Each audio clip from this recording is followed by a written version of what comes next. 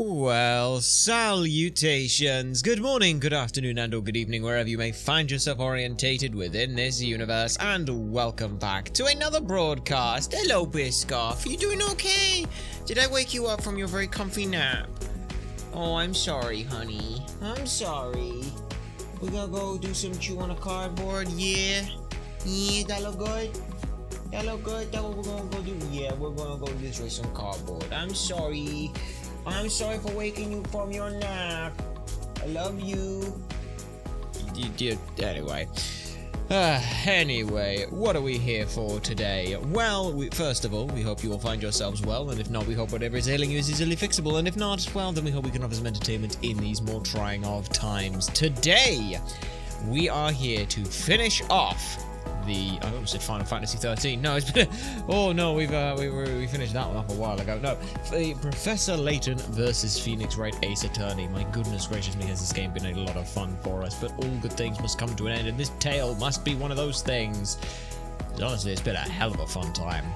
So I am very looking forward to seeing this. Last time we found out that the storyteller wasn't dead. I mean, I have my suspicions when Darklaw said that the storyteller could no longer be present, no longer that he wasn't present, just he couldn't be.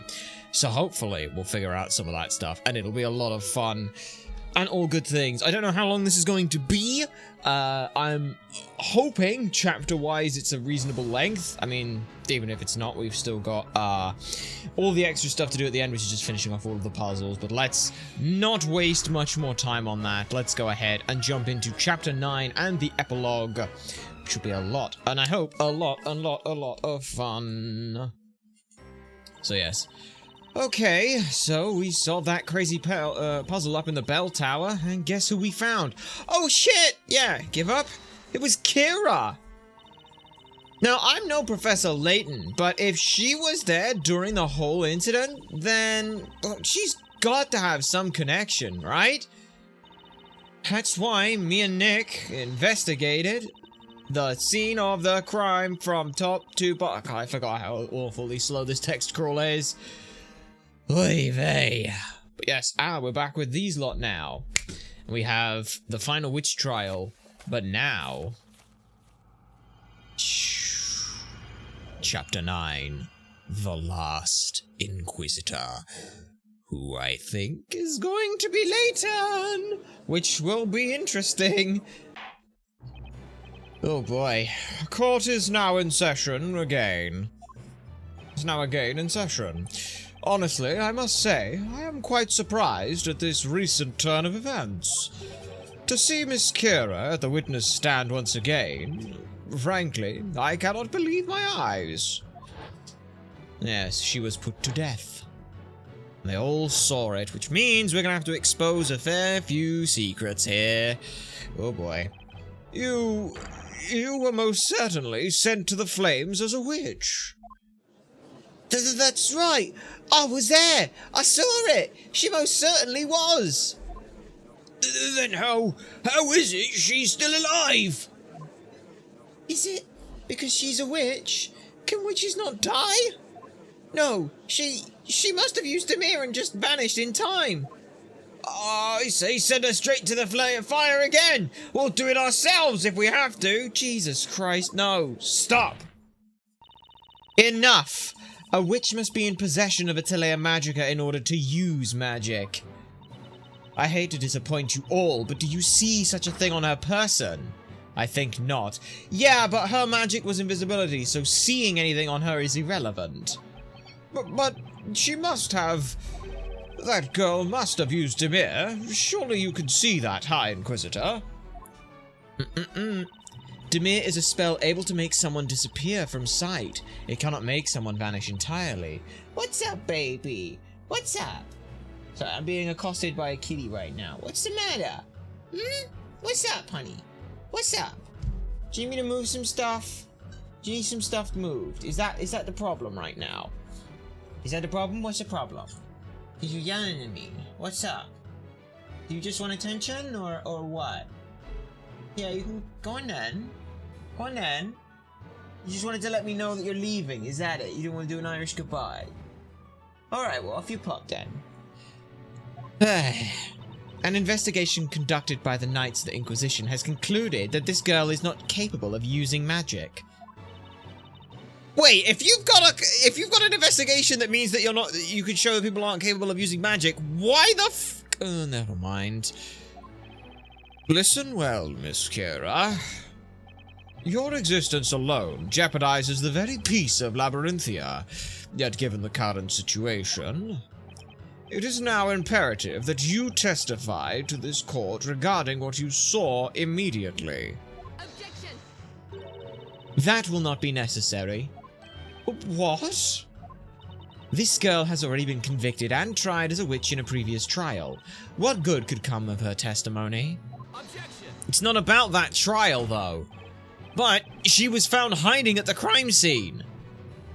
I'd say that makes her a very important witness. A witness whose testimony we cannot choose to ignore. High Inquisitor Darklaw, I'm afraid your objection is overruled. Yeah. You wish to proceed then? Very well. Let us see just how much of her story this girl is willing to tell the court, shall we? There's no doubt about it. Miss Kira must have escaped through the passage leading under the Chamber of Fire. Although, from the looks of it, the judge doesn't have a clue that escape route even exists. I wish he'd hurry up and get the hint. I'm dying to take this helmet off already. The top of my head really itches. Sorry, Maya. Take that thing off now and we're as good as done. Just hang in there a little while longer, please. Very well, witness. You may begin your testimony. Explain to the court how you are standing here in court today, and why you are hiding at the crime scene. Alright, let's do this thing. Let's see what you— oh shit, I didn't actually pay attention to that. Sorry. On any of that. But my role and identity. I'm not familiar with this Kira you keep talking about. I came from the Eldritch Woods. I came to this town to summon forth the fire dragon and kill the storyteller. As it rained, I waited near the bell tower next to the vigilantes for my chance. I was only there to carry out my orders. I don't know anything else outside of that. Oh. You came here to kill the storyteller? Yes, that was my task. Which doesn't make any sense, because only Objection. Yes. You have to snip this in the bud now. Keep in mind, this girl was not the one who summoned the fire dragon in the end. That was the accused. As I warned you earlier, there is nothing to be gained from this witch's testimony. Objection. Now hold on. She was still present at the scene of the crime with the intent to murder the storyteller. The defense insists we be permitted to continue with our cross-examination on those grounds. Darklaw is really trying to weasel her way out of this cross-examination. That means there has to be something there. Yeah, exactly.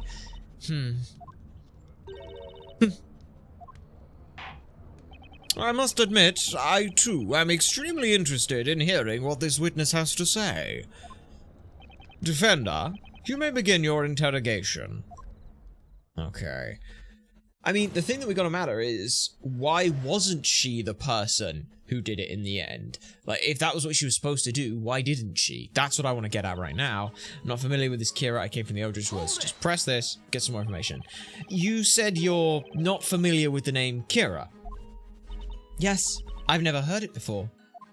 But I say, that's your name, young lady. Honestly, what witchery is this? I have no name. I am simply a resident of the Eldritch Woods. Nothing more. Eldritch Woods? The very same woods said to house the souls of the witches sent to the flames? Are you telling me they really exist?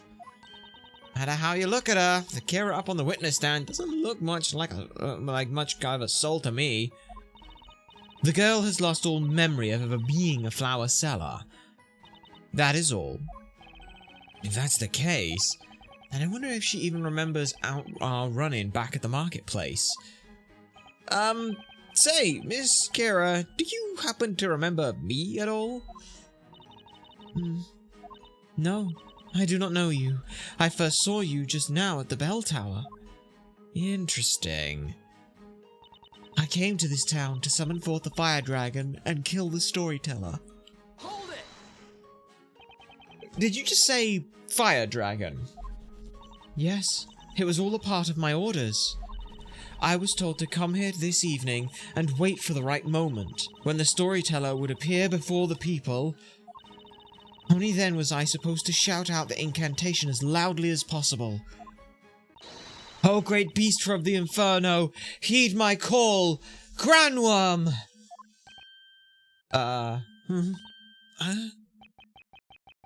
Right. I believe this bears repeating, but the girl is not possessing, does not possess a scepter. It is impossible for her to summon any sort of magical dragon. Yes, quite right, High Inquisitor. Why are you hiding underneath the bench, Your Honor? It's made out of wood anyway. Yes, well, it is as I thought then. She could not have cast the spell. I believe I have made it perfectly clear. This girl is not the Great Witch Bizella. Naturally, the Great Witch is... That girl there is Spella Cantabella. There can be no other. Well... As it rained, I waited near the bell tower next to the vigilantes, and no one saw you, though. Hold it right there, Miss Kira. You snuck right past the vigilantes? Yes, that's right. My orders at the time were to... The girl is a witch. Therefore, something as simple as vanishing from sight is child's play. Isn't that right, witness? Yes, that is correct. Aha! I remember now. Just a few days ago, this girl used that very vanishing spell. Demir, if memory serves. Well, what are you gawking at, witness? Continue with your testimony. Hang on, you jumped in very early there. You can't have it both ways, Darklaw. You can't have it that she could use magic, but now she can't use magic. But she doesn't possess a scepter. That's your whole thing. What was that just now? I could have sworn I just saw Kira's face turn even paler than normal. I was only there to carry out my orders. I don't know anything else outside of that. Miss Kira, who exactly gave you your orders? I cannot say. And why is that? I am not to disclose the identity of the one who has given me my orders. That, in itself, is an order. How convenient. I am only supposed to carry out my orders, nothing more. I do not know anything else. And besides, there is nothing more there is nothing more that I really can do. Nothing more she can do? But hold on just a minute. Surely you are capable of using magic. You are a witch, are you not? I am not a witch. What did you just say? I cannot use magic. Which fucks up what Darklaw was saying just now. She can't use magic. This girl is a witch. Every person in this courtroom knows that as a matter of fact. There can be nary a doubt.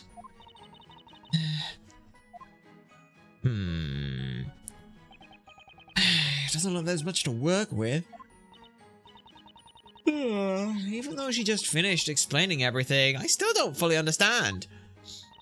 Oh man, Nick, you don't think this Kira is actually some sort of crazy magical zombie, do you? Maya, you went through the same thing as Kira? Did you become a magical zombie? Oh yeah, I guess not, huh? Luke and I couldn't believe it was Kira when we ran into her in the marketplace. I mean, we thought for sure she was a goner back at the trial. I don't think I'm far off, though. This Kira is way different than the older Kira. It looks like she doesn't remember a thing. She's almost like another person entirely. But what if that's just it, Maya? What if the Kira right here, right now, is the real Kira, and the old Kira wasn't? Then the real Kira, huh? Yeah, and that's why I think I'm bound to find something useful in her testimony. We can do this, Nick! I hope you're ready to slam some desks, because we're gonna do some serious pressing here. But I pressed everything, didn't I? Not familiar with this object was, came to the sound of someone full of story, says that ran away from. Yeah, I pressed everything. Hang on. Hang on, is there anything? Sketchbook, details. Anything on the details we can look at here? No, we know that there were stiletto shoe prints initially, so there were no trespassers. Sketch of the details, doesn't tell us anything. Mechanism. Flower is stuck to this thing. Yeah, I'm wondering. Like, my initial thought is that there's, I'm thinking that maybe the idea is we present, like, the thing where it's like, nobody showed up, but just because nobody or there wasn't anything there doesn't really help us a whole lot. So, yeah.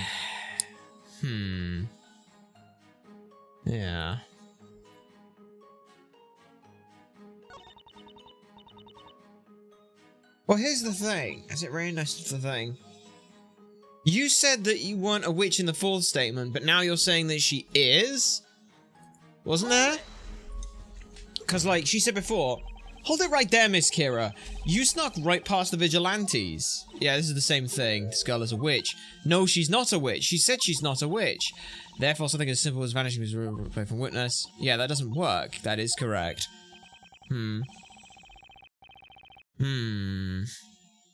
Very confusing. Yes, this girl used Demir, but now witness. What was that just now? Could have sworn Miss Curtis was better than normal. Wait a second. There's something not right about. Oh, fuck off! Are we doing this thing where it's like, hey, press the testimony, but now press it in different orders? That's bollocks. It's just a hunch, but what should I do? Like, at this point, you should have the option to press further or not press further. And then come back to it. Miss Kira, I have one simple question for you. You stated earlier in your testimony that you snuck past the vigilantes guarding the bell tower and went right inside. Tell me, did you use the spell Demir to get by them? That must certainly be the case. Had she not, she would surely have been spotted. Objection. But remember what she let slip just a moment or two ago. She denied being a witch and stated she cannot use magic. Well then, how? Therefore, if that's true, then you, Miss Kira, would not have been able to use Demir at all. Objection. What a ridiculous argument. How else would this girl have been able to walk right into the bell tower unnoticed by the guards? Explain that. Excuse us one moment.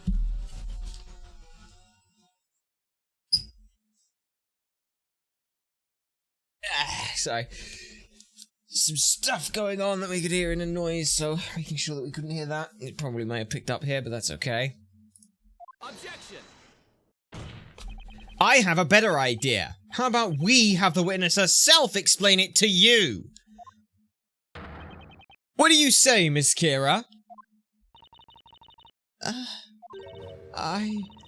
am not a witch. And I cannot use magic. So then, exactly how were you able to ascend the bell tower without being noticed?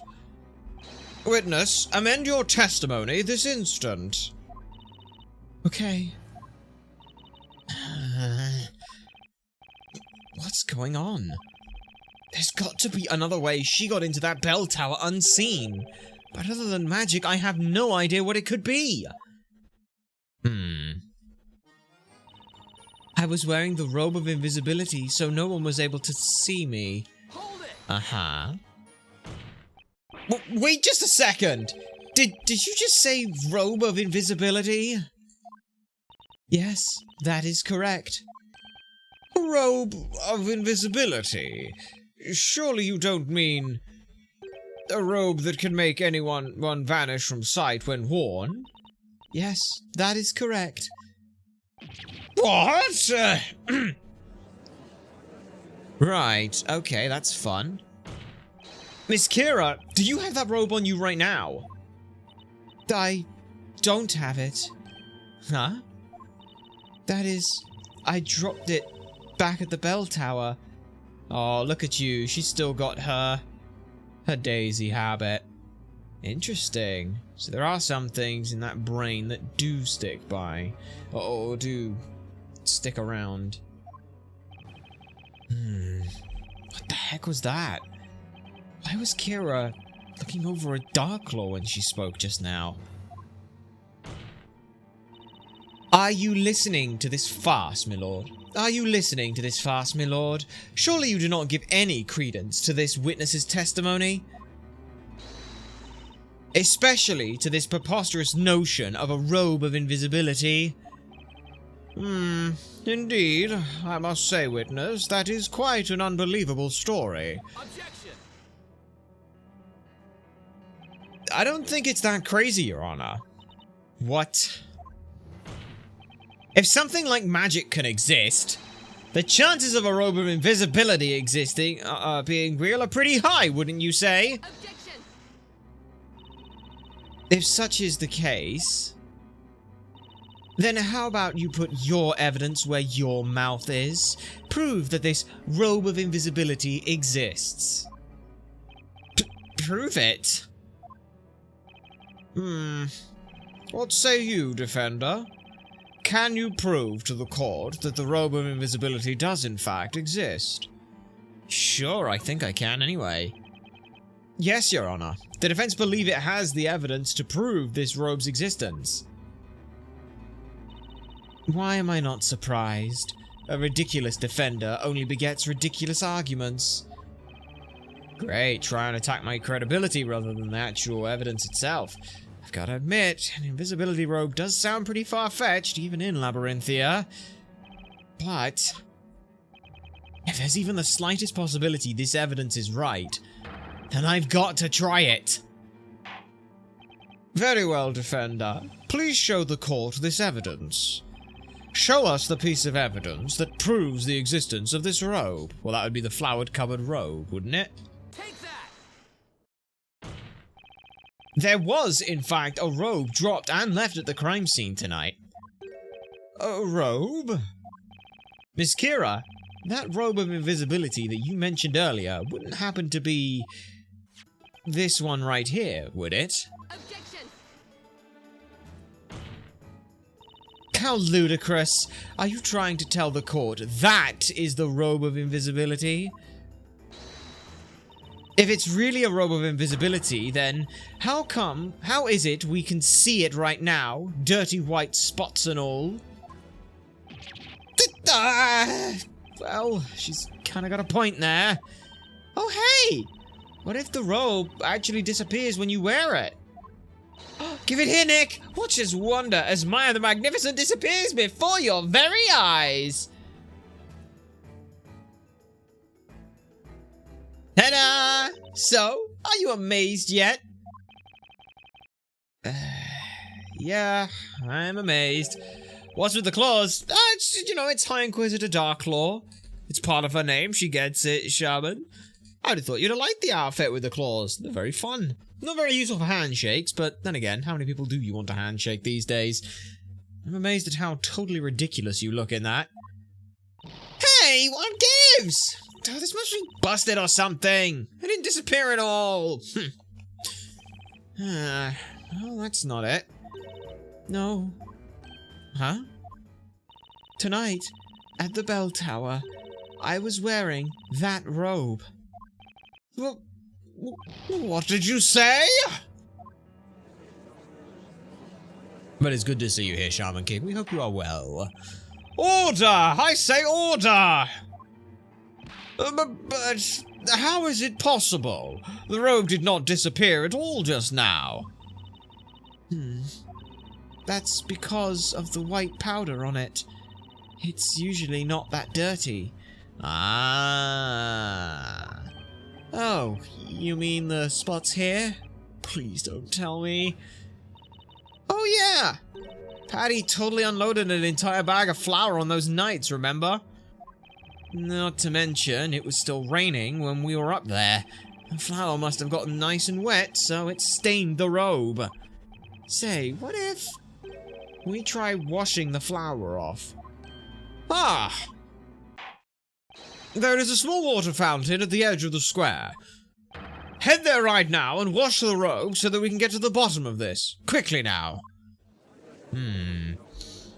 Okay.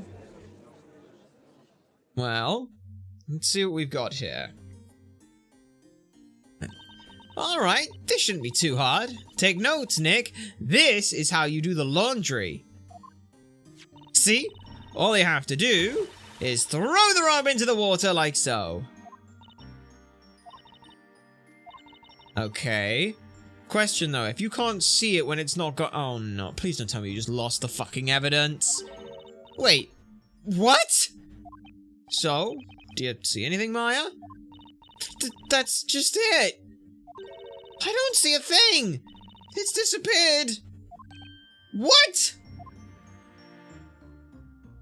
Is it in there? I frantically took a close look at the water in front of the fountain, but the robe had actually vanished without a trace. Right there inside the fountain. Uh-oh. So, good news. It works. Bad news. Defender? What is the meaning of this? How could you have lost such a vital piece of evidence? Your Honor, it wasn't on purpose. Trust me. I wish I knew how it happened. I can't believe it. The robe actually disappeared from sight! I don't quite know what you're talking about. I can still see the robe just fine. Huh? Look, it's right here, see? No, Miss Kira, I really don't see, because there's nothing to see! So, is that how it works? Putting the robe on makes you disappear completely from sight. But from the looks of it, only Kira is able to actually see the robe itself. It is not just me. It's all inhabitants of the Eldritch Woods. All of us can see the robe. Eldritch Woods. Our village lies deep within the recesses of the forest, in a world much different from this one. That's where I live. As long as we obey the law of the land, we are allowed to live there. I knew it. There's definitely something different about Kira compared to the rest of the townspeople here. Really? That's what confirms it for you. Nothing else. That's what confirmed it. For the time being, seeing as only the witness can see the robe, we will cover it in flour again for the sake of visibility. Places where invisible, worn by visible only to them. Okay. But there's still one tiny thing bothering me. Miss Kira, your robe was found on the middle floor of the bell tower, the same floor where we found my client. However, you were hiding on the uppermost level of the bell tower. You testified a little while ago that you dropped your robe, but I have to wonder, what exactly were you doing there on that top floor?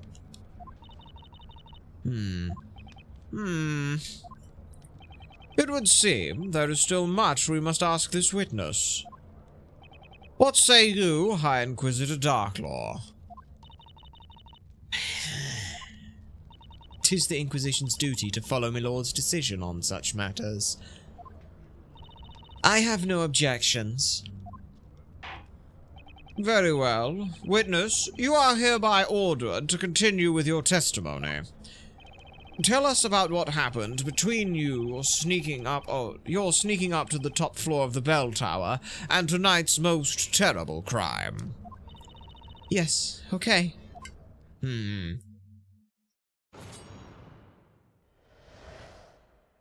See, that's the thing. This is the part that actually matters to me. Like, everything else is irrelevant. She got up there, it doesn't really matter. It's how she was stopped from doing what she intended to do. I was waiting on the middle floor of the tower. I started to turn around, but I was too late. They attacked me from behind. There was nothing I could do. My arm was restrained and the attacker covered my mouth. As I struggled to get away, I think I managed to pull something off of my attacker. That's when I lost consciousness. I woke up to find myself next to the bell on the top floor of the tower. Well, witness, are you saying someone attacked you while you were in the bell tower? Yes, that is correct. But who? I don't know. They attacked me from behind, so I couldn't see who it was. So, you were unconscious the entire time after that. That's why I was unable to complete my mission. But even if I hadn't been unconscious, I couldn't have done anything trapped high up in the belfry like that. I wonder if that weird contraption we found there was used to move Kira up to the belfry. At least I can't see any other way she could have gotten up there. You heard the witness. She was locked up in the belfry of the tower. In other words, she couldn't have had anything to do with tonight's events. Objection! She was there specifically to do tonight's events. The fact that she was stopped from doing so implicates the fact that something happened up there. Real tough guy, this culprit. Seems so. But the thing that is important here is that if she was wearing a robe of invisibility, she was seen. Someone attacked her while she was wearing a robe, meaning whoever attacked her could see her. That's what's important in her testimony here. Therefore, there is no need for this utterly useless interrogation. Not so fast! The witness also testified that someone attacked her tonight. Defender, are you implying that this attacker could have been Bizella? I cannot say for certain, Your Honor. Regardless, the defense requests we be allowed to cross-examine this witness. Request granted. Now then, defender, you may begin your interrogation. Here's where the fun begins. Let's see if we can coax this mysterious second witch out of hiding. Yeah. What happened on the top floor? Alright. This was too late. So you weren't able to catch even a glimpse of your attacker. Is that right, Miss Kira? Yes, that's right. Not even a teeny bit. They attacked me from behind, after all. Did I just hear correctly? It sounds like she hesitated in answering. By the way, may I ask why you turned around, Miss Kira? What? What do you mean? Well, it's just that you said you suddenly tried to turn around. Something must have really grabbed your attention to make you try and turn around so suddenly. I don't remember. I do think I heard a sound coming from behind me. You're saying that you heard something and that's what made you turn around. Yes. But I don't have any recollection of what exactly that was. And you're grabbing your neck. You It is you. I mean, we know it's you from the picture from before, but that's not the point. You're grabbing your neck. It's involuntary for you. When you're thinking about something you don't want to, you are involuntarily grabbing your neck. The thing that was pulled off was your necklace, not Espella's. And that's why you're feeling that now. He attacked me from behind. There was nothing I could do. My arm was restrained and my mouth was covered. Was the person male or female? Or are you not sure? I don't remember much. But I do know that the person easily overpowered me. I remember they grabbed my left wrist. I tried to scream, but they quickly covered my mouth before I had a chance. I desperately tried to break their hold, but there was no go. Sounds like the attacker managed to restrict her movements from behind. Okay. As I struggled to get away, I think I managed to pull something off my attacker. Okay. That would be this pendant, wouldn't it? Objection. Yep.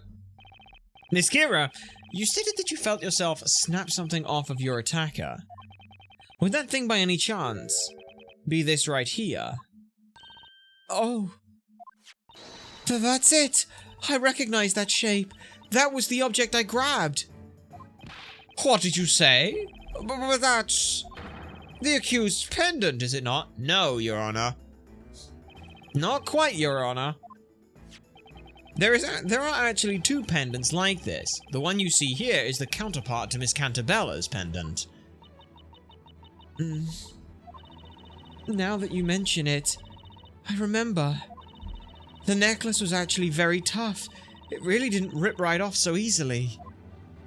So, I struggled against it, tugging and pulling at it for a bit, and I must have scratched their neck in the process. Wait a second. You mean you scratched your attacker's neck? I think so, but I don't know for sure. Nick, in that case, that means the dark stuff on this necklace could be... Yeah, could be the attacker's blood. That's a fucking lot of blood for a scratch on the neck. What, did she scratch her fucking jugular? That way Darklaw's holding a neck like that? Try and pinch her jugular? As the court can clearly see, there are still traces of blood left on the necklace itself. However, take one good look at my client and you'll notice there are no visible scars or cuts of any kind around her neck. Ergo, there is no way Miss Cantabella could be Miss Kira's attacker. Objection. Nice try, Defender. But I must stop you right there. Huh? Have you already forgotten what I told you? The Great Witch can use any spell in existence. She could have easily healed any such wound in the blink of an eye. Oh, please don't tell me there's a fucking spell that heals. Ugh. I can't believe I am saying this, but I already miss Inquisitor Barnum. Man, we really can't catch a break on this one, huh, Nick? Let us resume the interrogation. Right. Even shallow neck wounds wound blood away. I will take your word from that. Also, if she's wearing clothing visibly, then someone could see presumably someone with the aptitude for magic. Could be an attacker. Possibly. Because anyone who's a member of the Eldritch Woods can see it, is what we know. I was trying to make pull something off of my attacker. That's when I lost consciousness. Okay. Okay. You say you lost consciousness. Yes. In fact, it actually felt a lot like magic. It was the first time I had ever experienced a magic spell quite like that. As I thought, there was magic at play here. Must I remind you that the Great Witch Bezella can use any and all magic at the snap of her fingers? Indeed, such a spell does in fact exist. Yeah, I know head wounds can bleed a lot just because of the pressure, and everything. Also as well because of the skull and reasons. But yeah, head wounds can bleed quite profusely, even small ones. I didn't know the neck ones were also the same, but that does make sense. It was, so blast. What was it called again? Don't sweat it, Your Honor. Just leave it to me and my trusty old Grand Grimoire. I wonder, could Kira's attacker have actually been a witch?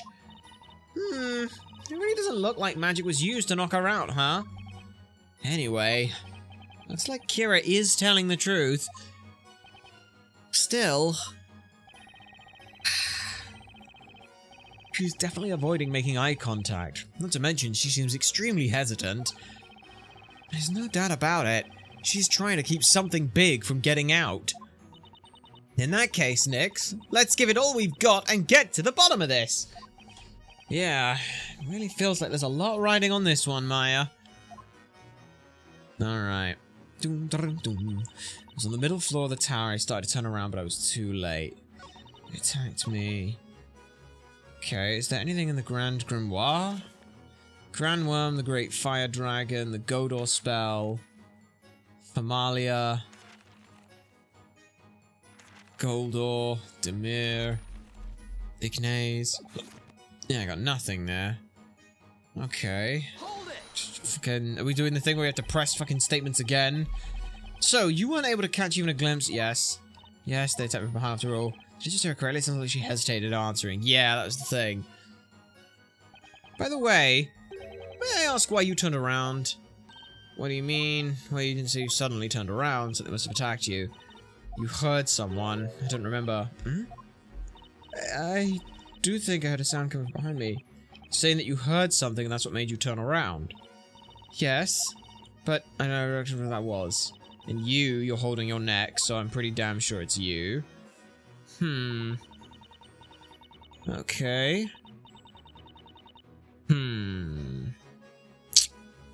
Okay.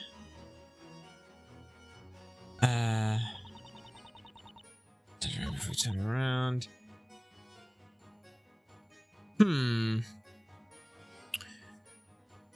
Strain my arm, my attacker covered my mouth. Wait a minute. Wait. Hang on. Blood stains can be seen on it. You ripped it off your assailant's neck, but your arm was restrained and you couldn't move? The attacker covered your mouth, they attacked you from behind, your arm was restrained? How did that happen then? Objection. Miss Kira, there's something a little strange about your testimony just now. Wouldn't you say? Huh? You stated that you were attacked from behind and that the attacker grabbed you by the wrist, correct? Yes, that's right. Assuming that it was in fact the case, then I'd say no matter how much you struggled, there's no way you would have been able to yank off this pendant, don't you think? The strap on this pendant is too short. There's no way you could have reached behind you and managed to pull it off. That's a good point. Miss Kira, the only way you would have been able to yank this pendant off of your attacker is if they were standing directly in front of you. No! Order, I say. Witness, is this true? Objection. The witness was the victim of our physical attack. It's only natural that she'd be a bit confused on some of the details. Objection. Now, fuck off with that bullshit. Hi, Inquisitor. I wouldn't exactly call mistaking the location of your attacker being a bit confused. I'd call it more of a barefaced lie. Well now, Defender, I see you are as pathetically short-sighted as ever. Your argument is only valid assuming that this girl here actually saw her attacker. If she was not able to see this person, well, I'd say it makes no difference whether they were where they were standing. Then that means the attacker was also wearing one of those robes. That is impossible, my lord. As the witness already stated earlier, only residents of the Eldritch Woods are able to see these robes. In short, the attacker must have been a witch and must have disappeared from sight with the use of magic. You must mean the Great Witch Bezella. There is one more thing proving the attacker to be a witch. And just what might that be? The witness has stated that she lost consciousness. If you take a look in the Grand Grimoire, you will notice a spell called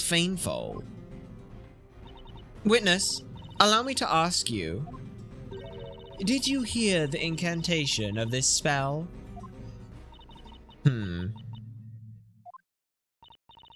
Now that you mention it, I do remember hearing something like that. Something like that. Say what? Ah. Right, okay. Let's have a look at Fainfall now then. Ah, here it is. Fainfall causes those who hear the sound incantation to lose all consciousness. We must not forget the Great Witch can use any and all magic at will. Causes all those who lose consciousness. Its effects take hold the second the incantation is heard. Okay, so why would she not use Fainfall immediately? Why was there a struggle? There shouldn't have been a struggle at all. Witness, amend your testimony to reflect this important piece of information. Yes, right away. Hello, Kirks. It's good to see you here. We hope you are well. Our day's going alright. We hope you can say the same thing. Oh boy, I can't believe she managed to get out of that one. But still, I'm not about to give up just yet. I'll keep going until we finally get to the bottom of who this attacker really is. Now then, let us continue with the interrogation. Gotta get something out of this. There's gotta be something. I heard the incantation of Fainfall before I could even turn around. Hold it! I could even turn around. You heard the incantation. Are you absolutely sure about that? Yes, there is no mistaking it. The attacker used magic to vanish from sight, went up the stairs, and then rendered the witness unconscious, also with magic.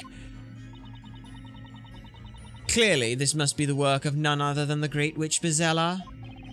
It is no mere coincidence that the attacker was able to use such spells. This is certainly no ordinary witch. Reminds me of the Phantom Thieves art style. Oh, this game has some. This game has been absolutely beautiful. You join us at the very, very end, so there is a lot of. I would say. Hang on a moment. There's a lot of. Apologies about stuff. Just checking the sounds in the back. Good. Yes. Okay, that's what it is. If you do hear any sounds out back, it's just there is lawn maintenance going on in the area where we exist right now. Unfortunately, we don't have an ability to any say on it, so instead they will just desiccate the ground over and f***ing over. Anyway. But yes, you join us at the very, very end of the of this game, so there's a lot of plot stuff here. So I completely understand if you'd rather not spoil yourself and see the other things, or spoil it and then you get to do it backwards, see how you ended up at this point. Naturally, that would require the use of both hands. One would think. Both hands, High Inquisitor. You can always watch the VODs, catch up later. Of course you can. Of course you can. But either way, it's good to see you here. In other words, the witch would not have been able to hold the Telea Magica. Ah, right. And the only witch that doesn't need a scepter like that is Bizella. I see you have somehow managed to get that through your thick skull, Defender. Very well. Continue, Witness. Spoilers. Gotta love, whatever song. Spoilers. Yes, the character who started off as an interesting plot, then kind of went a bit all over the place, then came back and was also love. A bit of fun. Yes. Oh, you love spoilers? Well, you're in a very good space then, because this is the finale. I was suddenly attacked. There was nothing I could do. My arms were restrained and the attacker covered my mouth. Have the incantation Fainfall? Yeah, but you can't have, because the effects take place instantly. The second the incantation is heard, you should have lost consciousness, but you didn't. Objection! Miss Kira, I have watched you at this witness stand this entire trial, desperately trying to keep something hidden from the rest of the court. I wonder if you're familiar with the saying, a lie begets more lies? It means multiple lies are bound to unravel and leave your story with more holes than Swiss cheese. Get to the point, Defender. According to the Grand Grimoire, Fainfall causes a person to lose all consciousness. It's written here in black and white. Its effect takes hold the second the incantation is heard.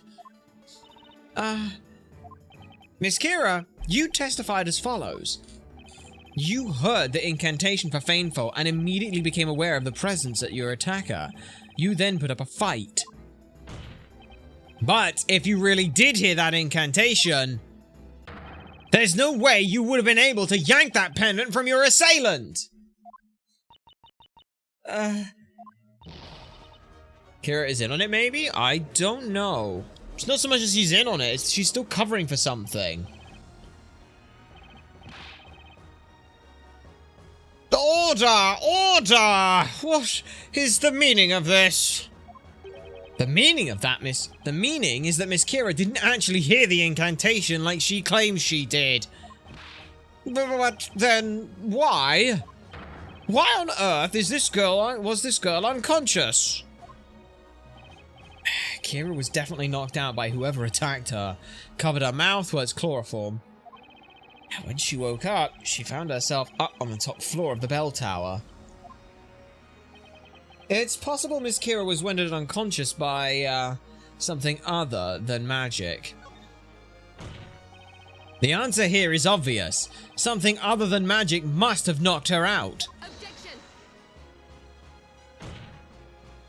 And what, may I ask, makes you so certain of that? Is it not possible that another spell could have been used? What spell? Objection. That's just not possible. You, of all people, should know that. What? Miss Kira's claim that she heard someone say the incantation is completely false. Even so, that wouldn't be too much of a problem if she actually had heard an incantation. That's right. However, going by her testimony, that can't have been the case. The only spell capable of making someone lose consciousness is Feign-Foe. Isn't that right, High Inquisitor Darklaw? Defender, are you claiming there is another way besides magic that could have been used to render Miss Kira unconscious? Well, there's only one other thing that crossed my mind. I'm speaking, of course, about sleeping medicine. Sleeping medicine? If you remember, Miss Kira stated that the attacker covered her mouth before she could scream. In doing that, the attacker was able to administer a potent sleep medicine, thus putting Miss Kira out like a light. If you'll remember back to the second trial, Mr. Emir drank such a thing. It's possible that inhalation of the same of such a compound could also have similar effects. Indeed, that does make sense. Therefore, Your Honor, the attacker did not necessarily have to be Bezella. I mean, why would an all-powerful being capable of commanding any and all magic need to resort to drugging someone? Objection. Shits and giggles, my friend. Hold it right there, Defender. They managed to sneak past the guards and make their way up into the bell tower. Clearly, they must have used magic to appear invisible. Objection. We know that that's not needed. You don't need magic to make yourself disappear, High Inquisitor. Throw this on, and getting past those guards at the tower is a piece of cake. But the robe of invisibility. But, despite all of that, there's still one glaring problem. Miss Kira. Yes? You admitted to the court earlier that you were attacked from the front, correct? If that's the case, then there's only one possible conclusion we can draw. You, Miss Kira, were entirely capable of seeing your attacker's face. Why is that? I don't... It's simple. You even said it yourself. Only residents of the Eldritch Woods are able to see this robe. That means, Miss Kira, there is a piece of this puzzle that only you could possibly know. Only you can tell us the identity of the person who entered the bell tower and attacked you tonight.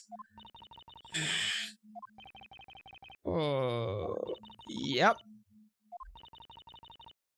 She could, but she won't. I can't tell you.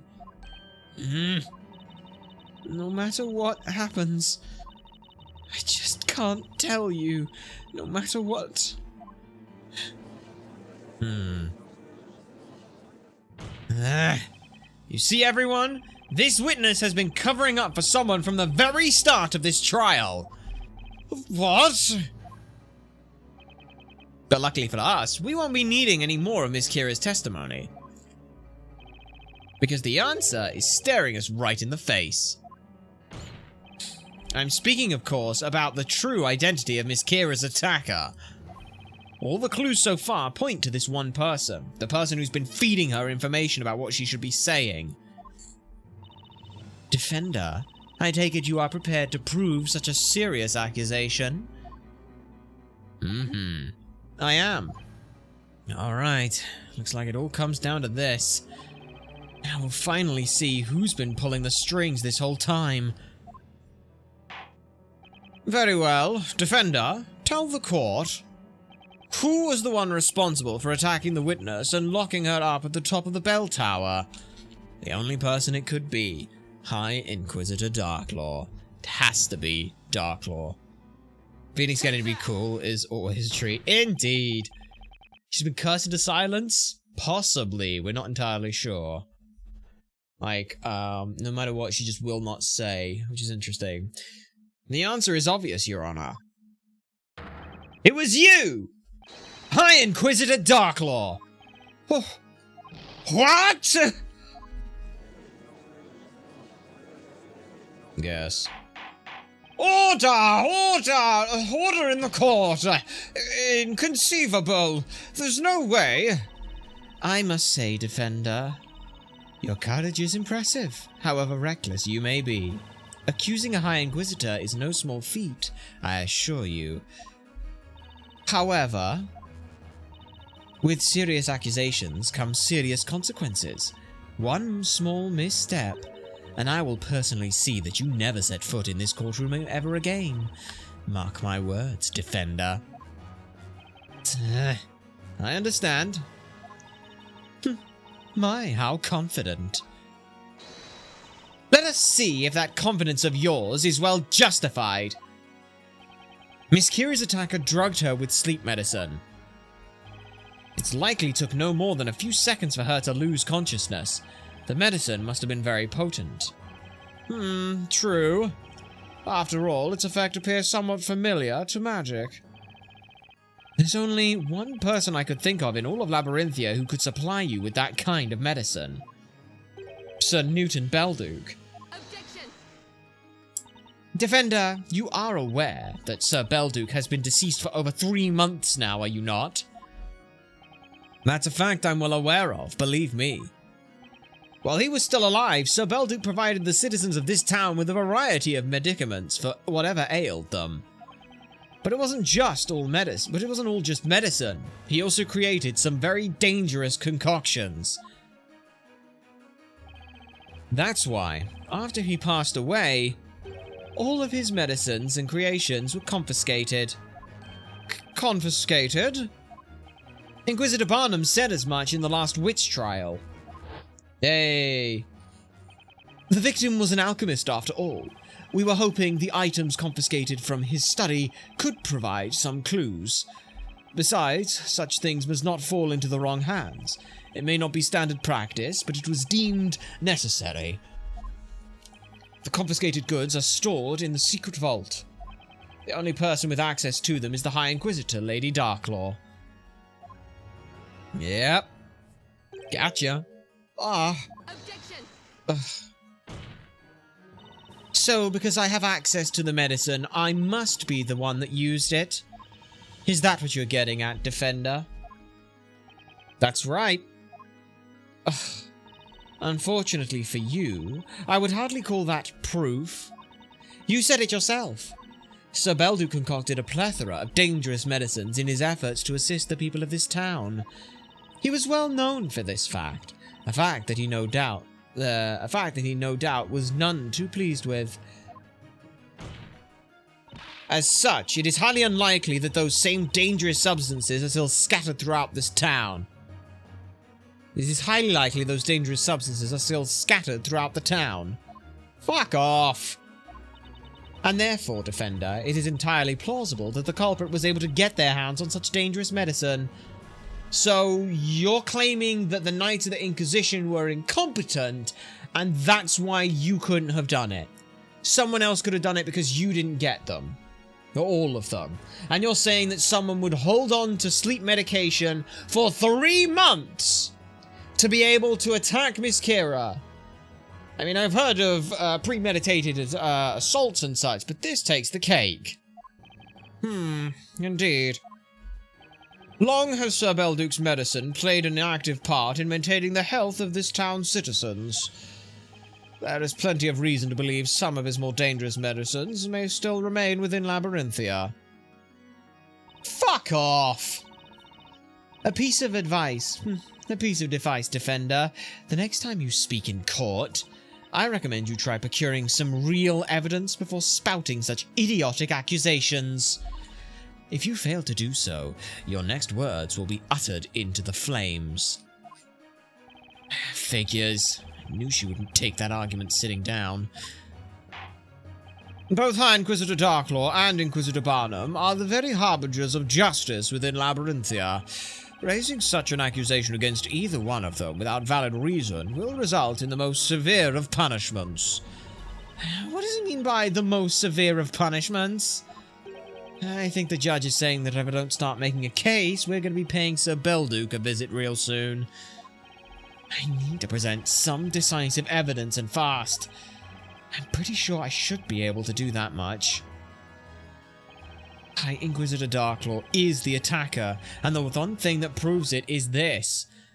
A piece of evidence. No, wait, Darklaw herself. Darklaw herself can prove it. The defense believes there is one clue here linking High Inquisitor Darklaw to the crime. High Inquisitor? That clue is actually still on you right now. On me? You're doing it right now.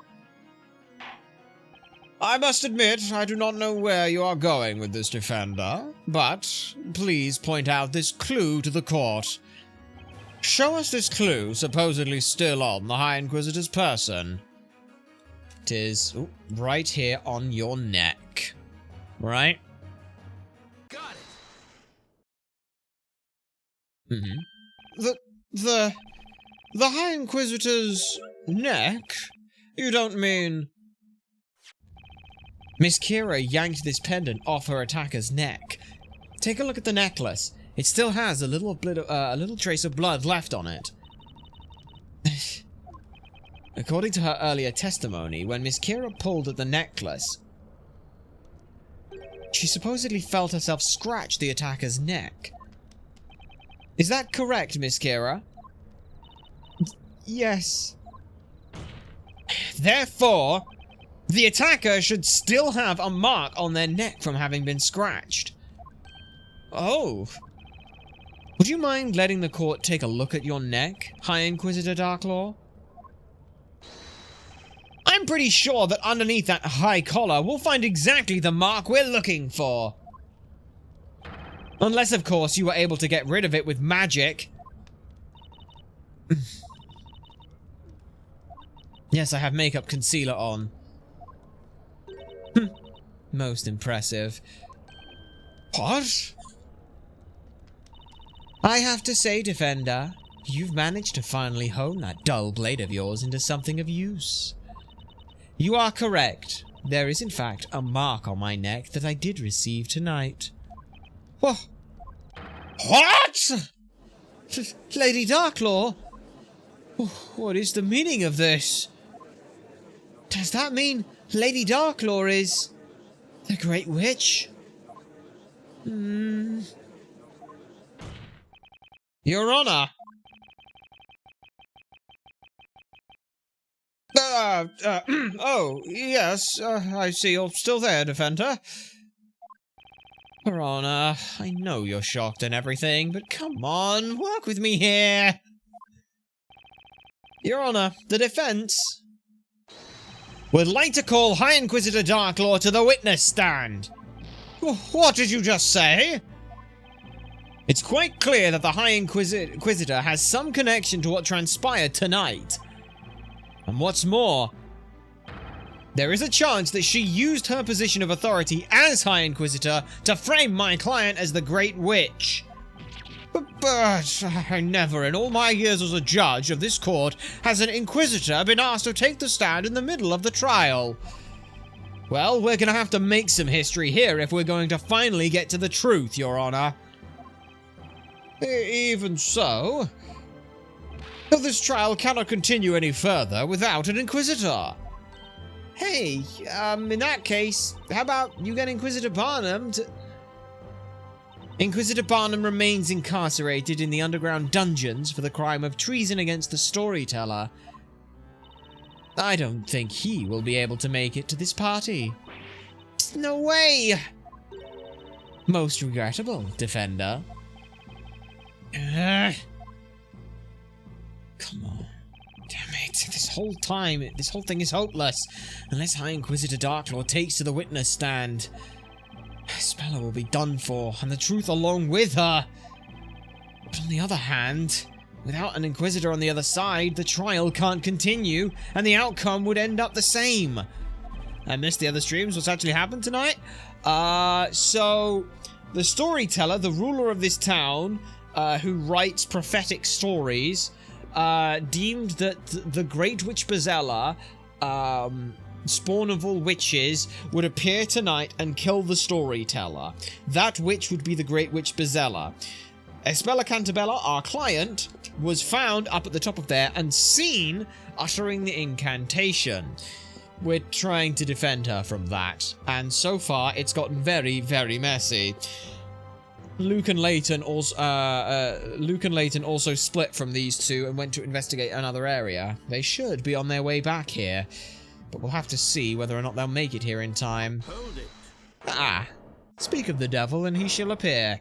Hopefully, wearing a top hat too. Oh!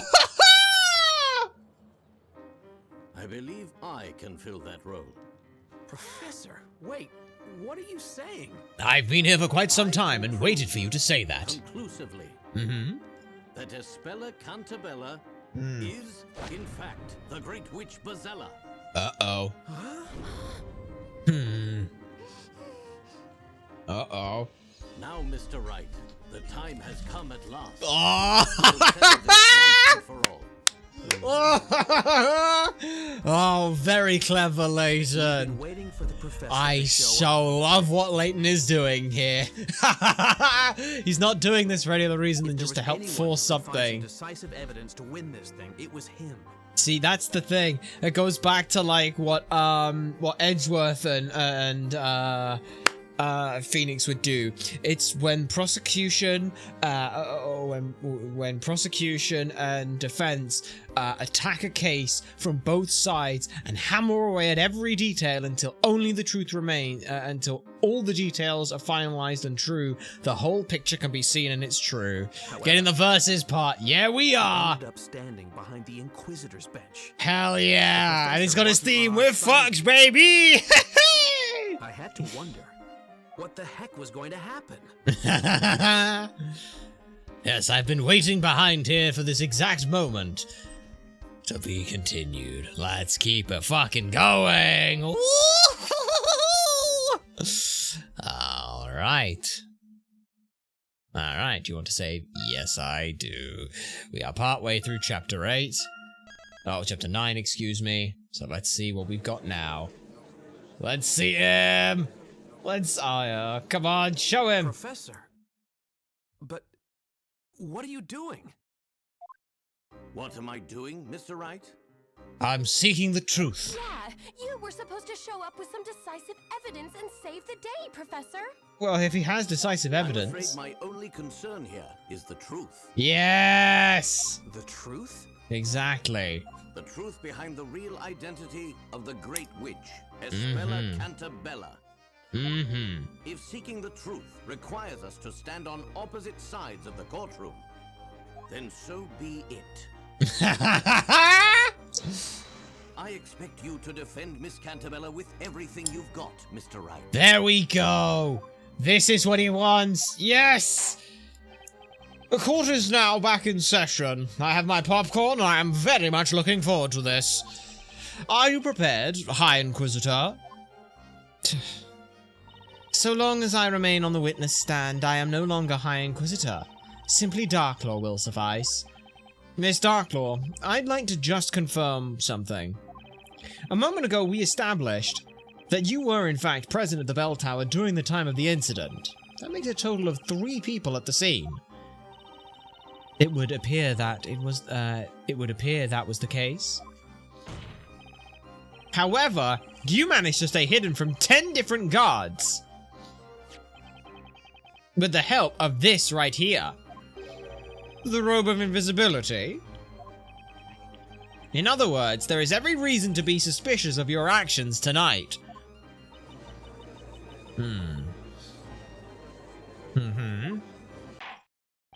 Lady Darklaw, while I cannot believe you would deceive us in such a way, I ask that you tell the court what happened at the time of the incident. Very well. Let me guess, you're going to spin it as another way of you thought that you were going to go up to find Miss Kira, you thought she was the Great Witch, you thought you were stopping her, you thought you were defending the town and the storyteller, and in actuality, Bazella fooled you all and it was someone else entirely. That's my guess if I had to, believe this. Yes. Yep, the truth, just like Felix and Edgeworth and Farewell might turn about. Yes. The town square was to be the parade's final stop. I patrolled the perimeter to ensure nothing was amiss. As I passed by the bell tower, a pair of small footprints leading inside caught my eye. I went inside to investigate. I had my own reasons for not allowing any one of the vigilantes to see me. I climbed up the stairs to the bell tower and saw an intruder inside with their back turned. I proceeded to apprehend them. Okay. You apprehended the intruder? While I hold the position of High Inquisitor, there are often times when I must partake in various secret tasks unbeknownst to the citizens of Labyrinthia. One of those tasks being ensuring the security of the storyteller. Security? As such, there is nothing odd nor suspicious about my actions tonight. I see. Defender, you may now begin your interrogation. Yep. Ah! It's Layton's face in there, let's go! Town square was very certain. I was trying to ensure nothing was amiss. Okay. Nothing was amiss? You mean there was no immediate threat to the storyteller, right? Now you tell me, Defender.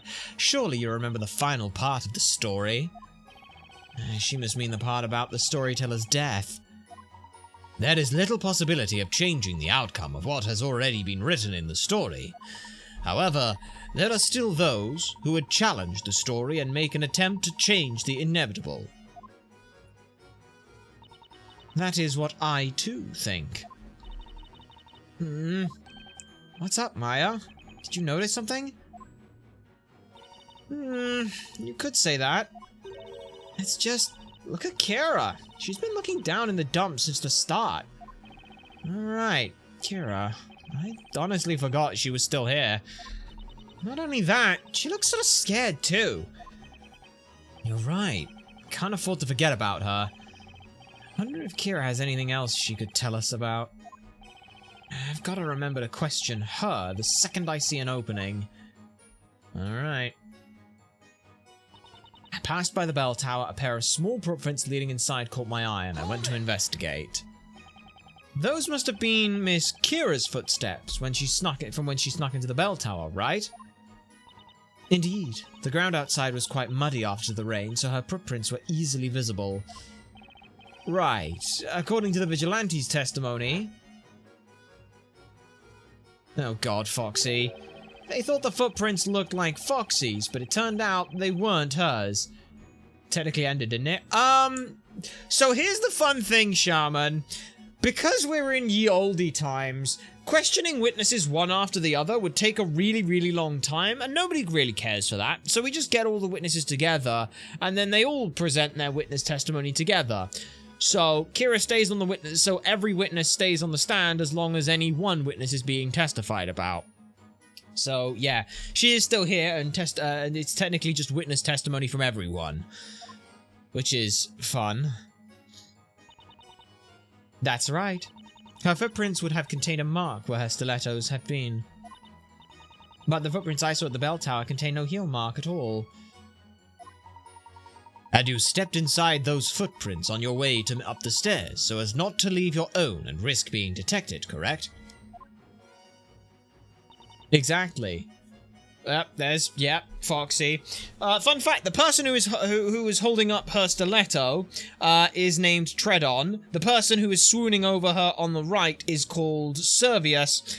On the left is called Servius, and on Servius's back is a stiletto print. Yeah, I can't even pretend it's the barely disguised fetish. It's just someone who has a domination fetish and enjoys being stepped on. Exactly. At the time, my main task was to ensure the safety of the town square. Hold on, though. Hang on. Is there a transcript? No, there's not. Bugger. Damn it, there's not. That's annoying. That's really not. No. Close. Yeah. Didn't she just say that she tried to match the thing, but there was no heel? Right. But he wants to be stepped on, and she wants to step on him. Yes! Pretty much. But looking at this, if she's called Treadon, my name is me. Her name is Foxy. The one who was holding up her foot is called Treadon, and Servius was the other. She said that there was no heel, and she followed them exactly. But she couldn't because she left a heel print. Objection. Why did you leave a heel print? In doing so, it was the utmost importance that no one knew of my presence there. But you left a fucking heel print! Had the townspeople noticed your presence there, it would undoubtedly have raised some suspicion. Indeed, so naturally, that is why I did not wish to be noticed by the vigilantes. Therefore, it was imperative that I mask any traces of me being there, even if it means utilizing another's footprints. I see. A clever tactic, worthy of the High Inquisitor herself. Is there anything off about her testimony? Yes. Yes, there's something very wrong. Miss Darklaw? I just noticed something in your testimony, and that's very relevant to the case. The defense requests you amend your testimony.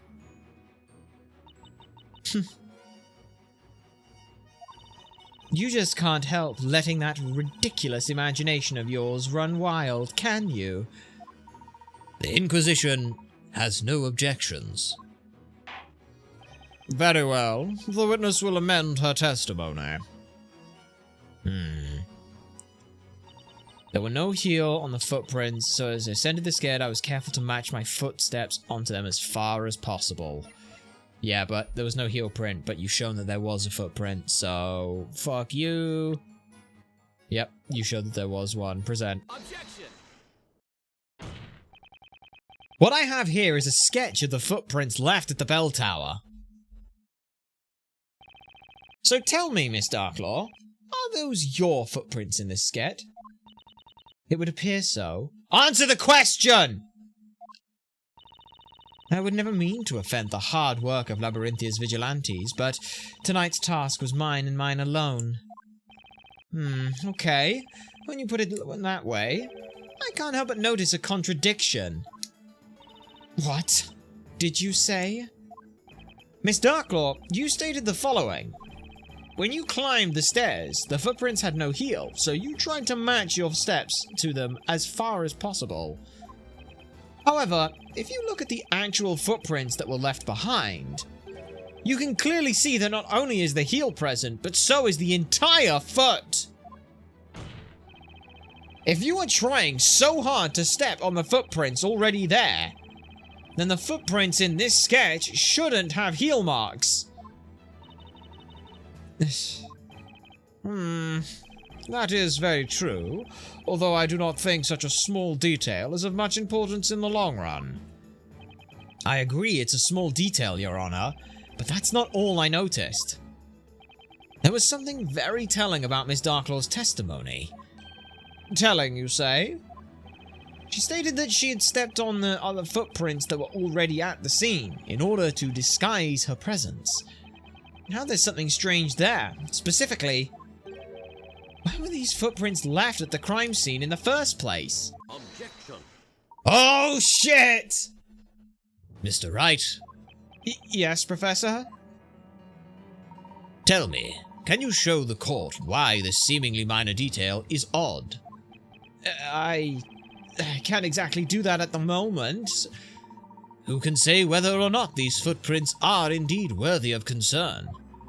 And if it is an issue, then what exactly are the implications? That, above all, is what you must answer, Mr. Wright. I love this! Layton is doing what Edgeworth does! He's doing the whole thing where every so often he'll just nudge him out of it. It's like, hey, you're going a little bit too far. Focus back in. Come on, focus back in. That's what he's doing. He's making sure that things don't... At this point, Layton is objecting, so Darklaw can't twist it. He is coming in first and making sure that what's relevant, and so he doesn't get completely bogged down in arguments. I do not believe you can assert that this is a blatant contradiction at this time. There he goes again, flexing that amazing brain of his. Steel sharpens steel, exactly. And heat tempers. What is it, Miss Kira? Oh. It's nothing, really. No, we'll fucking press you. What the heck was that about? It looks like Kira definitely had something she wanted to say just now. It would appear the witness has nothing to add. Lady Darklaw, will you please continue with your testimony? Of course.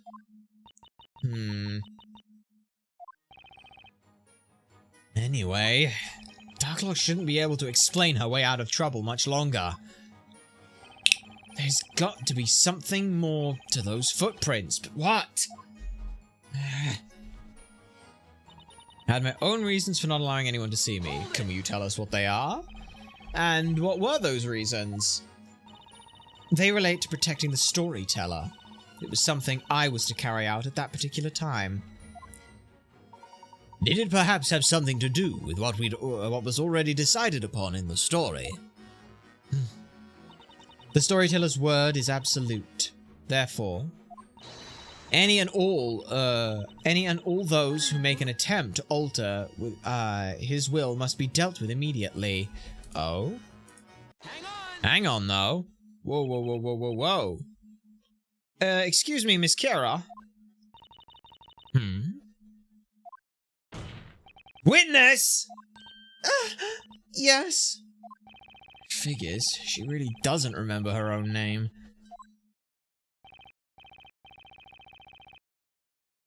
You seem to be deep in thought about something. Did you remember anything regarding the High Inquisitor's testimony? No, I'm sorry. Nothing in particular. That's an unusual call-out. Hang on! I know, it's a fun one.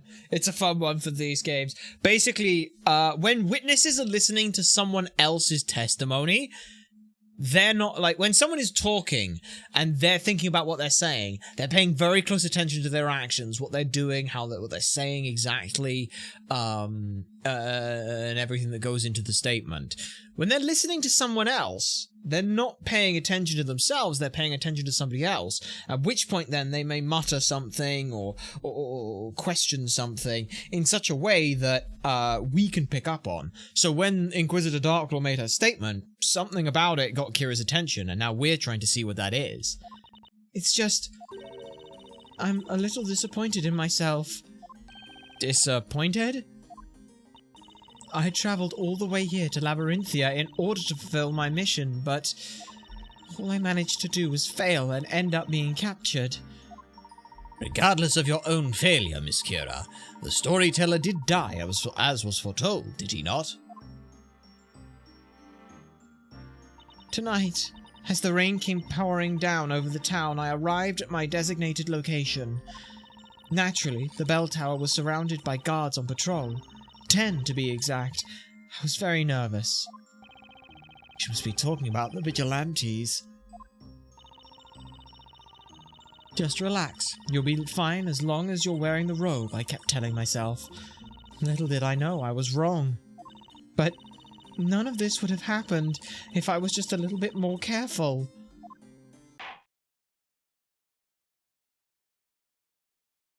Enough. I would be thinking more about atoning for your past crimes and less about what could have been if I were you. Is there actually anything wrong with Kira's testimony? I mean... yeah, there is, because you had that robe, so... yeah. Hold on a second. About your testimony, Miss Kira.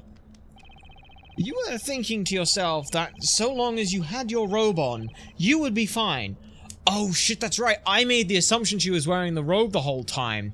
That would have been blown out in court immediately. She's just proven she was wearing her robe this whole time. Yes, that's right. I was. So basically, you were wearing the robe the whole time you were on the top floor of the bell tower. Is that right? Yes, I had it on the entire time. That is, until I was attacked. Then my robe was ripped off by the wind. Miss Kira, this is the first time we've heard any mention of this information. Is that so? I think I must have just forgotten.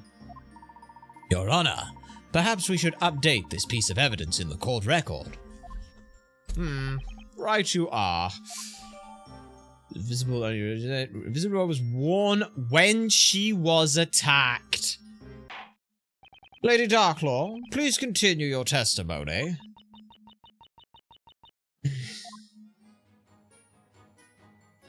Alright. Climbed up the stairs of the bell tower and saw an intruder inside with their back turned. I proceeded to apprehend them. Fuck off! You couldn't have seen her! That's not possible. Alright. So, you saw... the person you saw when you entered the bell tower was actually Miss Kira. The only problem with that is that it would have been impossible. What are you talking about, Defender? Miss Kira, or should I say the witness, stated that while she was waiting on the upper floor of the tower, she was wearing her invisibility robe. Therefore, there's no way Miss Darklaw should have been able to see the witness. Oh, you're right, quite right. Anyone wearing this robe becomes invisible. Right, but there is just one particular group that can see anyone dressed in this robe. And who exactly is that? Only residents of the Eldritch Woods are able to see the robe. If you're from the Eldritch Woods, then you'll have absolutely no problem seeing this thing. Objection. So, what you are saying, Mr. Wright, is that Miss Darklaw here actually hails from the Eldritch Woods, is that correct? And that she knew this girl prior to tonight? That's right, Professor. What is this? What a barbarity! There's the full... Oh! A most impressive display, Mr. Wright. However, there is one detail that you appear to have overlooked. Something I overlooked? You say Miss Darklaw saw something she should not have been able to see. However, the truth is that there is one other possibility as to what occurred tonight. Yes, you have to brack out everything. Did he just say what I think he said? It's rather easy to work out. Quite simply, the witness was not wearing the robe in the first place. What are you talking about, Inquisitor? This witness has proven her memory of tonight's events to be quite unreliable. I believe that by the time she climbed to the bell tower, she had in fact already removed her robe. What? 'Tis as you say, Inquisitor. Unless Layton's trying to set her up for a trap for us to knock through. As you can see, Defender, your assertion is mere speculation at best. Or assertion. Was it assertion or assertion? Your little witness here has been lying to the court the entire time. It's as simple as that.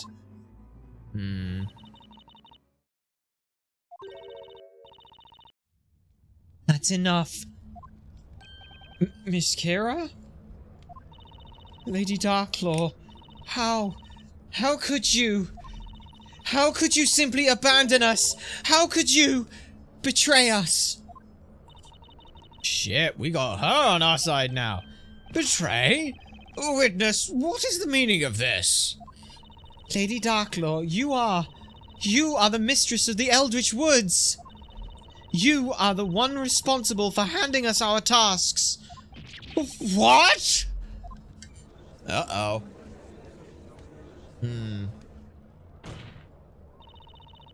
This wretched girl is nothing more than a detestable spawn of magic. Her words cannot be taken seriously. People of Labyrinthia, I ask you, what am I if not a loyal daughter of this fair town? No, you're lying, Lady Darklaw. When I was waiting up at the top of that bell tower, I was most certainly wearing that robe. Lady Darklaw, you were also wearing a similar robe, were you not? Don't you remember? What nonsense. I haven't a clue what you're blabbing about. I simply managed to sneak right by those makeshift guards. It was not the most demanding of tasks for someone like me. Yes, you're right. That would be true. If you'd been sneaking around by yourself. By yourself? Witness, explain yourself. Enough. Listen to me and listen well. Continue as you are, and I will see to it that this court be the last place in which you ever set foot. Objection, Your Honor. This is intimidation of a witness. It matters not. The end is already nigh. After the events of today, I shouldn't even be here right now. Miss Kira? You're saying that Miss Darklaw was not by herself at the time of the incident tonight. Well, of course, somehow Isabella had to get there. That's right. Ooh, look at that outfit. Lady Darklaw was wearing the invisibility robe, and underneath that robe was a young girl passed out on her back. Oh, now she's trying to pull rank and intimidate. That's a sign we're on the right track. Exactly. A girl? Could that be? Yes. It was the very same girl imprisoned inside that cage up there. You mean Espella Cantabella? Yes, we do. Order! Order! So the accused was carried up the bell tower? My lord, there is nothing left for me to say. 'Tis the word of the High Inquisitor versus that of a witch. Tell me, who would you sooner believe? Objection. Miss Darklaw, you of all people should be aware that this isn't a matter of believing or not believing. I'm afraid those are words that carry no meaning here. The only thing that carries any meaning here within the courtroom is evidence. Don't you agree, Mr. Wright? Yes, absolutely, Professor. Well now, things are beginning to get heat up a little, aren't they? Fine. Tell me, Defender, have you the means to prove this assertion? Do you actually think you can prove that I, the High Inquisitor of Labyrinthia, carried the accused into the bell tower? The footprints! You can't match someone's footprints whilst you're carrying someone else in such a precarious way. Try carrying a, how old is Isabella? How old is Isabella? Defendant accused of murder in the fire drive. She's what, like 18, something like that? Try carrying an 18-year-old on your back whilst, she's like somewhere between like 16 and 18, so we'll say 17. Try carrying a 17-year-old on your back up a set of stairs with tiptoes. That shit is murder on your calves and your thighs. I challenge you to do it again. Do it now. with dead weight, not someone on your back, someone unconscious on your back. You would be leaning so far forward, it would be ridiculous to imagine that you could do such a thing. You had to stay firm-footed and sure for it. Right? From the looks of it, Miss Kira was supposed to keep quiet about Darklaw's little secret. But she couldn't deal with all of Darklaw's denials and finally found the guts to chime in. I can't let Kira's efforts go to waste. I don't care what stands in my way. I'm going to find the truth. Your Honor, the defense wishes to present evidence proving that Miss Darklaw did in fact carry my client up the stairs. Very well, defender. You may present your evidence. Oh, we get that shot again. Show us the evidence that proves it. That would be the footprints. It has to be the footprints, but the storyteller faked his death. We may have seen her last episode. There was something in your testimony just now that I'm not buying. And that's the footprints that were left at the bell tower. Did I not just finish admitting that those were my footprints? Miss Darklaw, you stated the following. There was no heel on the footprints, so as I ascended the stairs, I was careful to match my footprints to them as far as possible. However, the reality is, the footprints pictured in the sketch actually do contain a heel. That means something must have prevented you from being able to tiptoe along the footprints that were already there. Prevented? Ah, you mean... That's right, Your Honor. Miss Darklaw, when you climbed up the bell tower tonight, you must have been carrying Miss Cantabella on your back, is that correct? If you remember, it rained quite heavily tonight. That means the stairs must have been quite slippery. With your two hands occupied carrying my client, there would be no safe way for you to tiptoe up the stairs without falling. That right there is the truth behind the footprints on the staircase. It's still impressive that she even managed to get up there like that. Lady Darklaw, you... Fine, I admit it. Alright. It is as you say, I donned the robe and made my way up the tower. But I was not alone. I carried both Isabella Cantabella and her little friend up the tower with me. Oh, you had Eve on you as well? Oh, the baby! Little friend? That black-furred creature of hers. The thing is nary ever a second from her side. Oh, she must mean Eve. When I arrived at the top of the tower, I saw this girl already there and called out to her. I was very shocked to see the mistress show up in person like that. The girl's presence was an inconvenience, so I immediately put her to sleep. Believe it or not, it's just like you said, Defender. I used what remained of Belduke's medicine to put that girl out of the picture. And that's when Miss Kira put up a fight and pulled this pendant right off your neck, correct? That's right. I cannot fathom it. That would mean this pendant actually belongs to you, Lady Darklaw. Yes, it does. Finally have that in evidence now. I just have one question, Miss Darklaw. Why? Why take Isabella up the bell tower? Why render her unconscious? And why go through the trouble of sneaking past the guards?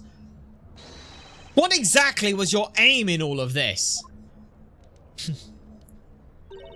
I am in no way obliged. I am in no way obliged to answer that question, Defender. What? What makes you say that? Simple. None of this has any relevance to the case at hand. That's why. Objection!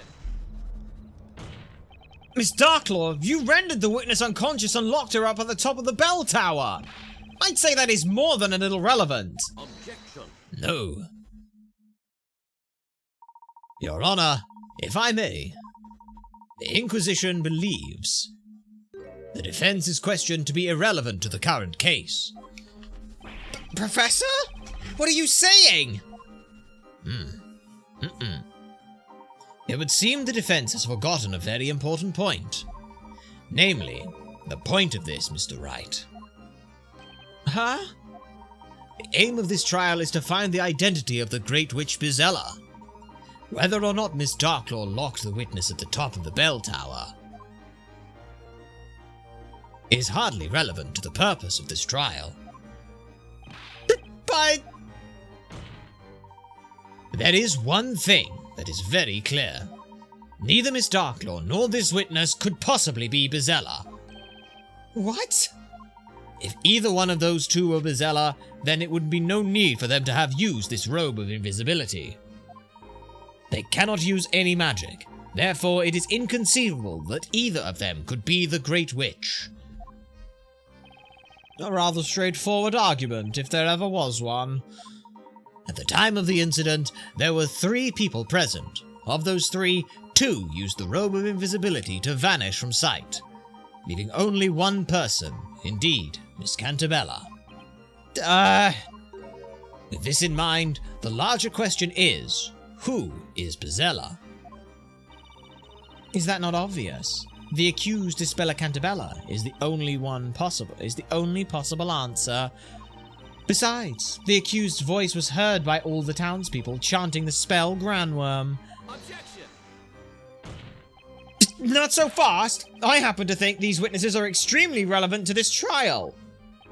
Did you forget about Miss Kira? She supposedly took a one-way trip into that pit of fire over there. And yet, here she is in one piece, testifying that she returned in order to kill the ruler of Labyrinthia, the storyteller. Then there's Miss Darklaw, who rendered the defender unconscious and proceeded to transport her up the bell tower. I'd say there's more than enough reason to investigate who these two really are. Only to discover that they are not, in fact, the Great Witch Bizella? I'm saying there's a possibility that these two are somehow related to Bizella. The court will now announce its thoughts on the matter. I must say, what Inquisitor Layton has stated certainly does ring true. However, Lady Darklaw, I have one question I must ask you. What exactly were you hoping to accomplish here tonight?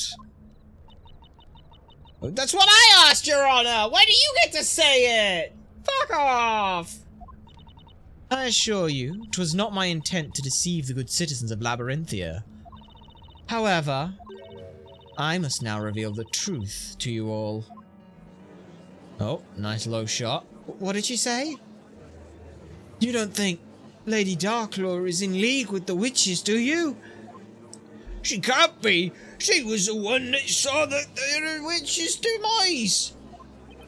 Lady Darklaw, are you saying that you're... That's right, my lord. I am a shade. A shade? Alright. Lady Darklaw, will you please tell the court what exactly... Please tell the court exactly what you mean when you say shade. Yes, of course. I grow weary of standing behind this bench. I will tell you what I can. The heck is she trying to pull? I testify about something that could potentially undermine your credibility. Because it's called lampshading. The idea of lampshading is that you can, when...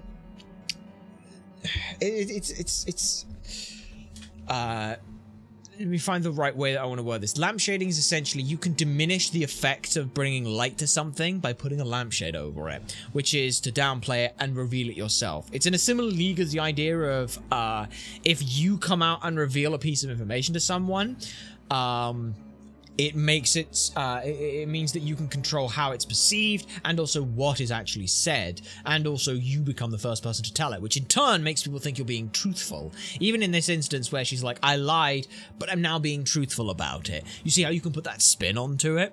And you can also as well deflect from anything else.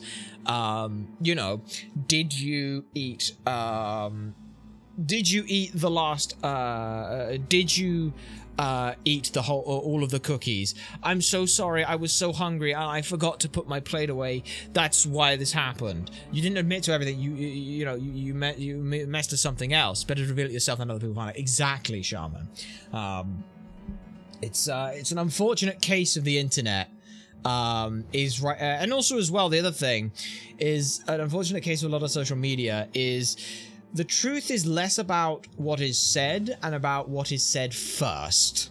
That's where a lot of things end up coming out at times. So it can be very difficult to read into things. Accusations that or accusations and such can get thrown around very quickly, and while it is important to take action on those, unfortunately the court of public opinion can very quickly become the first thing and then not see any follow-up to it. That's why it is always important, regardless of any kind of drama and things, we always, at the very least, hear the other person's side. Their argument may be complete fucking bollocks and absolute dog shit, but at the same time, you kind of should at the very least give presence to listen to the whole story.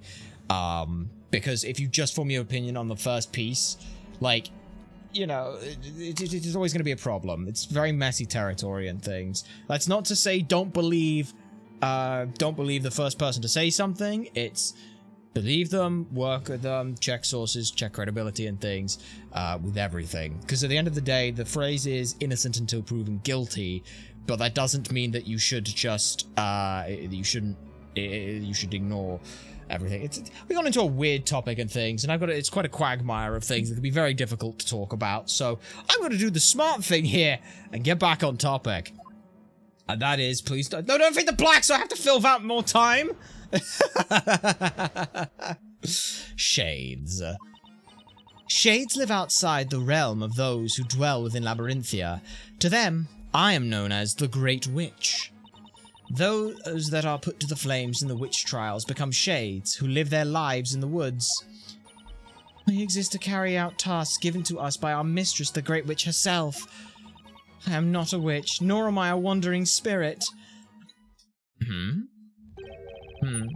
What on earth? High Inquisitor Darklaw, do you mean to say that not only are you a witch,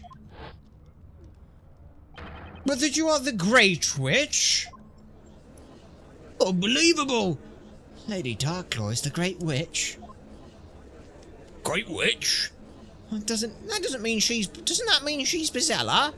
Trust but verify. That's the phrase.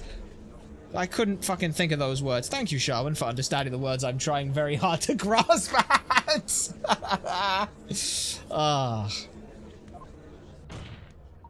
I do hope you have not forgotten what we established only moments ago. It is not possible for Miss Darklaw to be Bizella. But Inquisitor Layton, surely the testimony just now proves it. I'm afraid that is in the heat of such revelations. You have all misheard the information. 'Tis pointless. This is the extent of what the people of this town will believe.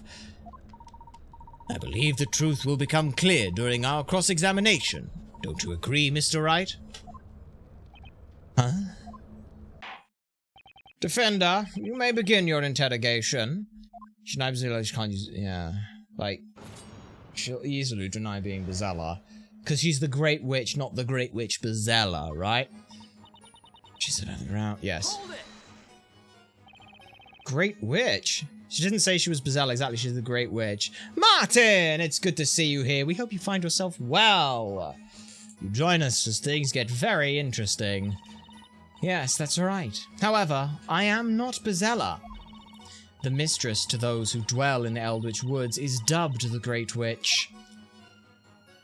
Even if I wanted to be Bizella, I couldn't. As the ever-so-charming Inquisitor stated earlier, I cannot use magic. Miss Darklaw, I have one question. What do you mean by live outside the realm? I mean just that, Inquisitor. We truly do live in a realm separate from this town. Now, surely one as intelligent as yourself has worked out the answer by now, no? Perhaps. That remains to be seen, Miss Darklaw. Regardless, 'tis something we cannot discuss with anyone. But it is something that the defense should be able to prove. Almost sounds like a challenge. By the way, Miss Darklaw, since you're not actually a witch, why do you continue to be called that? To answer that, I must first discuss the true identity of the Shades.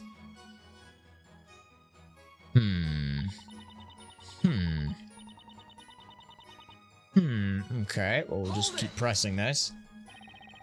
So you're saying that the Kira here right now is a shade version of the Kira from before? Like Westview in the Scarlet Witch? I have no clue. May have to go now, but I might be back. No worries, Martin. Hope you dropped by. Thank you for dropping by. Sorry, I got very tongue. I get very tongue-tied today. My brain is thinking about this, and it's very hard processing words now. We thank you for stopping by, even if only briefly. I think that's what I wanted to say. Indeed, Defender. The girl has no recollection of her life prior to living in those woods. What manner of witchery is this? Why, this girl, Kira the Flower Seller, was cast straight into the flames before our very eyes. That's right, Your Honor. Butterscotch! How goes the final trial? So it's going well. Layton has done an Edgeworth and been like, hey, Phoenix, get your shit together. I don't want to babysit you the whole time, but I'm going to have to object every so often. But it's going well. We have Kira and Miss Darklaw on the stands, and we're divulging what a shade is now. So it's very, very fun, and I'm looking forward to it. We hope you find yourself well. It's good to see you around here. She didn't die. You see, there's actually a trick to the incineration device in the witch's court. A trick? Once the verdict has been delivered, the court attendants move the steel cage into position. Unless we use talent the scrub of the Scarlet Witch and force to live in an alternative reality? I don't know. Maybe. Seems to be that way. What's interesting, though... hang on. I just gotta dumb everything down. Exactly. Exactly. It's very fun. It's like... I think the thing that he's trying to do more than anything is it's just... By him objecting, it stops Darklaw being able to do so. And it means that instead of Darklaw twisting a narrative and spinning Phoenix around, Layton can simply redirect without having to worry about it potentially wasting time and losing the plot thread. And that's kind of the big difference between when Layton objects and when Darklaw objects. What's the verdict? Yeah, which is still shut. At which point then it just drops into the big hole at the bottom that nobody has ever seen. Ever. Yes. Your Honor, I'm afraid everyone is far too stupid to understand what's going on here, so I'll have Phoenix explain it as simply as possible. Then the cage is dropped down into a pit of fire. The bottom of the cage then opens, allowing the witch inside to escape unharmed into an underground passage, where they fall 30-something feet into a bale of hay. If what you're saying is true, Defender, then what of this town's witch-purging history? What has been the purpose of all of this? You and the knights have indeed been ridding Labyrinthia of witches. Riding Labyrinthia of witches? I don't know, what a crazy thing. However, nary a single life has been taken in the process. That is the reality. Okay, but that's interesting then. So, hang on. No, there's a point that, funnily enough, that Kirk's has made me think of. Why is it that someone who can't do magic was told to go and perform magic? That doesn't make any sense. None of that makes any sense. If the idea is that people can do... What? Okay, that's an ill-meshing cog in this whole machine. Yeah. Okay. Layton points out the floor. He can keep Phoenix on the right track without giving Darklaw a chance to spin it. Sonic is the best help. Exactly. But there's one more thing that Layton is doing here. That at the end of the last part, he mentioned that he would do. If I'm correct, I think we will have one more witness tonight. But you cannot truly expect me to believe such a ridiculous notion. Your Honor, it's true! Reveal yourself, Maya. Take a good hard look. It doesn't get any more alive than this.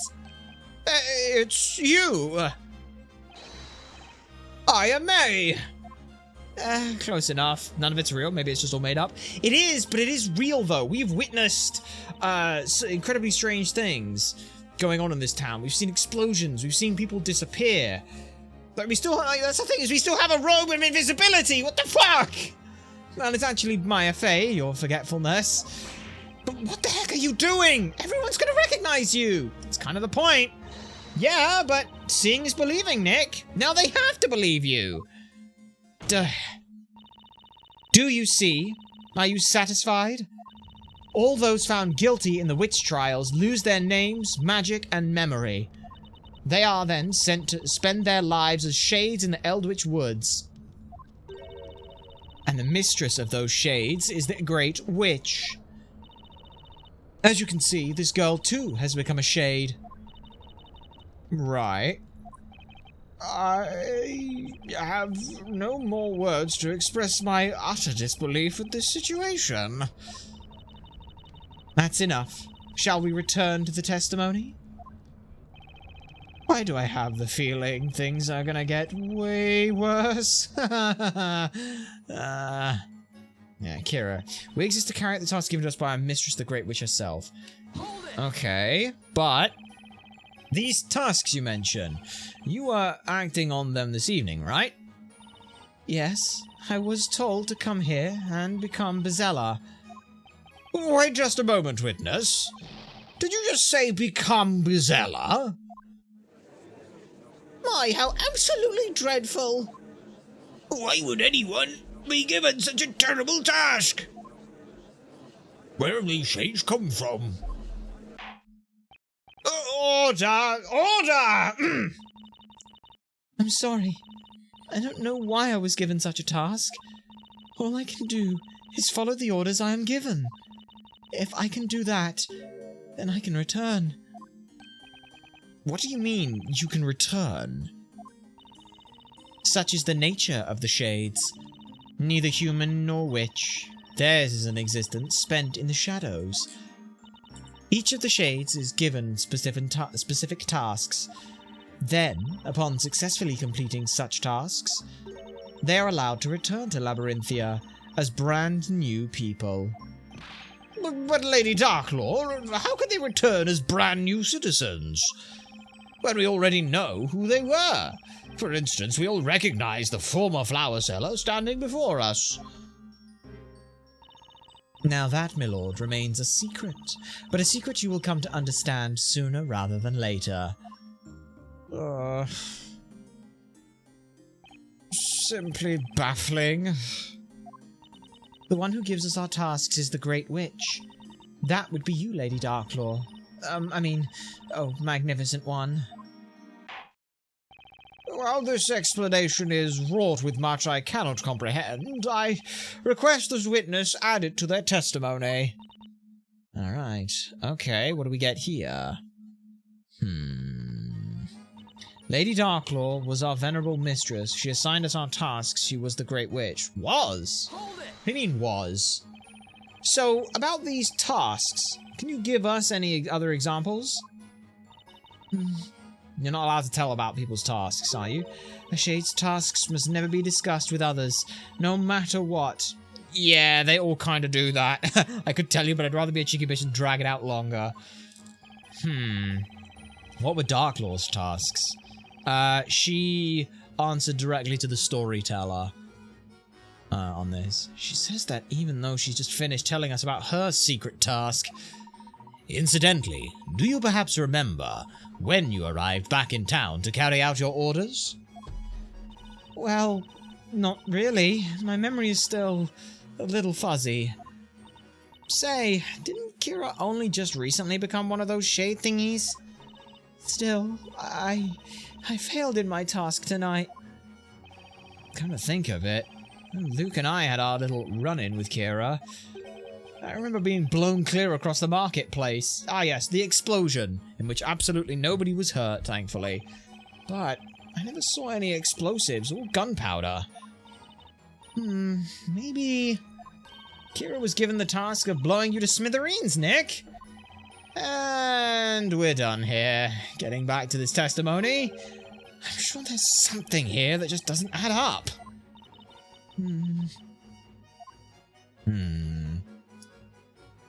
Right. I'm not a witch, nor am I a wandering spirit. Right. You really don't have any recollection of your old flower-selling self, do you? I don't. When a witch becomes a shade, they lose all memory of their past life. They lose their memories? But why? And yet, you still have some grasp of the concept of magic, do you not, witness? Let me spell it out for you. Magic does not exist in the Eldritch Woods. Oh, but there are actually lots of things back in the forest that I have not seen in this town. There are things that you haven't seen here? Like really huge machines, that sort of thing. There's one that spits out fire with such amazing speed, and then it expels these huge plumes of grey smoke. Where did Darklaw used to be? Good question. A machine that spits fire? Never have I heard of such a thing. Are you certain that these machines of yours, which you speak, are simply not magic? You know, now that you mention it, I don't think anyone from this town can actually see those of us from this forest. They can't see you. Could it be something like that robe? How can such a thing even be possible without magic? Objection. Oh? Miss Darklaw, if I may interrupt for just a moment. What is it, Inquisitor Layton? Throughout your testimony just now, through and though are always words that I can never fucking see properly. Through your testimony just now, we have come to understand the process of how one becomes a shade. However, I was hoping you could perhaps elaborate on one additional point. Namely, what exactly is the purpose behind those shades? That's important. If you wish to know our purpose, there are certain other things you must first understand. Once you've done that, the answer should be quite clear. Isn't that right, Defender? They're the ones who perform magic. They're the ones who perform all magic in this town. If they aren't seen, they're invisible puppeteers on everything. If every piece of magic is, like, for example, let's say you cast the spell Dimir. Put an invisibility cloak over someone. No one can see them again. Put it over anything. An explosion. If someone else creates an explosion for you. Problem is I don't see how they do that at any kind of speed. The purpose behind the shades? Rest assured, you will not get the answer from me. As the saying goes, the witch is in your court, Defender. Right. There's one purpose for the shades. It has to be magic. Surely, right? Sounds like Darklaw's challenging me to figure this out. Challenge accepted. Magic doesn't exist here either. The shades are doing it. There is but one true purpose for the shades that dwell within the Eldritch Woods. Magic. Right? Magic? I assume I could probably just present any of these, right? But, yeah. I will press first, just in case. But I'll see whether that works. Miss Darklaw, what is the purpose of the shades? Potions? As mistress of the shades, I cannot disclose the purpose of their existence. Well then, since Miss Darklaw is unable to tell us herself, it seems we must rely on evidence instead. Evidence, huh? I do believe the shades could have something to do with that which exists in this town but ought not to. Yes, we're good, Martin. Welcome back. It's good to see you again. Something that exists but shouldn't. Well, Defender, are you prepared to present evidence? Yes, I am. Magic. I was born ready, Your Honor. Something that exists in this town but shouldn't. I think I know what you're saying, Professor. Defender, please present your evidence. Yes, Your Honor. The purpose of the Shades could be making sure this particular thing in Labyrinthia exists. Magic. Something that doesn't exist. I have a feeling no one is gonna like the answer I'm about to give, and will probably end up shaking this town to its core. But I've got to tell them. The truth has to come out. Since I arrived here in Labyrinthia, there's been no shortage of really strange events. Ignace, Demir, Godor, Goldor, and now Grandworm. The mere command of magic is in itself a crime, is it not? In this town, witches are arrested and made to participate in witch trials. They are then sentenced to death by fire. But none of those witches actually died. That supposed death by fire wasn't real. And neither is magic. It doesn't really exist. What are you saying, Defender? Can't believe you're on the final chapter of the game. I know! It's gone by so fast, but here we are 9 parts down. The Eldritch Woods apparently contain some rather large machines, unlike anything that exists in Labyrinthia. Machines that emit fire and produce large plumes of smoke. To top it all off, the citizens of Labyrinthia are not able to see said machines. It sounds like nothing more than magic. Yes, that's exactly it, Your Honor. Miss Darklaw, magic doesn't really exist in this town. That's the answer, isn't it? Magic does not... What utter nonsense is this? 'Tis true. It seems we have finally arrived at the stunning conclusion. The secret behind Labyrinthia. What?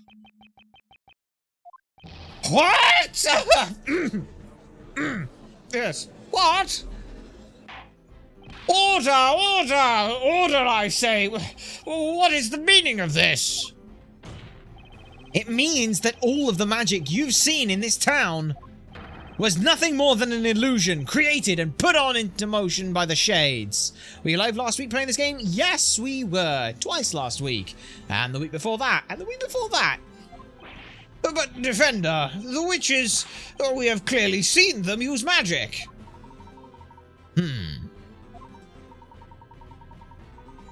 Let's take a moment to think carefully about the systems employed by the Shades. Systems? What is essential in order for a witch to use magic? A witch must possess the Telea Magica and must say an incantation in order to cast a spell. And the spells able to be cast are determined by the Scepter's magic gems. Now, what do you think is the purpose of placing such requirements on the use of magic?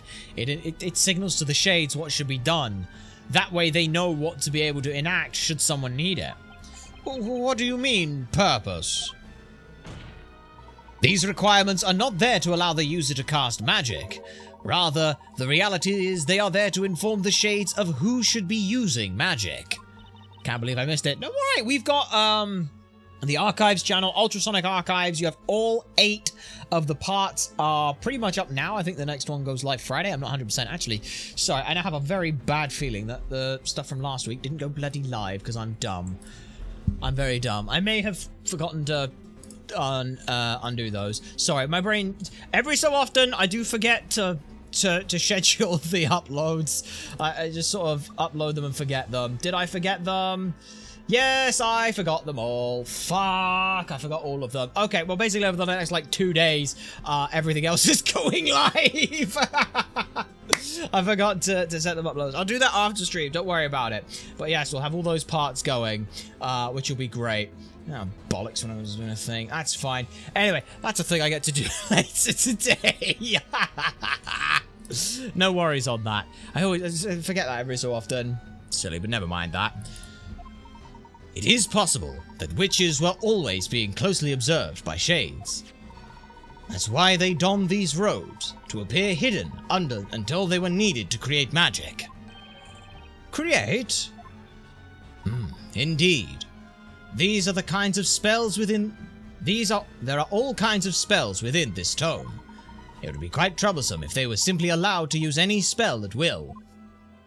Yeah, it'd make the Shade's job that much more difficult, for sure. Precisely so. That is why it was imperative that a certain restriction be placed on the use of magic. Ah, you're referring to the Telea Magica, right, Professor? Of course! No wonder the scepter could contain only 2 magic gems. Then there's the incantation. What would happen if a witch could simply whisper the incantation quietly to herself, or not even say it at all? You got me last week, that's probably why I didn't get notifications you were live. No worries at all. Boy, that'd be cool. It's completely fine. We also, as well, we put out a message on Twitter, on Blue Sky, and on the YouTube channel as well. We put out messages that we're going live, so if you get notifications from any of those as well, then that will also let you know when we're going live. Boy, that'd be cool. I'd be casting spells all day long, and no one would ever see it coming. Maya, we spent an entire trial proving that you weren't a witch, remember? But if the witches didn't give some sort of signal, then there would be no way for the Shades to know when to cast the spell. Right you are, Mr. Wright. The incantations were a way of telling the Shades when the witch was ready to use magic. What on earth? Never did I think these requirements could have such a purpose. But magic works in mysterious ways and you don't get to think about it at all. It's great. Now, let's think back to the previous events leading up to today that have involved magic. Our first encounter with magic was the use of the spell Ignace a few nights ago. A spell like this, just flash powder and stuff like that, was nothing more than a flame spewed from a machine being used by the Shades. Then that means Demir? A spell that makes the caster disappear. No doubt about it. It must have been this robe. Next is the incantation of Goldor, the spell that transmuted me into a gold statue. While I understand this may sound a bit absurd, I can only surmise... that the Shades created a gold statue in my image, took me and left it in my place, the instant the incantation was uttered. Yeah, that's the part that doesn't make any sense to me. Like, instantaneous stuff? Wait, but no, hang on. Actually, some shit makes sense here. People have said that when they encounter witchcraft, their memory gets hazy on shit. What if everyone gets knocked out and then comes to again? To them, they wouldn't notice that they've been knocked out. They'd just be continuing to run along with something, wouldn't they? Professor, that's no more absurd than anything else that's happened so far, but go on. We can therefore conclude that all of the magic in Labyrinthia was created in a similar vein. What do you say to that, Miss Darklaw?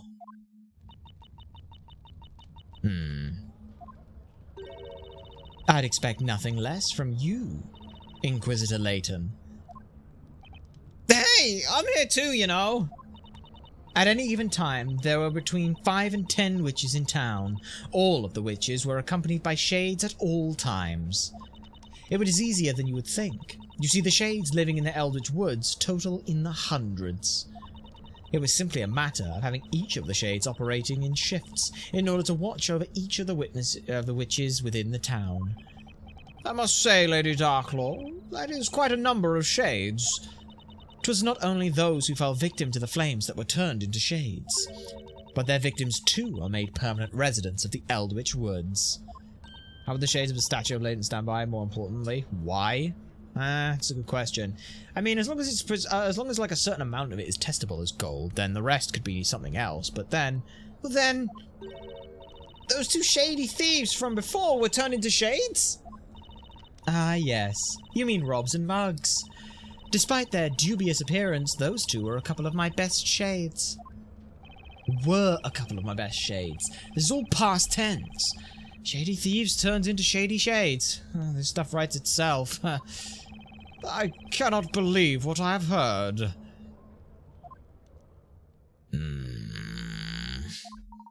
However, there is still one thing I do not understand just yet. And what would that be? It has just been explained. As has just been explained, we have established there is no possibility of magic being real. Oh yes, everyone has a pun name. But replacing me with a gold statue to give the illusion of transmutation, for example, well, it sounds simple enough. I myself, and presumably also Miss Fey, have no recollection of this replacement actually taking place. Hey, that's right! Professor got all blingy before I could even bat an eye. It begs the question, how and when was this statue created, let alone used to replace me? That is true. Same goes for Godor. It's supposed to create a portal between two green-colored walls. Perhaps that is exactly why the spell only works on green walls, Mr. Wright. Still, it'd be impossible for the Shades to get those portals... Sorry. Those portals ready so quickly. I agree. If we take a moment to think, we can see all of these spells have one strange thing in common. A thing in common? Yes, indeed. Almost as if some time between the start and end of the incident were unaccounted for. Furthermore, any memory I might have had regarding the incident seems to have simply disappeared in the process. I've got it, Nick! Nick, it's just like what happened to Kira. She's got absolutely no memory of her life in Labyrinthia before the trial, right?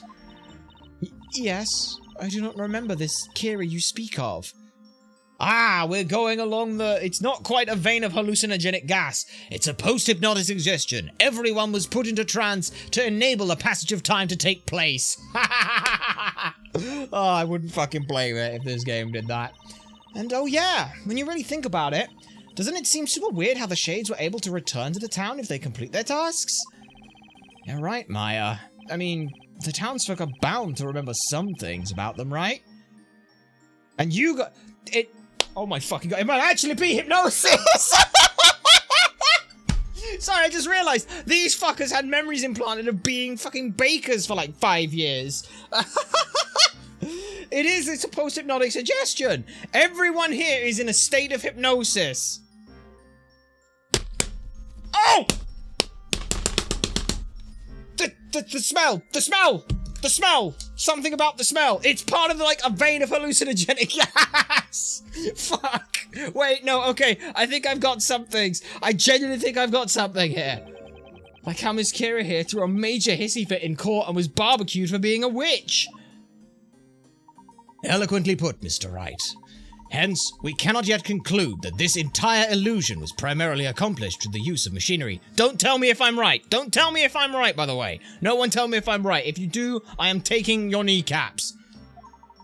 Simply put, there must have been some way of affecting the memories of all those within the confines of this town. Missing time and lost memories. Now that is interesting, Inquisitor. You are correct. There is in fact a secret that lies within the depths of the Eldritch Woods. Something that the people of this town cannot see. Something that can rob people of their time and memories. 'Tis the very thing that connects all of what you have heard tonight. 'Tis a secret of monumental proportions, I'm guessing. Remember doing this part of the court case of the game? Hell yeah. And let me guess. You won't tell me? 'Tis a secret that cannot be revealed by the mistress of the Eldritch Woods. Is that right? Yes. An excellent deduction, Defender. Come on. Show up. Which means... witches' souls wander astray within the Eldritch Woods. Until tonight, I thought there's nothing but a mere fairy tale told to children. What's it all for, though? That's the other question. But it has become clear that a seemingly large organization lies within that forest. The Witch's Court is the border between this world and the other world. Then that means, in this world, you're Labyrinthia's High Inquisitor, while also being mistress to the Shades in the other world? Otherwise known as the Great Witch. No. May I intervene for just a moment, Mr. Wright? Because she said was, Kira said was, and Darklaw has been saying was as well. They're talking in the past tense. In all honesty, there is something still that sticks out as a little odd, particularly in Miss Darklaw's previous testimony. Did you say the previous testimony? Oh, great, I'd already pushed that out of my mind. There was one vital truth that we managed to take away from that testimony. You mean that magic does not truly exist in Labyrinthia? Indeed, quite the vital, albeit shocking, truth. However, there is one more truth hidden within that same testimony. There's something else in there? I must have checked the court record more times than I can count, but I didn't find a single contradiction. Have you forgotten already, Mr. Wright? When there is no evidence left, we have but one more weapon at our disposal with which to uncover the truth. Oh, hey, I've got it, Nick! Remember, in a witch trial, you can cross-examine two witnesses at the same time. Hey, that's right, I'd completely forgotten. Being able to have a look at two testimonies side by side is bound to turn up a contradiction somewhere. And that contradiction should provide us with a much-needed clue. Huh? Right. I'm not entirely sure where the professor is going with this, but I believe in his judgment. Besides, if we're going to blow this case wide open, it's got to be worth a shot. Very well. We will now take a closer look at Lady Darklaw's previous testimony.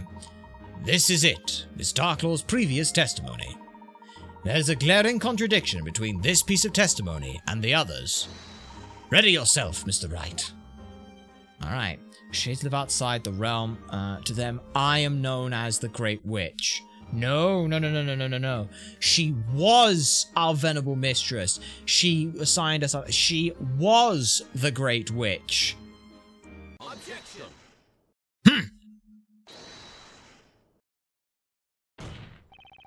Your Honor, there's obviously a huge discrepancy between these two pieces of testimony. Miss Darklaw stated that she's known as the Great Witch. However, according to Miss Kira's testimony, Miss Darklaw was her venerable mistress, the Great Witch. That is correct. She was the Great Witch. Note Miss Kira's use of the past tense. Past tense? I'm afraid my grammar is not quite what it used to be, but may I ask what you mean? It's simple. Miss Darklaw was the Mistress of the Shades, or as they called her, the Great Witch. Therefore, she is no longer the Great Witch. She is not the Great Witch. For witness, is this true? Huh?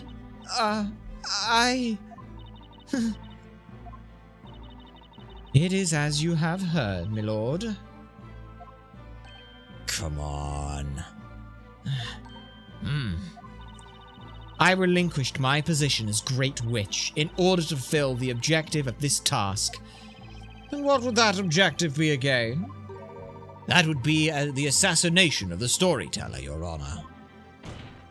Witness, at the beginning of this trial, you stated that you came to town in order to complete your task, didn't you? What's more, you said that you were going to summon the fire dragon to do it. Now this task, it wasn't Miss Darklaw here that gave it to you, was it? No, it wasn't. So then, the most pressing question is, who was it that gave you that task? Who told you to come to Labyrinthia and assassinate the storyteller? Come on. I cannot tell you, no matter what. Alright, so Darklaw isn't the Great Witch anymore. Which must mean the mastermind behind this entire thing is... It would seem the defense has worked it out as well. Mr. Wright, you know who really gave Miss Kira her task tonight, do you not? Defender, I ask that you enlighten the court. Show us who really gave this witness the task to assassinate the storyteller. Take that! The storyteller? We're talking about someone with the authority and power to replace the Great Witch. Someone who calls the shots. I can't think of anyone else that meets these criteria, except for the storyteller themselves. Preposterous! Then that would mean... Exactly, Your Honor. It means that the storyteller gave this final task to Kira himself. He was, in short, responsible for his own assassination. What? I'm going to go deaf. I'm deaf, mute, because I'll blow out my voice box. Order in the court. But for what purpose? Why would he plan his own assassination? That I cannot say, Your Honor. However, the final chapter of the story does tell of his inevitable death. While he assigned the task to Kira himself, it is perfectly natural that he would do so. However, what is not natural is your behavior tonight, Miss Darklaw. What is unnatural about the High Inquisitor's behavior? You were once the head of all the Shades, and yet tonight you tried to interfere with the storyteller's plan. You rendered Miss Kira unconscious and locked her away in the belfry of the bell tower. That, to me, seems like the activity of someone aiming to put a stop to his plan altogether. Indeed, Lady Darklaw. What would be the reason for such behavior? I leave that to you, Mr. Wright. Based on what we've seen in this trial, the defense believes Miss Darklaw's reason for covering up her actions tonight can only be attributed to one thing. This plan was handed down by the storyteller himself. And Miss Darklaw was definitely aiming to put a wrench in it. But why? She tried to betray the storyteller, or she tried to sabotage the turn? I'm pretty sure she didn't try to sabotage because it happened. She didn't try to protect him because it happened. She betrayed the storyteller. There's only one possible reason I can think of as to why Miss Darklaw had to hide her actions tonight. She was aiming to betray the storyteller. Betray the storyteller? I agree, Mr. Wright. The storyteller used the Great Witch Bezella to take his own life.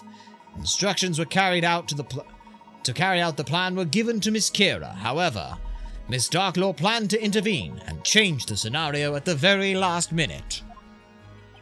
She planned to do so by changing the identity of the Great Witch from Miss Kira to Miss Cantabella. Thus bringing us to our current situation. Miss Cantabella on trial for the murder of her father at the hands of Bezella. You, Miss Darklaw, seem to harbour a rather strong hatred for the storyteller, if I am not mistaken.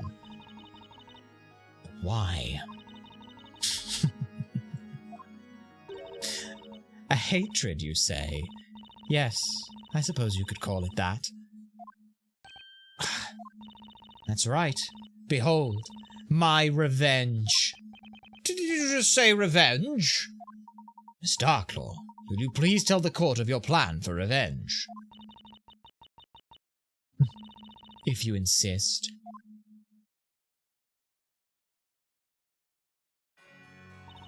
The High Inquisitor, and also the Great Witch. Long have I donned those two masks, one as Labyrinthia's protector, and the other its harbinger of destruction. In other words, I was merely meant to serve him. And yet, he sought to selfishly pen the ending of the story under his own terms. He did not care enough about me, or any of the townspeople, to allow us the dignity of deciding our own fate. Indeed, what we witnessed tonight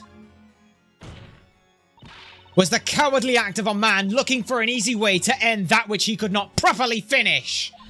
He cared for no one but himself, hence this sudden sham of an ending. And for that, I will never forgive him. What do you mean by sham of an ending? The Great Witch Bezella is to summon a dragon of fire and end the life of the creator. She will then be put on trial and judged, thus heralding a period of peace and prosperity for all of Labyrinthia.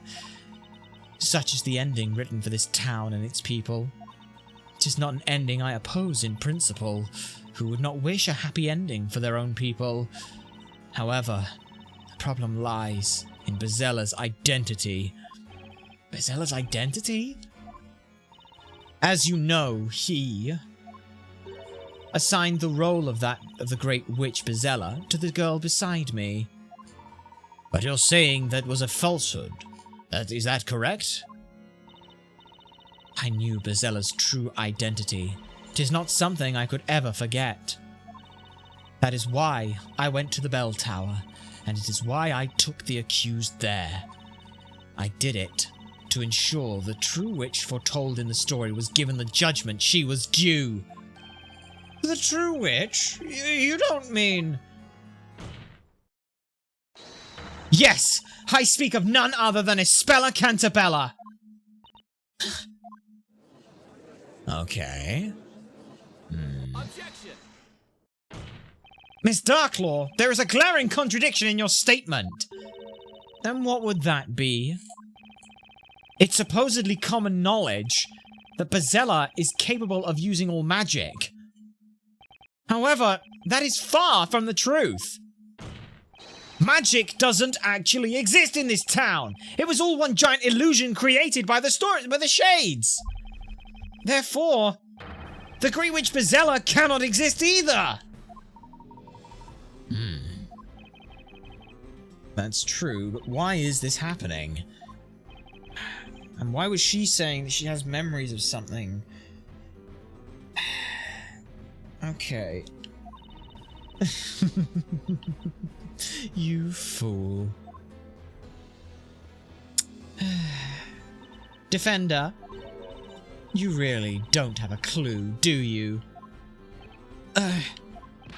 But wait just a minute now. Is the Defender not correct? If magic does not exist, then it goes without saying that witches do not exist either. And that would include the Great Witch, would it not? That's right. They've been lying to us this whole time. Bastards! Bezella isn't real? Objection. Mr. Wright, there is a fundamental mistake in your argument. What do you mean? I have but one simple question. What exactly is Bezella? Huh? Well, she's supposed to be the head of all witches. No. Allow me to reword the question. The Great Witch Bezella is the root of all disaster within Labyrinthia. Knowing that, what specific disaster might she have been the root of?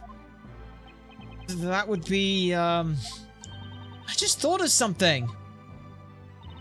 We've been hearing Bezella's name left and right since we got here, but not once has the real Bezella shown up in person.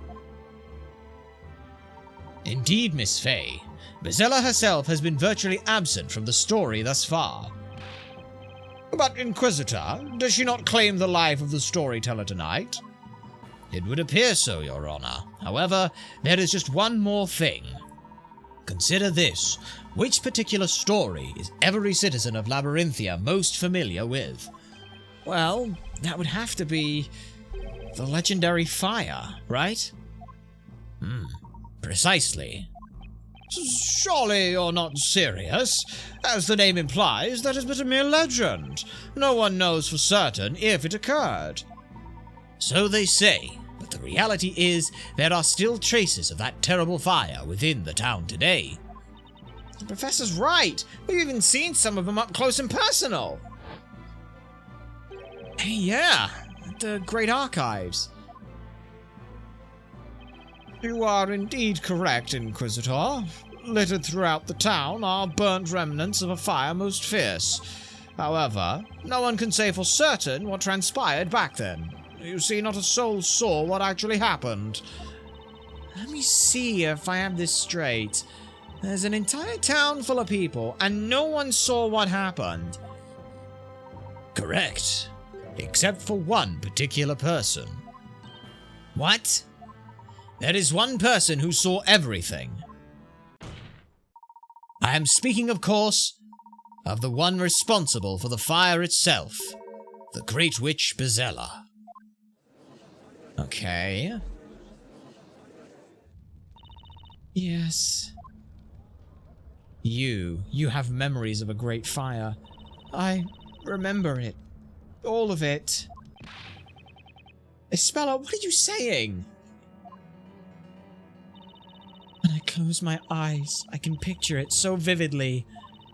The awful sight of the flames engulfing everything they touched. The scorching heat on my skin. The smell of burning cinder all around me. The large plumes of black smoke. The warm tears streaming down my face. I remember it all. What you are recalling now is the moment the Great Witch Bezella destroyed our town. Well, it appears my role here is finished. As for the rest, I leave it in your capable hands, Inquisitor.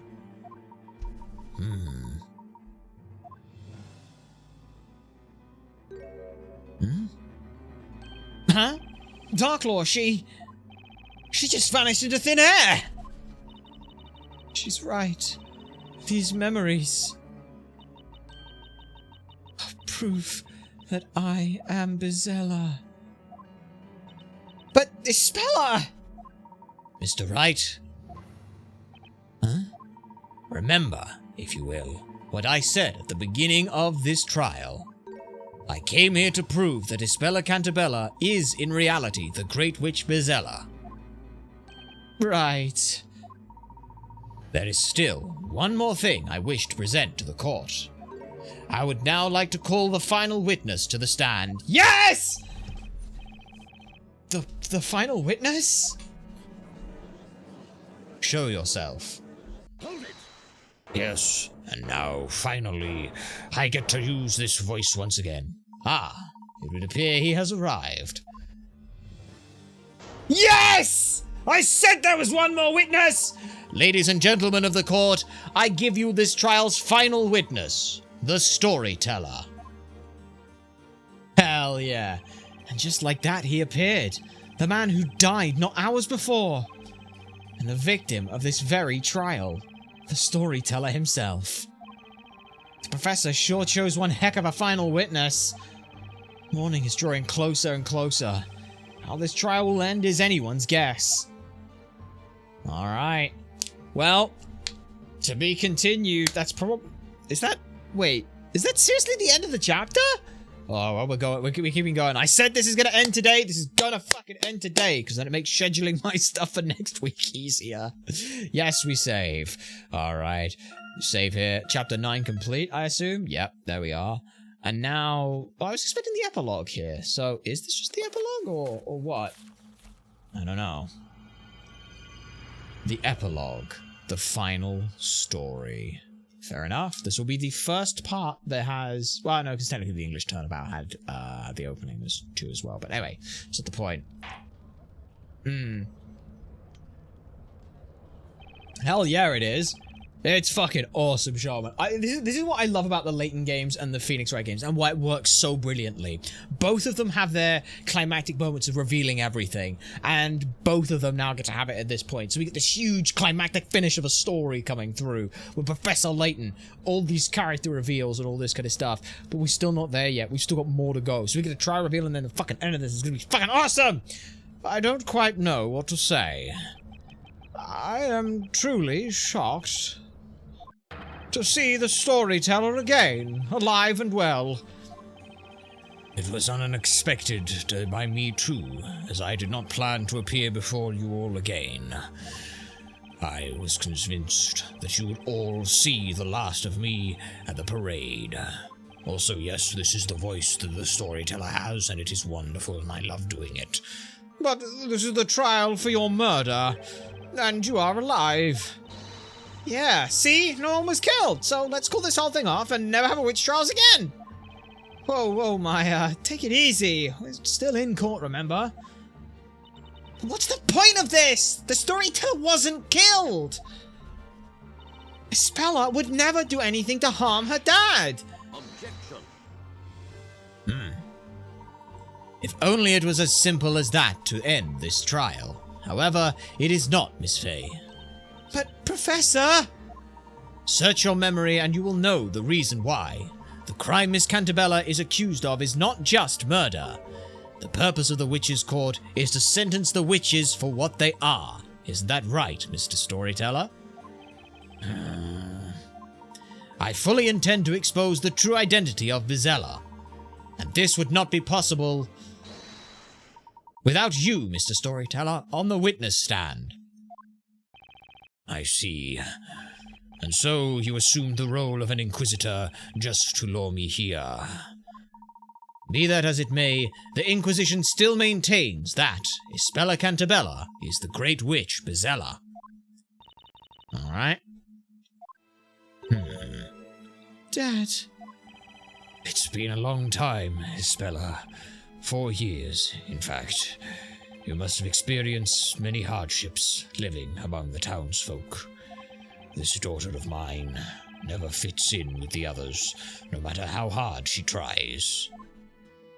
No, it wasn't quite like that. There were people who were supporting me. Aunt Patty was very kind, and the customers who came to our bakery were nice to me. I'm happy to hear that. I wanted to watch over you ever since you left for the town, but in the end, I failed to do so. I had no idea of what was happening to you. I am very sorry, Ispella. Oh, Dad, you don't need to apologize to me for anything. It's me that owes you an apology. I was trying to hurt you. It was all my fault, not yours. There's no reason for you to blame yourself. Dad, I'm happy we got to talk. Ispella! You were so busy writing everyone's stories that we stopped talking to each other. Before, it was different. You used to have time for me. Please forgive me. Why did it have to come to this? Mr. Storyteller, it's time to put everything in order now. The townsfolk and your daughter deserve to know the truth. The truth about yourself and the story. Yes, I suppose it is time I told you the truth. Your Honor. Yes, Mr. Storyteller. Let us begin. In this trial, I shall be judged. No worries, Martin. Understood. Understood. The witness shall testify. I'm going to lie, it's not going to be very, it's very difficult going down in these voices, but we're working on it. People of Labyrinthia who are gathered here in this court, I will now tell you the true story. Many of you will certainly find it hard to believe and difficult to accept. Nevertheless, I ask you to please lend me an ear and listen with open minds. Ispella, my dear daughter, I ask you to do the same too. Yes, the capricious nature of this. I love this fucking voice. I need to know who did this voice at some point. The truth about Labyrinthia. Although you know me as the storyteller, I have one more identity. I'm the president of Labyrinthum Incorporated. This whole town is one of Labyrinthum's research facilities. It may be hard for you to comprehend. This land is rich in a very special substance which affects everyone who lives here. This substance enables the manipulation of people's minds, and that is what Labyrinthum is researching. It was hypnosis!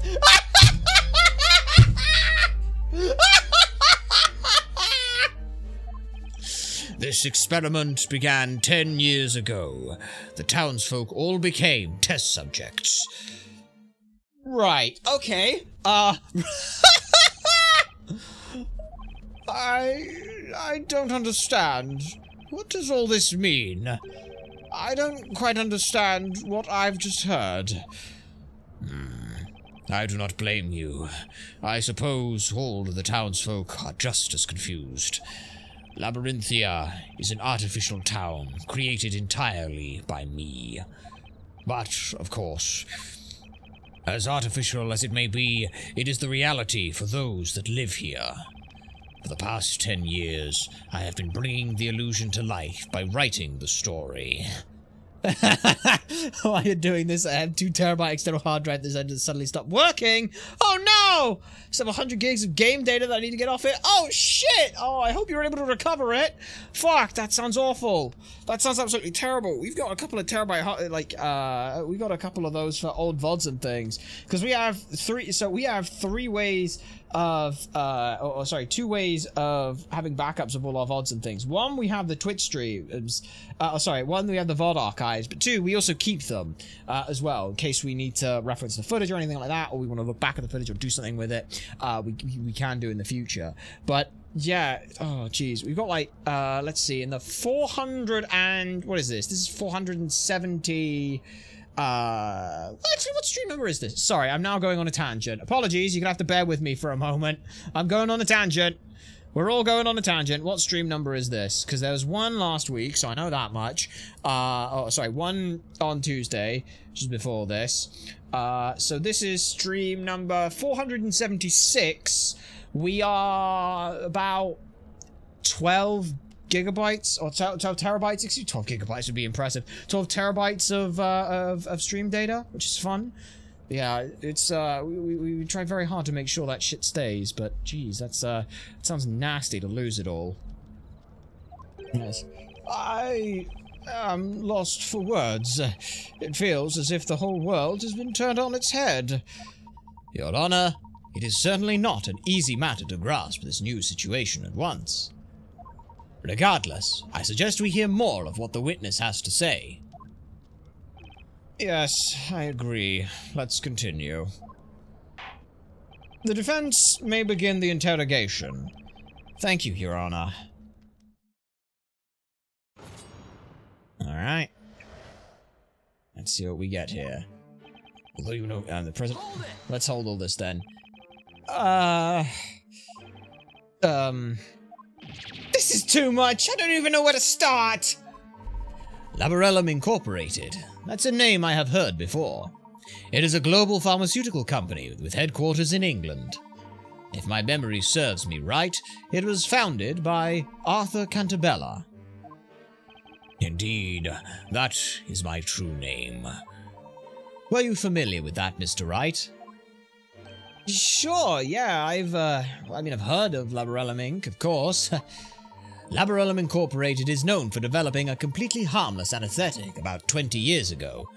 It is now widely used in hospitals all around the world.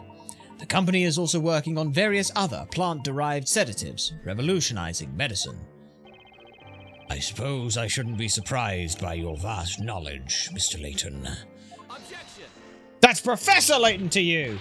Well, that's irrelevant! That fact is just based on the real world we're from, not Labyrinthia!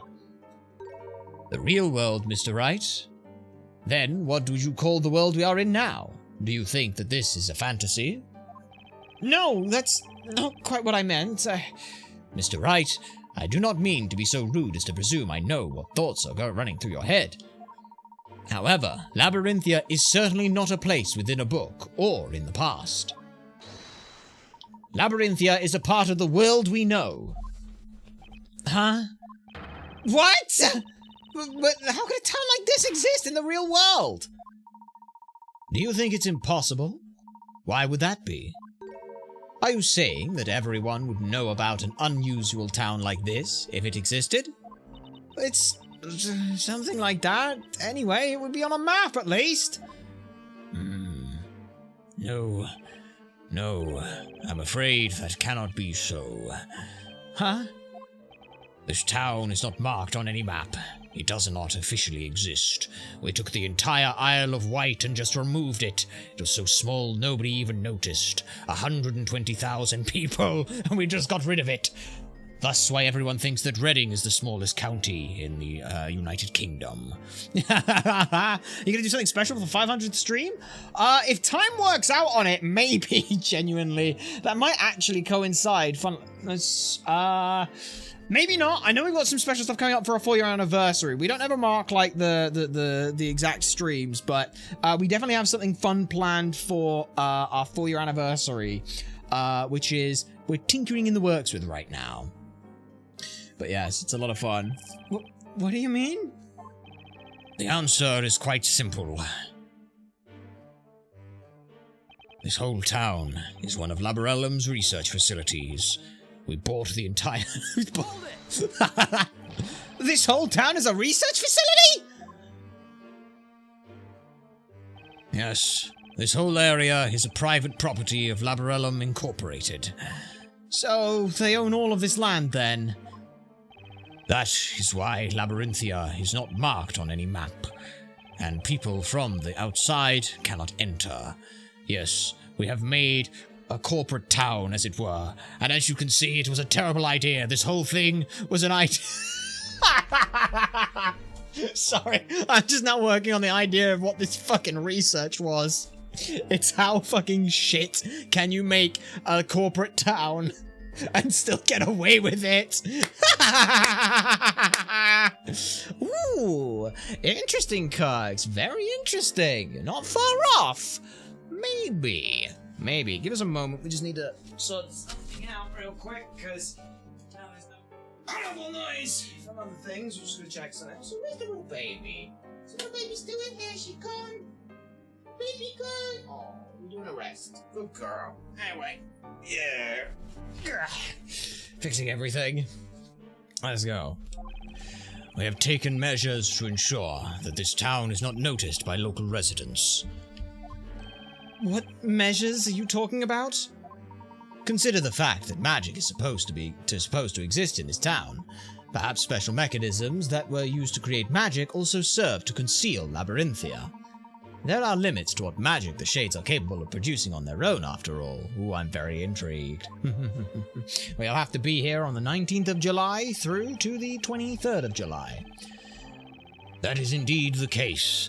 The magic in this town has been made feasible owing to the latest in technology. Technology? Tricks? I cannot believe this. However, there is one question. There is no industry in Labyrinthia. How do you obtain necessary commodities? Very observant, aren't you? All commodities are regularly shipped in by sea. A young man once made his way here on a freighter and took Spella out of the town. That was Carmine Accidente, a friend of mine. I see. But is something on that scale really possible? As you might suspect, it would be very beyond the power of Labyrinthia Incorporated to keep a facility this size a secret for so long. Labyrinthia is a project co-founded by the British government. We planned to use this nationwide. Fuck surveillance cameras. We're just going to send... This was all a part of the Reform UK's plan to send everyone back to the Dark Ages with their policies. And by using post-hypnotic suggestions, everyone would be thinking in that exact same way. It's exactly what they wanted. What? This is a government project? What would be their stake in this? It's all because of my beliefs. His beliefs? By the way... Yes, Your Honor. What is a research facility? I've never heard of anything like that before. Ah, yes. That was careless of me. Naturally, you wouldn't know what that means. Don't give them any ideas! How should I explain? This whole town is my creation. Yes, I know. No, but not like that. Ah, that's what it was about. In other words, it's all your story. That makes it all very clear. Swing and a miss, Your Honor. Swing and a miss. Getting back to the topic. There was an important reason why we have chosen to build such a facility here. This land is rich in a very special substance. Okay, what does it do? A special substance? What does it actually do? This area has been isolated since ancient times, developing its own unique culture. It really is the Isle of Wight! Is that or is the Isle of Man? One of the fucking two. It could be Guernsey. It could be Guernsey, the Isle, is it Guernsey or Jersey? I think it's... Fuck, what is it? There's the Isle of Wight, the green all the way. Fuck yes, correct answer. Correct answer. Very correct answer. Fuck, what is the island? Island of Guernsey. It is Guernsey. It is Guernsey. Yes, this is a much smaller one. It might be Guernsey, this place. It might be Guernsey. I just like the idea that this is either Guernsey, the Isle of Wight, or the Isle of Man now. There are underground ruins on the verge of the town. We found writings there, presumably left by the natives of this land. A bell that was supposed to be there was missing. Jersey and Guernsey. Yes, there's Jersey. They are both islands. I was fucking right. That's why I was thinking, is it one of the two? But my geography is not my strong suit, okay? The fact that I was able to pinpoint it down to one of those two in the vastness of the entire universe is incredibly precise. So, you have seen the ruins. I suspected that you would find them. Then perhaps you have also noticed that everyone who lives here has a very peculiar condition. A peculiar condition, you say? I can't just sit here quietly while like a patient old man when you say such things. Just what kind of condition is it? You have every right to know. This condition makes people fall unconscious upon the sound of a certain metal being struck. What? Metal? What kind of metal? Can't be reformed then. Pure silver. That's why the shade had a silver bell! Ah! Because they just put... Oh, okay. And so, there is not a single object made of silver in all of Labyrinthia. Now that I think of it, that's true. Just imagine what a disaster a fancy dinner would be if everyone fainted when they used silver cutlery. This condition is an integral part of magic. How so? All inhabitants of Eldritch Woods carry small silver bells. I see now. The shades ring the bells when they need to create the illusion of magic. Everyone present falls unconscious, and then the shades set to their work. Oh, look at where the shades... Oh, look at where the shade's hand was. So that's the secret of the time-stealing magic Dark Lord told us about. Now that they mention it...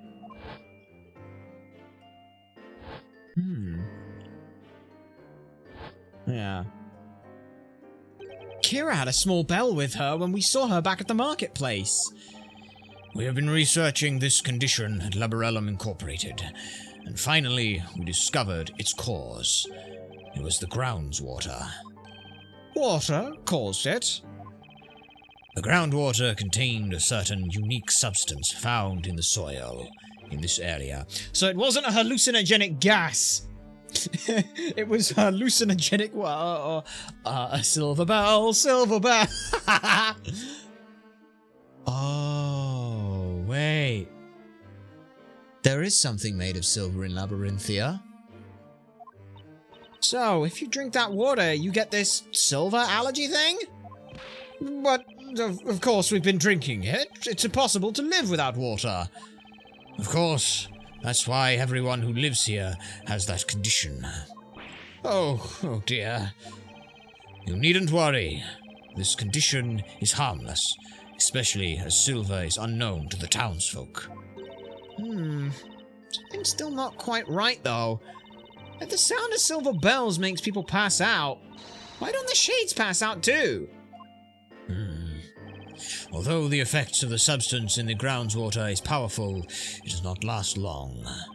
The condition will vanish after a day or so without drinking the water. Well, that's convenient. That substance's effects aren't limited to the humans. It can also affect plants to a great extent. plants are affected by it. Our research was focused on the plants rather than humans. Okay. This substance enables the manipulations of people's minds, and that is what we were researching. But you were researching plants! That sounds really scary. Just what is this about? Substance enters the groundwater, affecting organisms that consume it. Oh, that's why the flowers are producing the smell. It's the groundwater, that smell lingers in effect. That's what I'm thinking is going with. So it is essentially hallucinogenic. It is hallucinogenic gas. The smell that's being used. That smell that they smelt before. The smelly smell that smells smelly. They smelt a smell before that was in the town of Labyrinthia. Some kind of, like, just... I don't know if it's, like, keeping people conditioned on something, but... People who drink it daily acquire that odd condition. They fall unconscious upon hearing the sound of silver metal. Yes. Although the substance in the groundwater also has a tremendous effect on plants. Wildflowers in this area contain a certain poison. Upon my beard, poison? This poison doesn't harm the body. It has the effect of manipulating the mind. So it brainwashes people, huh? I've been writing the story for 10 years. The title of the story is Historia Labyrinthia.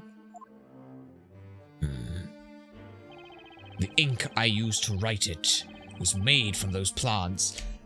Which is why... Oh! The first part. We first encountered magic in London after seeing the book. That book made our minds susceptible to the concept of it. The smell of the ink. It is basically just the fucking hallucinogenic gas again. Like LSD in Salem? Maybe so, yes. Oh, Nick, do you remember how funny the ink smelled? That was the gas released when the ink evaporates. And that's where the trick is. What? Those that inhale the gas become extremely susceptible to suggestion. You mean brainwashing? They will believe anything that they are told, or anything that they read, however strange or unrealistic. It will be imprinted on their minds as the truth. So that was the true purpose of the parades. Yes. Yes, and they were just vague enough for people to be able to understand them regardless of what actually happened. Pages of the story written in that special ink were regularly distributed amongst the townspeople. It was done so that everyone would be in a state of hypnosis. Hey, it was hypnosis! Indeed. The creation of a fully controlled town with the inhabitants subject to long-term hypnosis. That was one of the topics of our research. You said you were researching the plants! Or rather, the effects of the plants on people. That's researching the people! But yes, as you can see, this explains why the British government was so interested in it. Then, the story that's written in the Historia Labyrinthia... You could call it a self-fulfilling prophecy, realized through the Shade's work and the hypnotic effect of the ink vapors. Is that how it was all this time? Yay, I was right once. Good job. Nice job. Emerellum used hypnosis to control all these people. I can't believe that. The government was supporting that. I can! Oh my god, wow, this game came out in 2014! 12 years ago! Bear in mind, the British government at the time was conservative, so yep, I could still fucking believe that. Oh, what a fucking story. This experiment began 10 years ago. The townsfolk all became test subjects. All the people subjected to this experiment have been living here this whole time? No, we started with just a few people, gradually getting more and more. I must say that I am afraid of what the answer to this question might be. But where did these people come from? You haven't resorted to abduction by any chance, have you? Of course not. Every test subject signed a contract with Laborellum. A contract to have their memories erased and be used like pawns in a story? The current inhabitants of this town have one thing in common. They were all dissatisfied with their lives and wanted to start anew, forgetting about their mistakes, forsaking unwanted identities. Yeah, because the government would never allow mass hypnosis and surveillance. There are more people like that out there than you might think. They all have agreed to participate in our research. But that's insane! It's not as unreasonable as you suggest. We gave them a new identity and a chance to start their life again. In return, they subject themselves to hypnosis and live in this town as our test subjects. In order for this project to be possible, we suppress their memories of the past, including the memory of signing the contract. So, ultimately, they are not aware of what is going on. I couldn't agree more. I've got no idea what's going on. Let me make this clear, Mr. Wright. We do not erase their memories. We merely suppress them. They will regain their memories of life before Labyrinthia once their contract is over. So, this place was uninhabited before you started this research 10 years ago? And you've managed to keep everyone in a state of hypnosis for 10 years straight? Could you really hypnotize someone for that long? I mean, 10 years is a heck of a long time. So, part of the thing about it is it almost gets a little easier as you go. The conditioning of the process of things. A lot of hypnosis, like, there's a simple good example. Hypnosis is triggering a desired result with a specific stimuli.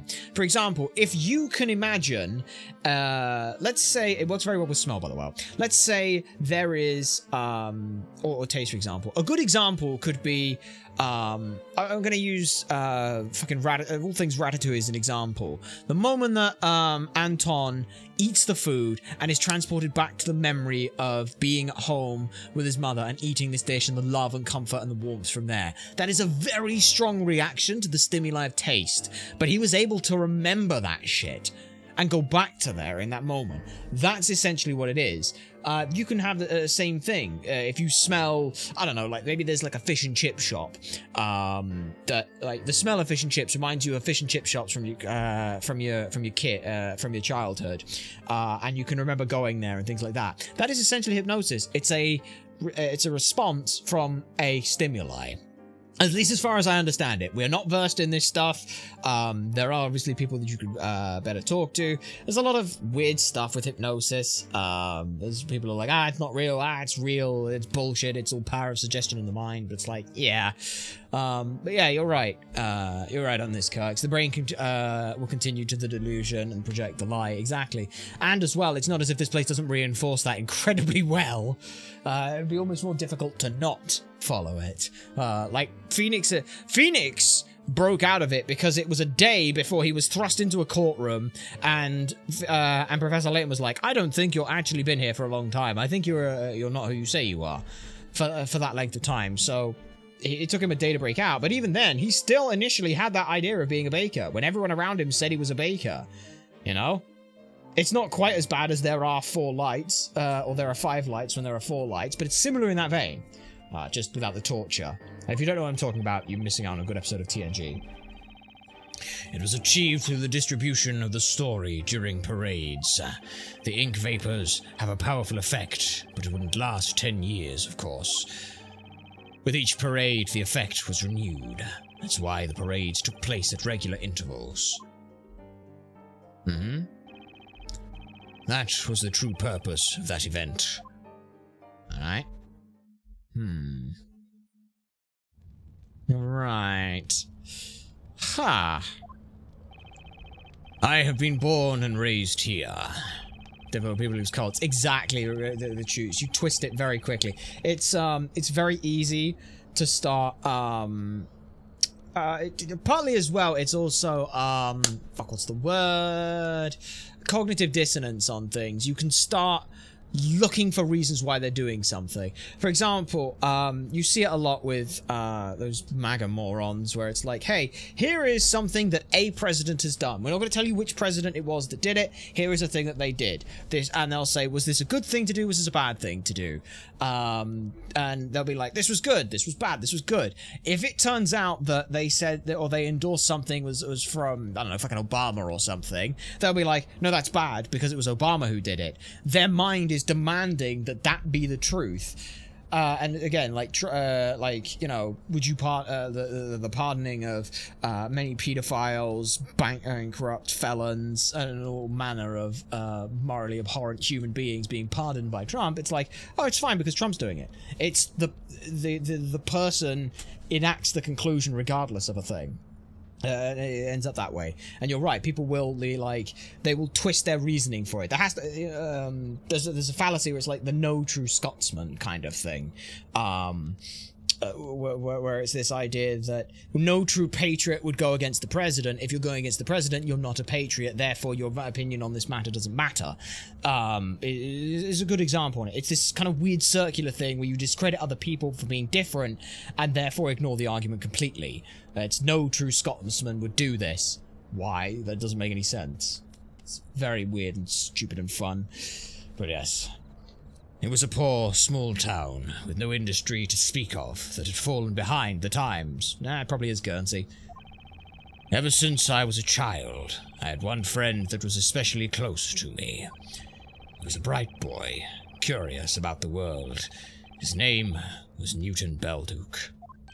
Sir Newton Belduke? The alchemist? So they were childhood friends. The plot thickens.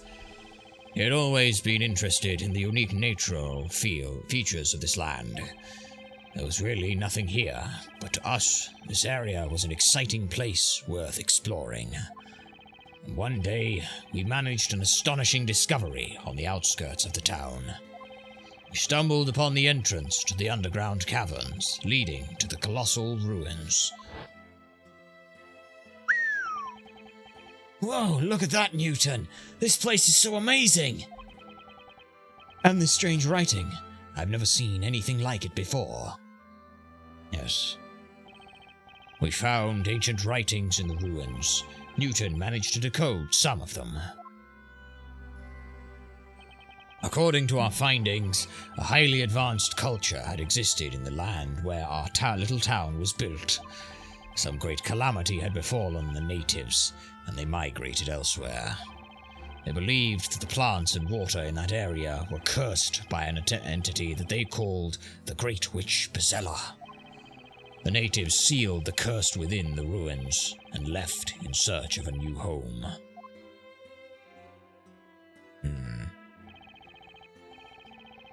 Also, as well, the other thing for cults is the idea of admitting when you're wrong and being vulnerable in that moment. It's not fucking possible for a lot of people to be vulnerable and say that you were wrong on something is very, very difficult. And to anyone who's able to do such a thing is genuinely a good thing. You should never lambast someone for saying that they are admitting that they are wrong on something. It's important to admit that, because otherwise you funnel this idea of people just either staunchly believing they are right out of fear of being wrong, which is never a good thing. That is all we managed to decipher. Pizella's curse. It was sealed within the ruins, you say? Would that be the Bell of Ruin? The Bell of Ruin. Oh, that's the bell from the bell tower! I wonder why it's got an ominous name like that. Pretty sure it's going to be made out of silver, isn't it?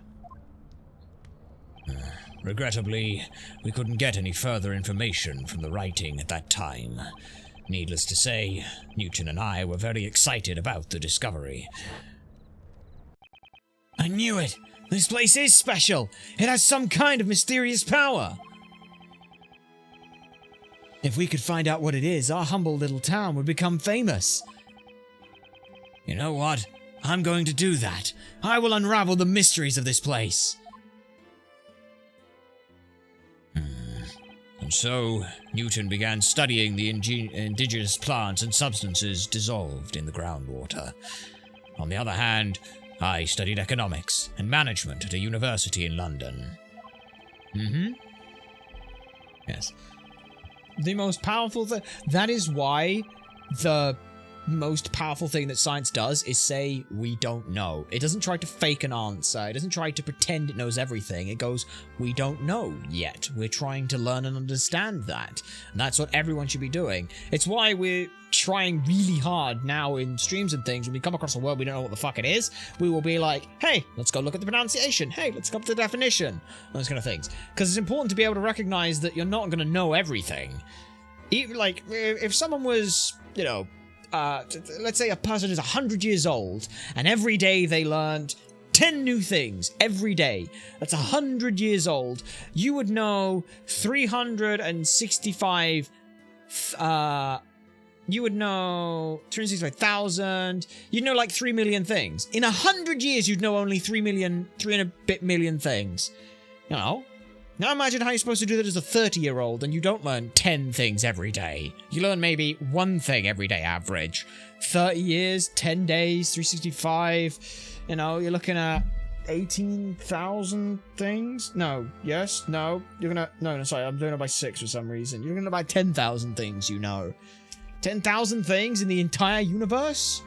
Across language, history, technology, economics, politics, philosophy, psychology. And you know 10,000. Good fucking luck picking it up. Learning is important. It should always be important. Exactly, guys. I dreamed to bring prosperity to this poor, forgotten town. I wanted to change it for the better with my own hands.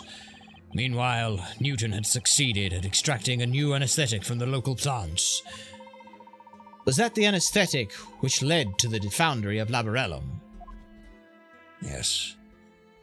Yes. It was a huge success for Labarellum Incorporated, and before we knew it, we were making a fortune. We wanted the whole world to hear about our hometown. Alas, fate was not kind to us, as we never realized that dream.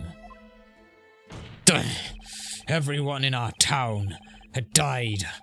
All the townspeople perished. Huh? Just what on earth happened to them? That does not matter anymore. We purchased the environs of our town, the mountains, the lake, the plains, everything. Fucking mountains? Just call it the hillside. There's no mountains. Then, 10 years ago, having received financial support from the government, we started Project Labyrinthia. Yeah. I still can't pronounce it, Kirks. I cannot pronounce Argtherms. It was much smaller in the beginning. It started as no more than a village, and then a goose showed up, and holy shit did that goose ever cause so much of a shitstorm for us. Over the course of 10 years, it slowly grew into a town. The population increased as well. More people were signing the contract with Labarellum, slowly increasing the number of inhabitants, correct? Yes. Yes. They would sign the contract, be hypnotized and assigned a role, and then be introduced to the world of the story. Okay. Alright, well, that still doesn't help us, though. Because that doesn't tell us anything about Bezella. I have spoken at length.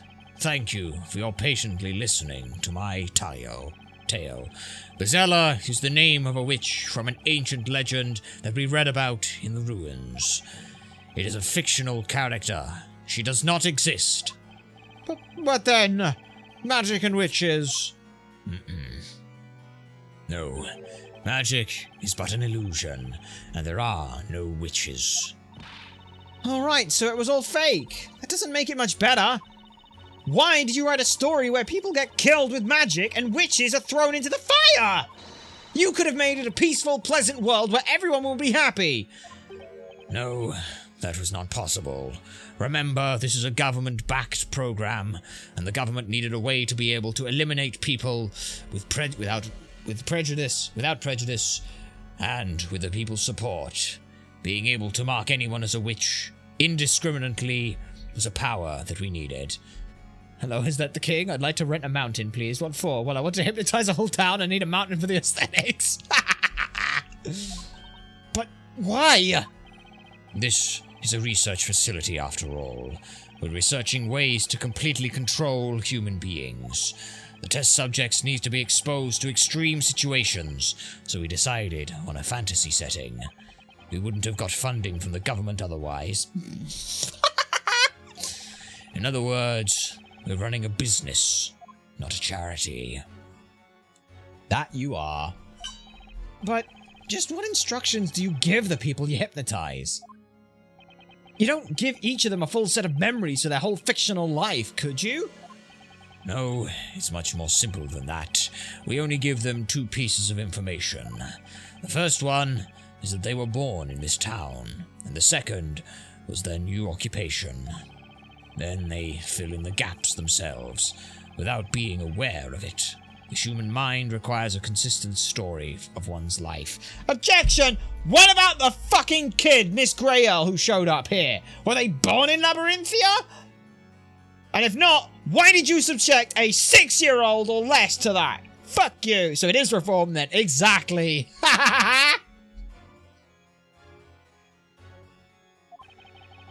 Which means, of course, that no Labyrinthian has memories from earlier than 10 years ago. No one has any memories from before they became a Labyrinthian. What are you saying? That's all one big lie. I am who I am. But can you really remember your childhood? I can't. It's true. I can't remember even my parents. No way. I can't recall even my own mother's face. As you can hear, no one can remember their real past. There are no exceptions. No, there is. A speller can.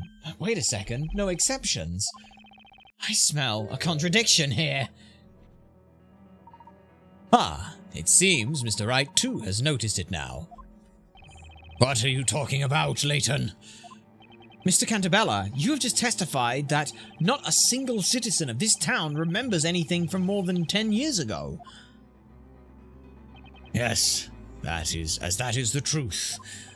Now, that's a strange assertion, especially coming from you. What? What do you mean? There is one person in this town who remembers what happened more than 10 years ago. That cannot be. It is impossible. They must be merely imagining things now. Mr. Wright, please enlighten us all. Who is this person who remembers their past? Spell. Precisely, Mr. Wright. That person is none other than Isabella Cantabella. What? That's impossible. It's true, Dad. I remember it clearly as if it happened yesterday. The legendary fire. No, that's impossible. That's just your imagination, Isabella. No, it's not. I couldn't remember it before, but it all came back to me because I'm Bizella. No, no, no, Isabella, there are no witches. That fire, it was just a bad dream.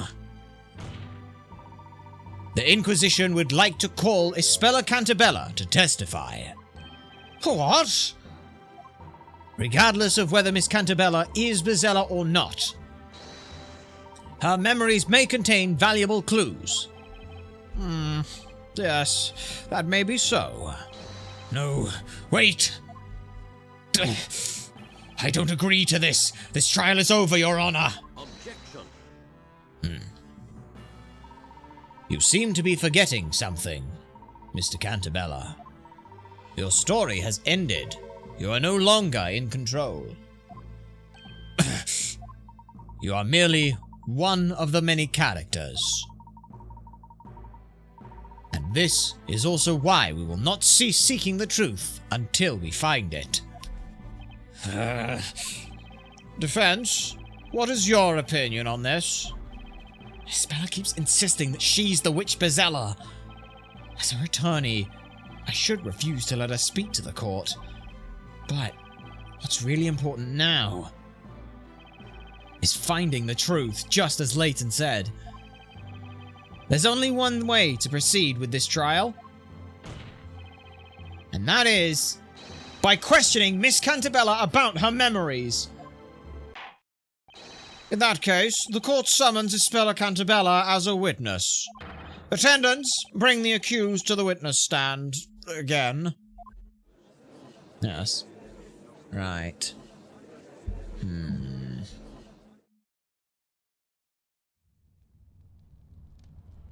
Now, witness, testify about your memories of the legendary fire. Yes, my lord. Where's Eve? The legendary fire. I was just a little girl then. It happened during the annual fire festival. Everyone was gathered in the town square for the fire festival, and I was watching them from the bell tower. The great witch Bezella awoke within me and brought calamity upon the town. An enormous fire dragon appeared. I was trembling with fear, terrified by what I had summoned. Okay. Witness, what you have just told us wasn't a bad dream or fairy tale, but what you actually experienced? Yes, it was. Like I have already said. I remember it clearly. The heat from the fire, the smell of the smoke. Isabella, what are you talking about? The defense may cross-examine the witness. Thank you, Your Honor. Was there really a huge fire that destroyed the town? And what about Bezella? Is she even real? The answers are in Isabella's testimony.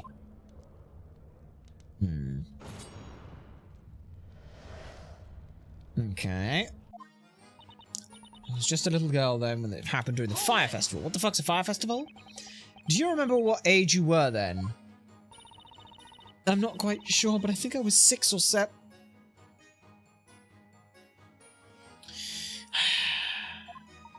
And how old are you now? I'm 18 years old. That means those events did take place more than 10 years ago. It's very odd that you have memories that old, but perhaps you're mistaken about your age at the time. Objection. Your Honor, no one besides Isabella has witnessed the legendary fire, which would mean that the incident occurred before Labyrinthia was created, over 10 years ago. Yes, I suppose that makes sense. That doesn't make any sense at all. How many times do I need to tell you, Isabella? There are no witches, no magic. The legendary fire is just a story.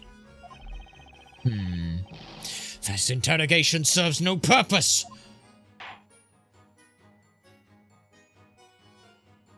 So magic is why she convinced it's real, or is she ill or something? Maybe the storyteller doesn't question. Well, here's the thing. She says she was here in the Belfry when that happened. She said there was an annual fire festival.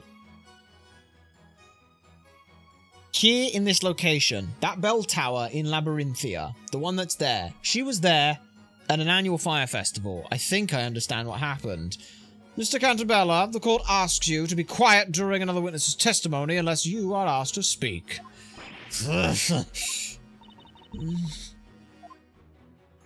Think about everything that's happened here, Kurt. All the information you have, and that one statement should explain some stuff. Everyone was gathered in the town square for the fire festival. I was watching them from the bell tower. Could you tell us a little more about this fire festival you were watching? Yes. It seems to be an ancient custom in this area. The townspeople make a fire offering to the great witch Bezella, so that she will not bring misfortune upon them. A great fire is lit in the middle of the town square. The festival lasts all night long. Oh no. That's correct. The festival takes place once every year. It is quite magnificent, with all the townsfolk assembled in the square. Unless it is a counterfeit memory imprinted in our minds by you. No, this festival has been held here since before I was born. It appears to be a very old custom indeed. By the way, why were you in the bell tower in the first place? Huh? You know, you said everyone was at the town square, but why were you there? I can't remember. I probably went there because Bezella awoke within me. Despite having vivid memories of the fire, you do not remember much of anything else that occurred at the time. When else have we had instances of that occurring? Yes. I was at the top of the bell tower looking down at the people in the town square. Oh, Eve! Wait, Eve is like a 10-year-old cat? Someone was with me there. Oh, that's right. It was Eve. Eve? A black cat, huh? I didn't think Eve was that old. That cat was with her at the time. Eve's very good. Don't get me wrong. Eve is in very good condition for a 10-year-old cat, but that's an elderly cat at the very least. Well, then. Great witch awoke within me and brought calamity upon the town. Okay. Do you remember casting a spell? Did you accidentally mess with the fire? Hurt people because she was a child or associated with a fairy tale and her mind snapped? I think she does have this fugue state about her whenever she thinks she's Bezella. She goes very glassy-eyed, thousand-yard stare, monotone voice. It is very fugue state-like. I cannot remember. Hello? What do you remember? Hang on! Ah, shit, that was pointless. You look upset, Mr. Cantabella. Pardon me. Did you want something? I'd like to know what you think about Ispella's last statement. My opinion about all of this has not changed since last time. It is all just a dream. Listen to me, Ispella. You are not Bezella. There was no legendary fire. Dad, you have no idea how much I want to believe you, but I just can't. I remember what I saw and how it felt. The heat, the smoke. Magic doesn't exist. It belongs in fairy tales. There were no fire dragons either. Ispella seems certain that she saw a fire dragon at the time. However, as long as we do not have any evidence to support or disprove this claim, we cannot make any progress. Shit. Do I have anything? Anything that could demonstrate the fire dragon? I don't think so, no. I don't think there's anything I could use. I can understand your choice to be cautious with your judgment, Mr. Wright. However, I must remind you that the only way to discover the whole truth is to bring to light the true nature of the dragon witnessed by the accused. Yeah, but I don't know what that is. Maybe I overlooked some clues in the testimony? Let's arm ourselves with more information. Yes, which means pressing more fucking things. Alright. Continue testimony. Yes, my lord. Right. Okay. An enormous fire dragon appeared. It's terrified and fear. Alright. Can you tell me more about that fire dragon? The monstrous image is still so vivid. It looked just like that one that attacked Dad this evening. I've done something terrible again. Then you are sure that the fire dragon you saw more than 10 years ago and the one summoned this evening were exactly the same? Yes, they were definitely the same.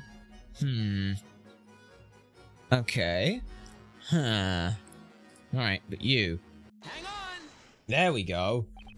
Is something wrong, Mr. Cantabella? It's impossible. There's no such thing as magic. You never believe me, Dad. I don't know why you have to be like this. There was a time when things were different. Ispella, what are you saying? Look at them. It's like a common argument between a teenager and a parent. Mr. Cantabella created this town. He knows better than anyone else that there is no magic here. Miss Cantabella. Would you mind giving us more detail on what you saw? Could I borrow a sheet of parchment and a pencil? I think it'll be better if I draw it. Your request shall be granted. Bring parchment and a pencil for the witness immediately. Okay, and now we're going to just sketch it out. Ooh, it's a very good drawing. That would make a sick tattoo. This is it. This is the fire dragon that I saw that night. I only caught a glimpse of it, but it was real.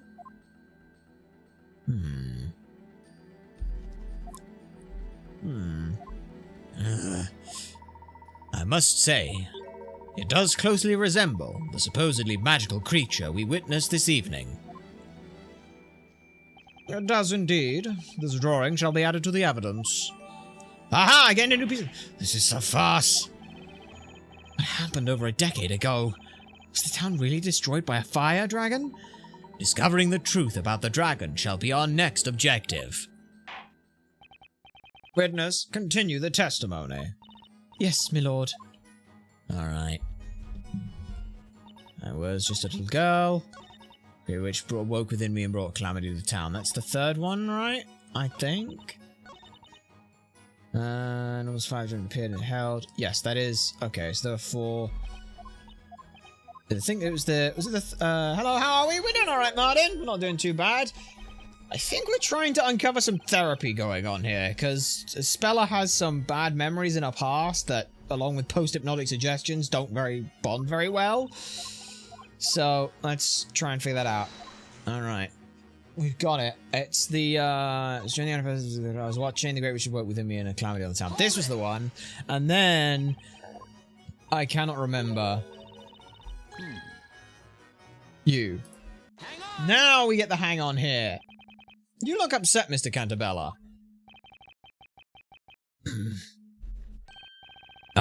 Pardon me. Did you want something? I'd like to know what you think about Ispella's last statement. My opinion about all of this has not changed. It's a farce. It's a dream. Listen to me, Ispella. You're no legendary than fire. Yes, I believe you. Saw everything. Matches and noises and fighter. Ispella seems certainly sure drag at the time. However, as long as you cannot prove it. Do I have evidence? I do. I have evidence. Your Honor. What is it, defender? The defense will present evidence. Evidence? I suppose you mean evidence that you will prove that my daughter's memories of the dragon amount to nothing more than wild imagination? On the contrary, I'm pretty positive Ispella did see the dragon. What? I thought you had more sense in you. Well, aren't we all curious about what the defense has got to show us? Present it. Well, it's just the sketch, yes. Take that! It is, of course, Ispella's drawing of the dragon. It's impossible to draw a dragon with so much detail unless you've actually seen it. I mean, okay, first of all, that's not a dragon. That's technically a wyvern, because it's only got 2 legs. Indeed. And it looks very much like the fire dragon we saw this evening. All the magic illusions, someone has to make it. That's a good point. Yes, it cannot be a mere coincidence. You can't possibly use the drawing as evidence. And why not? Because she could have just drawn the dragon from this evening. Dad, why don't you believe me?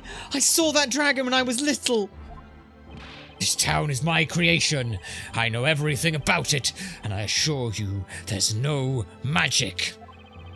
If there's anyone who can tell you what's possible and what is not, it is me, the creator of Labyrinthia.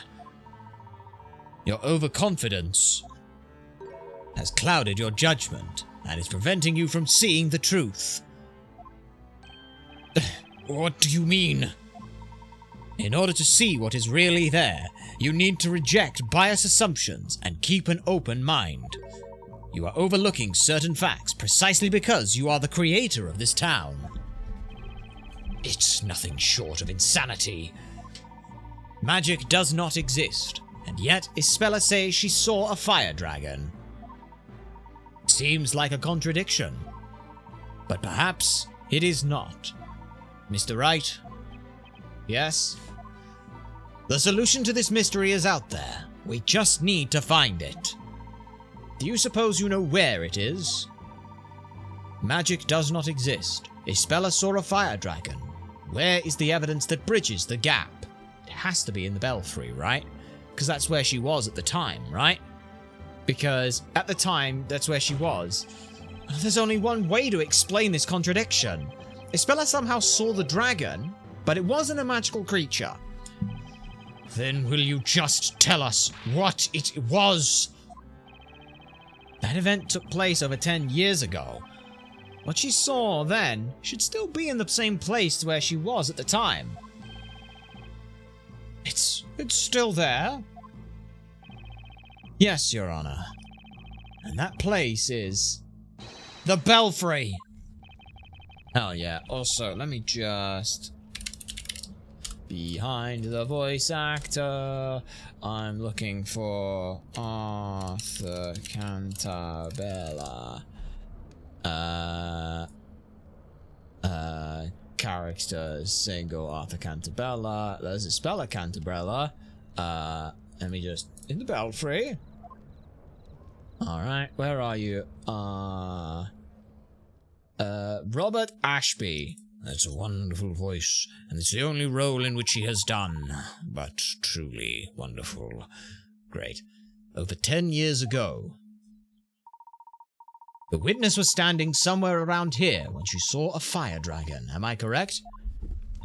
Yes, Mr. Layton. However, what was it that you actually saw then? Let us see if we can find the answer to that question.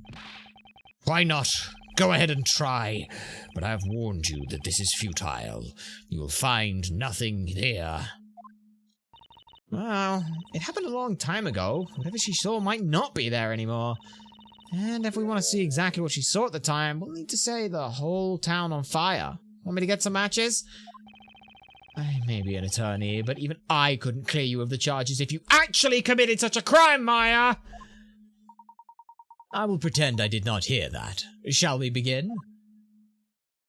I think we will use our imagination for that one. Let us look for the fire dragon. As we can see the whole town from here, look in every direction for something that would resemble Miss Cantabella's drawing. Okay. Well, there's nothing here. Oh, wait. Oh, shit! Well, she was a child at the time, so she's not that tall. So let's just have a look here. Nothing there. Oh, no. Oh, no. No, no, no, no, no, no, no, no, no. And the worst part is this thing's exact position confirms what I was thinking about earlier. Take that! Look at that. Isabella, could you have a look at this? It looks like the dragon was hiding in here after all. Oh, this is... Hey, that's identical to the one Isabella drew. But, it's not the fire dragon. The fire dragon was a creature made of flames. It was so big it could swallow this whole tower. This is just some tiny fretwork. I think we can consider... Oh my goodness gracious me!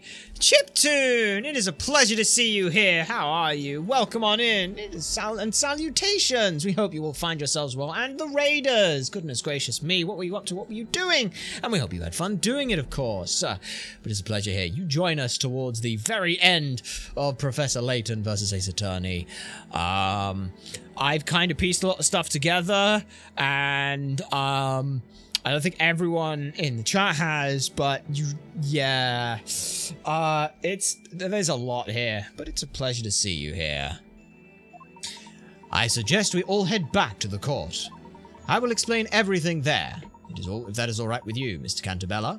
Oh yes, and of course, for those who don't know us, we are Ultrasonic Blur. We're not from around here particularly, but we're having a peek into this universe, having some fun, and, trying out some video games, because why not? In this instance, voicing a lot of, Professor Layton versus Ace Attorney. We love these. Yeah, very sad. Yeah, I think Kirk's has worked it out as well. Oh no. Oh no. Of course, if you do have to raid and run chiptune, then by all means go and do the things that you need to be able to do to exist. We love and lurk if you feel like doing so. I'll stick around. We're more than happy to have you here, and thank you once again for raiding into us. We will take care of your viewers and community. What's gone into Mr. Cantabella? He looks paler than you do with a cold, Nick. I have no idea. Let's follow the others back to the courtroom. Alright. Well, we gotta be getting close here. Poor girl. Yeah.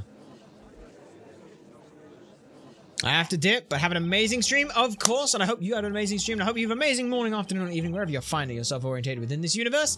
I hope to see you around. The Inquisition's investigation seems to have yielded some unexpected results. But, can someone explain them to me? Your Honor, the Inquisition will interpret the results of its investigation. Witness. Oh, sorry. Witness, you said you were about 6 years old at the time of that incident. Yes, that's right. Did you see the moment the dragon appeared above the town? Huh? No, I don't remember. I remember seeing it at some point. It was like a flash. Phew. The town was ablaze, and this fiery beast was hovering above it. Then, when you noticed the dragon, the town was already engulfed by flames? Yes. That information completes the picture. Miss Cantabella's statements have offered me an insight into the true story of the fire dragon. Over 10 years ago. Oh no. Miss Cantabella was in the belfry, unconscious. What events led to this? Perhaps we will discover that in due course. Piece it together. When she awoke, the whole town was on fire. Wait, I missed something. I missed something important and I made an assumption. Fuck, I need to look back at something real quick. I'm just gonna look back on the YouTube thing real quick at when we were doing the investigation. Real quick while doing the investigation. Real quick, don't mind me. Don't mind me. I need to see something.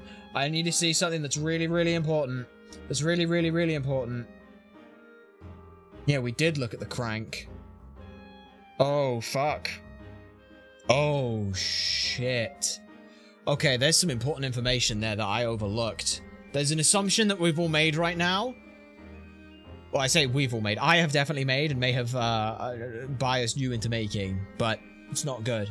When she awoke, the whole town was on fire. Having inhaled much smoke, she was dazed. She was still dazed. She was only vaguely aware of her surroundings, and she looked up, alarmed by the scorching heat. Cox might have something. Unable to stand, she was on her knees, and then she saw something she would remember her whole life. Burned into her memories. She saw a terrifying fire dragon attacking the town. She saw it through the fretwork in the balustrade. What's balustrade? Balustrada. Or balustrade. Balustrade. First of all, pronunciation. Pronunciation in fucking English. Balustrade, and balustrade definition is a row of balustrades topped by a rail. Thank you, balustrade.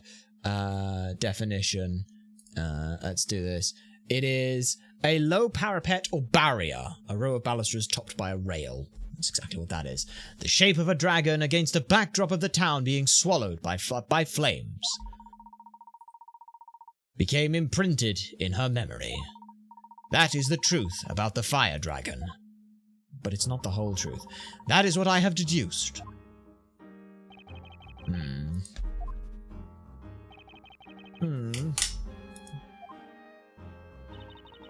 Okay. So now the question becomes, why was she unconscious? It wasn't a monster? Miss Cantabella, the illustration you have drawn for us bears an uncanny resemblance to the fretwork in the belfry. You saw the dragon when you were confused, possibly mildly asphyxiated from the smoke. There was no magic, and no magical beast. You believe a stranger, but not your father? That's so typical of teenagers.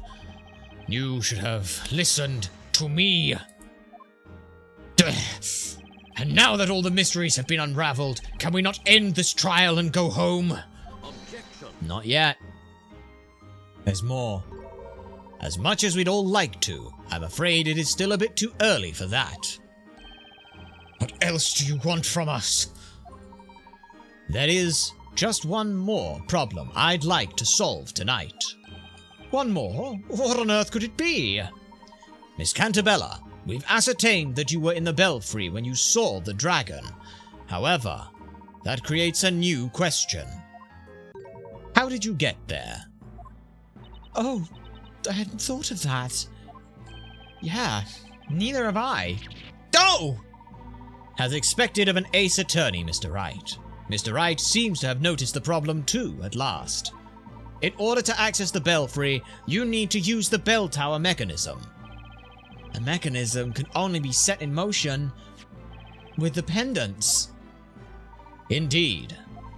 Miss Cantabella, did you have your pendant with you at the time? Yes, I think I did. I always had it with me. But why did I have that pendant? I can't remember it at all. This pendant is not just for show. It's the key to the belfry. Why was she carrying it around? We must also not forget that one pendant does not suffice to operate the contraption. 2 of them are required. 2 pendants? Miss Cantabella, are you certain that you are alone in the belfry? Oh no, oh god, we're gonna cry more, I think. Oh no. No, I wasn't alone. I was there with a friend. What friend? Don't play the cat sound. That cat's not 10 years old. Eve, where did you go off to? The friend you mentioned, was it this cat? Yes, she's my best friend. We've always been together. That cat's not 10 years old. Without Eve, I would have been so lonely. That kitty's always appearing out of nowhere to keep a spell of company. Of course she does. After all, Vizela is always accompanied by a black cat. What you saw from the bell tower when you were little was so terrifying that even an adult would have been scarred for life. The town burning in front of you, in front of your eyes. You thought you saw a fire dragon. You see, your memories have been twisted by the horrors you saw. But worse than that... What? What do you mean? The dragon you saw wasn't real, and I suspect that the friend who was with you in the bell tower might not have been the cat. No, it was her! It was Eve, my only friend! Miss Cantabella, the pendant needed to access the belfry is too large for a cat. Are you following? If Eve was with you, it would have been impossible for you to enter the belfry. Wait! Inquisitor, where is this going? You have no right to tamper with my daughter's memories. You are right, of course. However, neither do you. Nor should you attempt to cover up the truth. No, you're wrong. Eve was my only friend. Think about that day again, Miss Cantabella. You went to the top of that bell tower with a friend who also had a pendant. Well then, why don't we have the defense present some evidence? Can you prove that someone was with the Miss Cantabella in the belfry that day? If so, I'd very much like to see the evidence. What? Why me? It was the professor's idea. I have nothing on the legendary fire. Why ask me for proof? Right, I suppose you wouldn't have any proof. Not one of us remembers that incident. I've had enough of this, Your Honor. You have no grounds to continue this trial. Well, we appear to have reached a dead end. There is nothing else for us to do. Objection. I can present evidence. Go on, Layton. Please, hold on, Your Honor. Oh, what is this all of a sudden, Inquisitor Layton? The defense does not have the necessary evidence, but someone else does. What do you mean? This time, the Inquisition will present its own evidence. The Inquisition will present evidence? What, you? You son of a witch.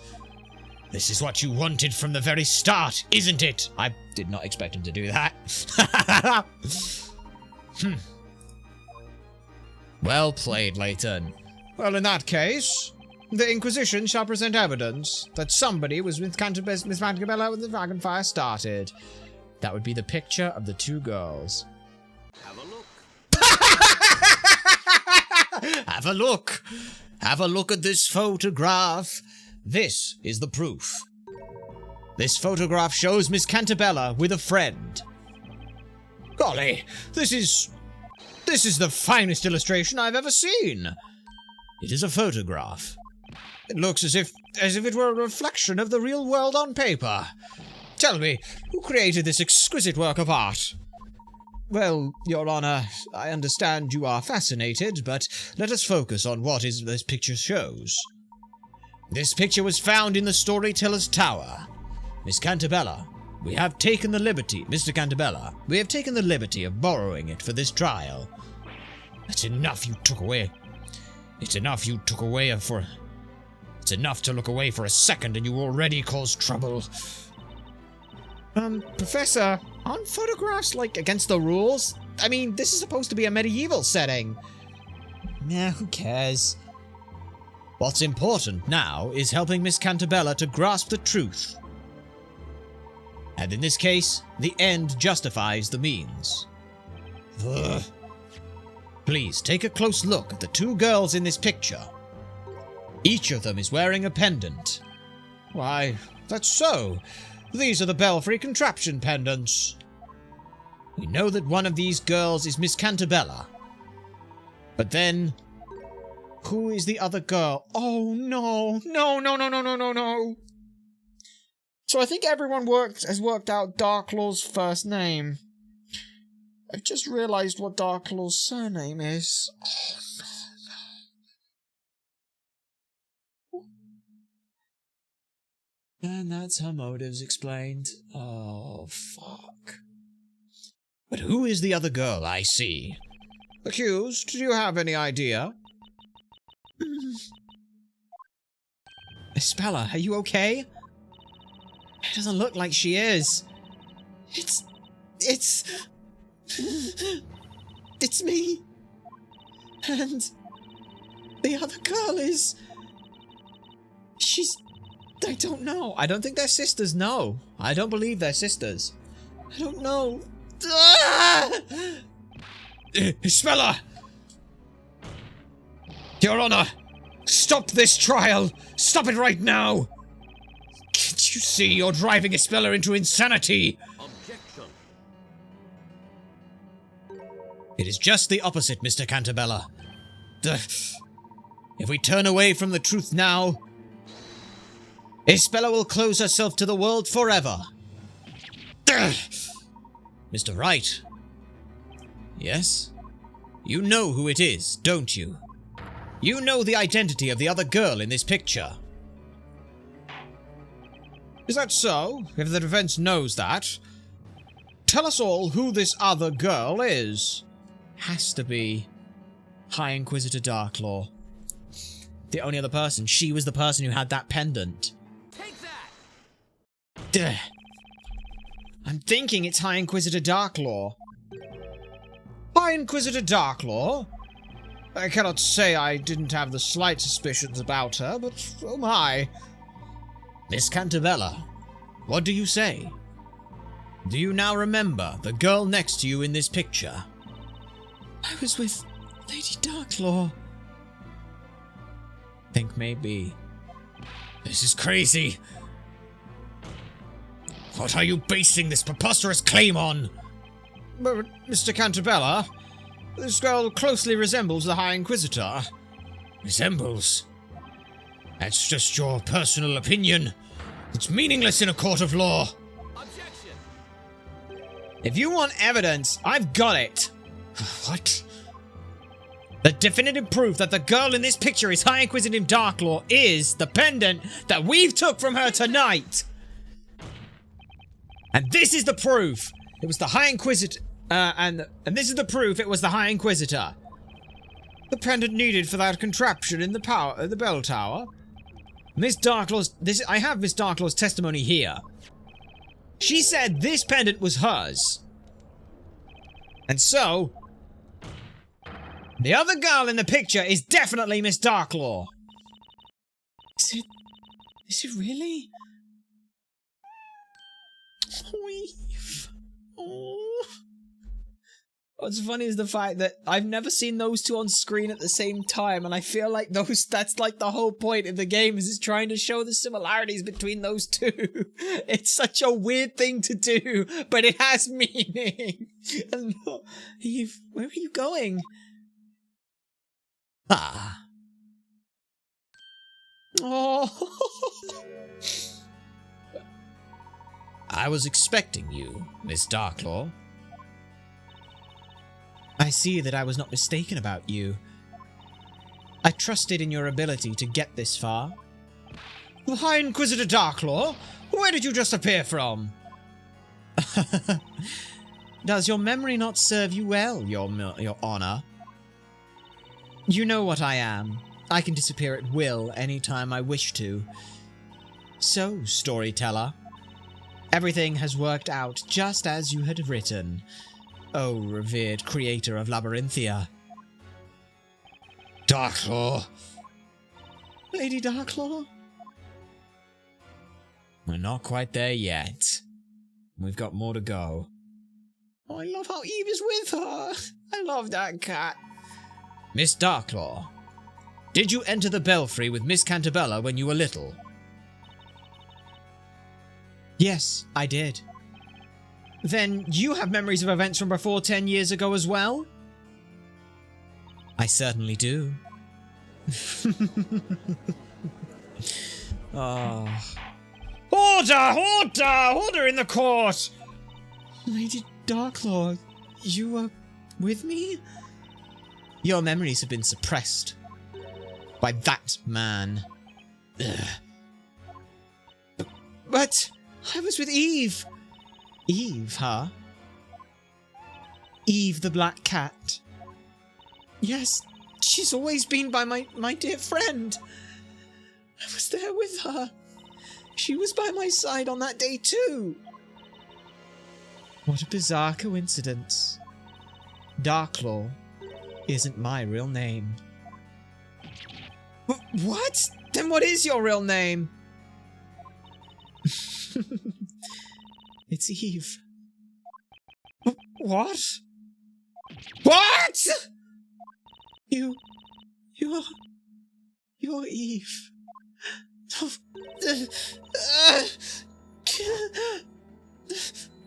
And I was there. You saw Eve. That's what you saw. Eve. Isabella. My dear friend. Eve. It can't be. That flashback. Was it real? Darklaw, why are you doing this? Are you trying to undo everything I have accomplished in the past 10 years? No, you have already ruined everything yourself. What is this that you want? What I want. My aim is to make the truth known, so that everything returns to how it should be. Oh, no, no, no, no, no, no. Oh, it gets so much worse. It gets so much worse. Oh, no. Miss Darklaw, I think I see what the gut punch... I think I said her name was real. Her real name was important. It's not just that, Kirks. There's another problem. And I know what the gut punch is that they're gonna pull, so I can brace for it, but it still hurts because I know it's coming. Will you tell us about what you remember about what happened then, more than 10 years ago? It would be my pleasure.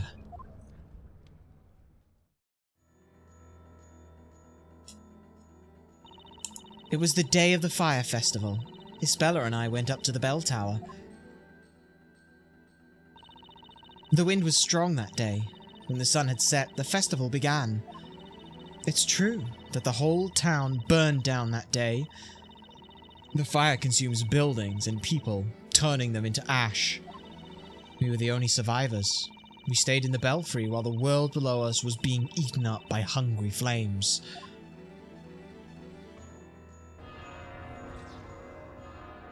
What can you hear?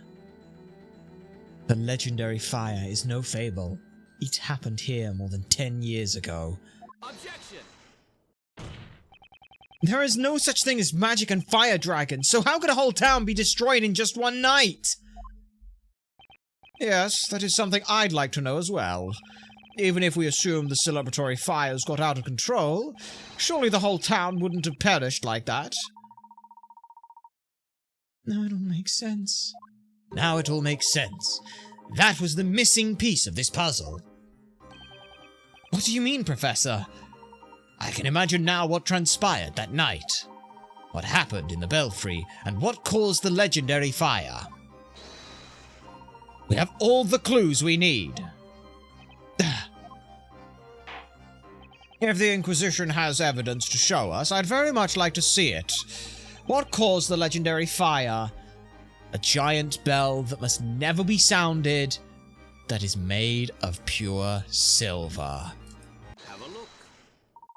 The cause of the fire is in the belfry. It was the bell? That bell had been made by the natives and later sealed underground. It was called the Bell of Ruin. Bell of Ruin? By the way, why does this bell have such an ominous name? Could it be because it's made of pure silver? Pure silver? Exactly. Mr. Cantabella has told us earlier that everyone who lives here has a very peculiar condition. This condition makes people fall unconscious upon the sound of a certain metal being struck. And that metal is pure silver. It gets worse. Yes, and we've been told the condition is brought about by drinking the groundwater. Indeed. That bell was also the reason why the original inhabitants of this area decided to forsake it. It seems that the Bell of Ruin caused a devastating disaster. To those whom have gained entry into this sanctum, heed our words. You must not ring the Bell of Ruin.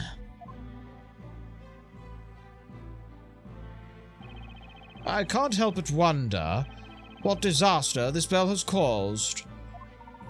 An enormous bell made of pure silver, and the locals with their peculiar condition. It's not too hard to imagine what happened. It was probably the same calamity as the one that happened over 10 years ago. And that is... well, what disaster happened to this town before Labyrinthia was built? Ah! The legendary fire. Now, let us contemplate the following scenario.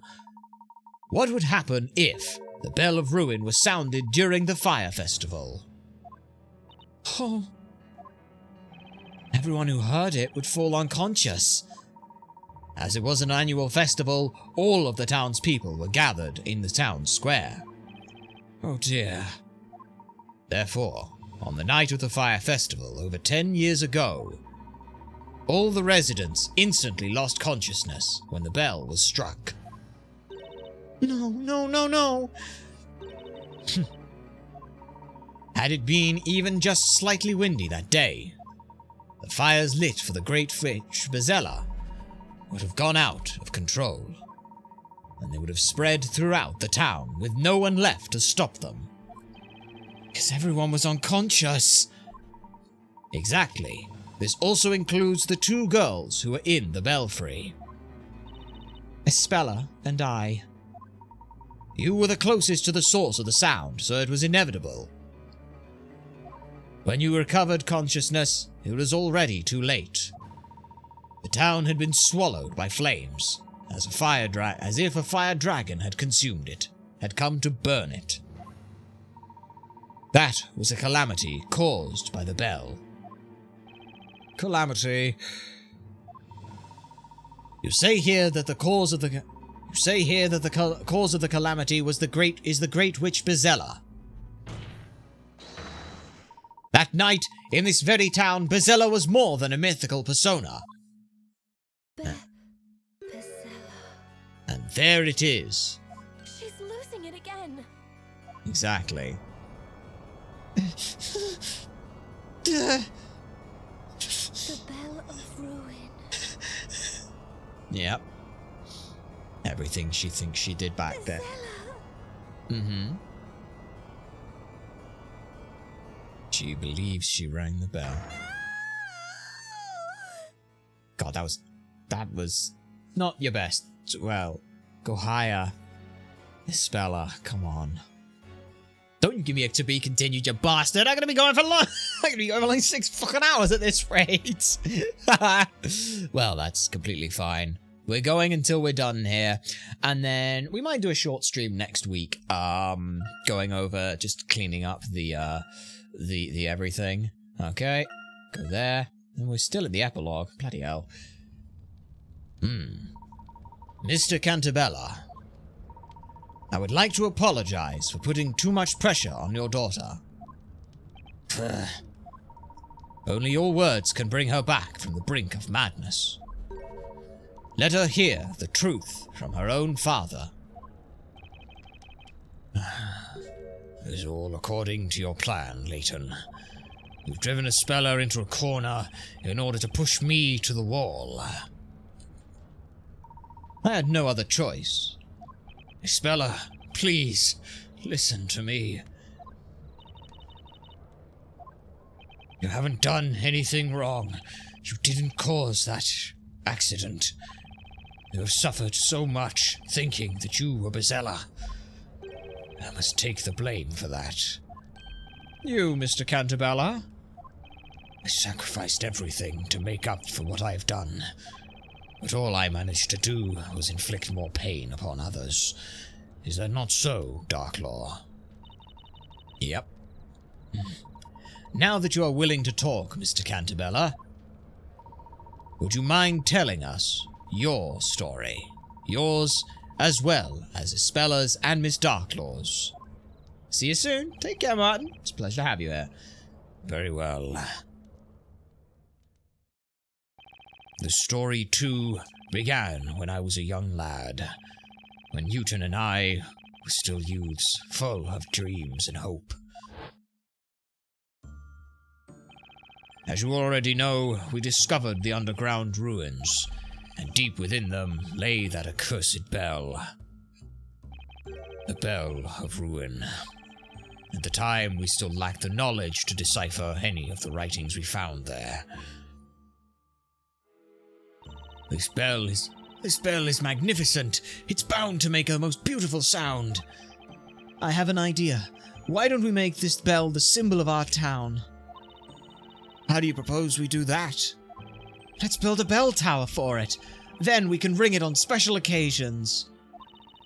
That's not a bad idea. Then it's settled. When we grow up, let's do it. Okay, just don't go forgetting about it. The 2 of us chose different paths in life. I studied management in London, while Newton devoted himself to the study of natural sciences. And then you made a fortune following the invention of a new anesthetic. We both got married around that time, and each of us had a daughter. Yep. You mean Isabella was born shortly after your company gained funding? That's right. We eventually returned to our hometown and set about realizing our childhood dream. Having built the bell tower in the middle of the town square, we retrieved the bell itself from the underground ruins. We aspired to make it a symbol of prosperity for this unindustrialized town that is now become an industrialized town. The bell was to be officially displayed during the annual fire festival. It would be rung in the morning following the night of celebration.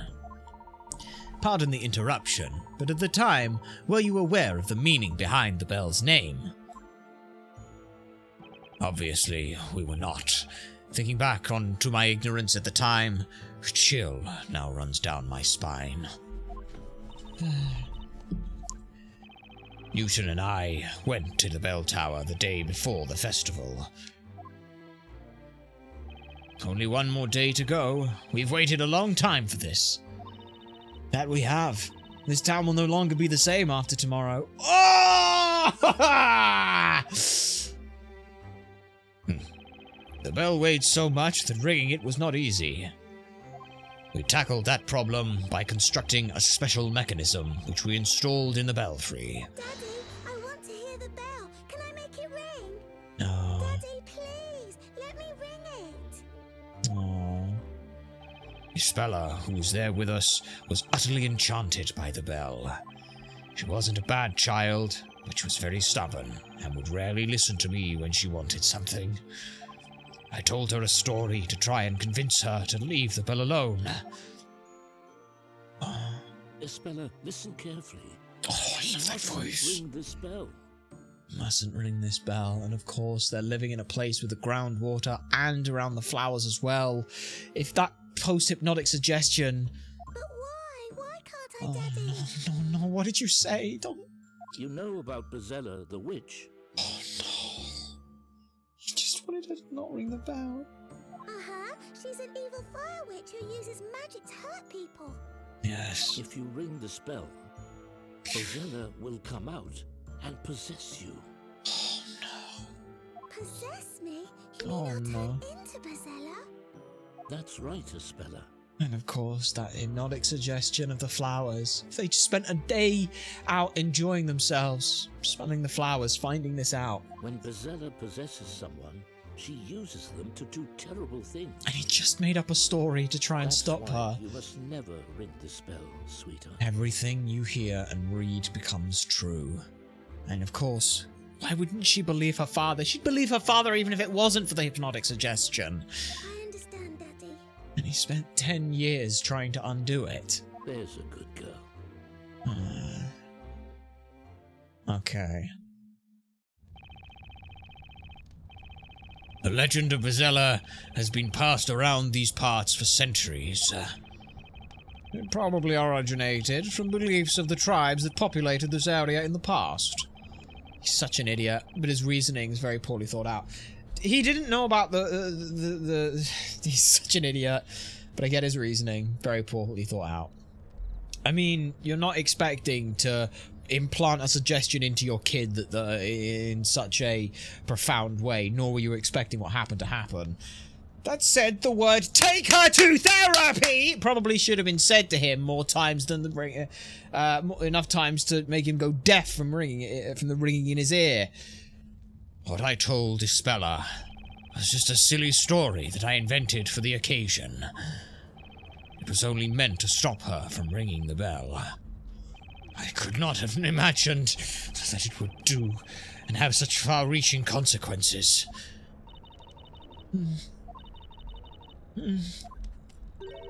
It's all coming back to me now. I remember that day.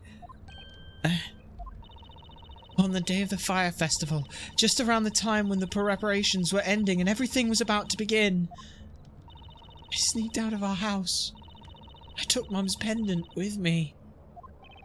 Your mother's pendant? You mean this one? Yes, it belonged to my mum. We needed to limit access to the bell, so we made 2 keys. We decided to make them independent and gave each one to our respective wives. Both are needed in order to access the belfry. I saw you and Mr. Belduke use them, so I told Eve to meet me at the bell tower. Daddy says Bazella will come out if I ring the bell, but if I do it just a little... Yeah. I want to try it while the festival is going on. Mm-hmm. I hope Eve doesn't forget her mum's pendant. Why was there I don't know why there was a question ellipsis there. So, it is just as I thought. Miss Darklaw, you are Mr. Belduke's daughter. Yep. Well done, Inquisitor. I was almost afraid you would fail to make that connection. What in the... This is too much for one day. Yeah, it's like telling Santa is real, the Tooth Fairy is real. Normally it's not a problem surrounding hallucinogenic plants and water. Yeah. Order in the court. Order, I say. Lady Darklaw, you mean to say that you're Sir Belduke's daughter? You are Eve Belduke? Yes. My real name is Eve Belduke. I'm the alchemist's daughter. This is unbelievable. I also sneaked out of my house that evening, clutching my mother's pendant in my hand. I did just as you asked me to, did I not, Isabella? Yep. Mm-hmm. Isabella, my mum's going to be so angry if she notices I took the pendant. Don't worry so much. I just really want to ring that bell. I want to hear it. And then she rang the bell.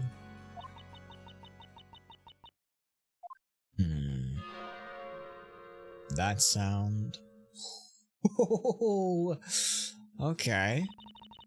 I rang the bell against my father's warning, and so Bazella possessed me. Because of me. Town. And everyone in it. They're all gone. This is known as a fugue state. This is where the mind runs away from tragedy, and as understandably so, it ran away from the tragedy, it ran away from thinking it was her fault by making it that she was Bazella. This is just a culmination of terrible, terrible things that have happened. No, it's not your fault. Stop blaming yourself, please. Supposedly, the former inhabitants of this area also used to fall unconscious upon the sound of the bell. Perhaps they experienced a similar nightmare.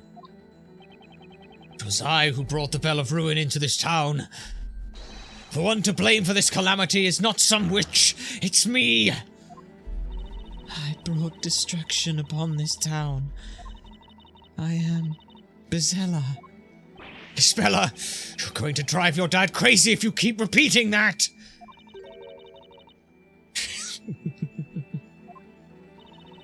Seeing you like this is giving me a strong feeling of deja vu. Eve, how can you be so evil? Are you happy now? I'm afraid we're in the dark as to regards Miss Darklaw's sense of deja vu. Only 4 people survived the fire. Only 4?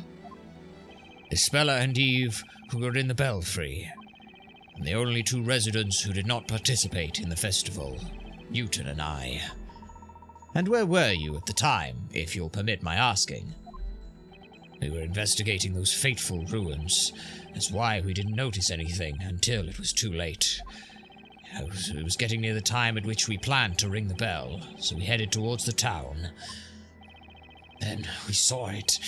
The town had been burnt to ashes, the air shimmering from the heat. That's too awful for words. We searched for survivors, sick with anxiety, and eventually we found our daughters in the bell tower. Isabella was unresponsive, like a doll. Eve was crying at her side.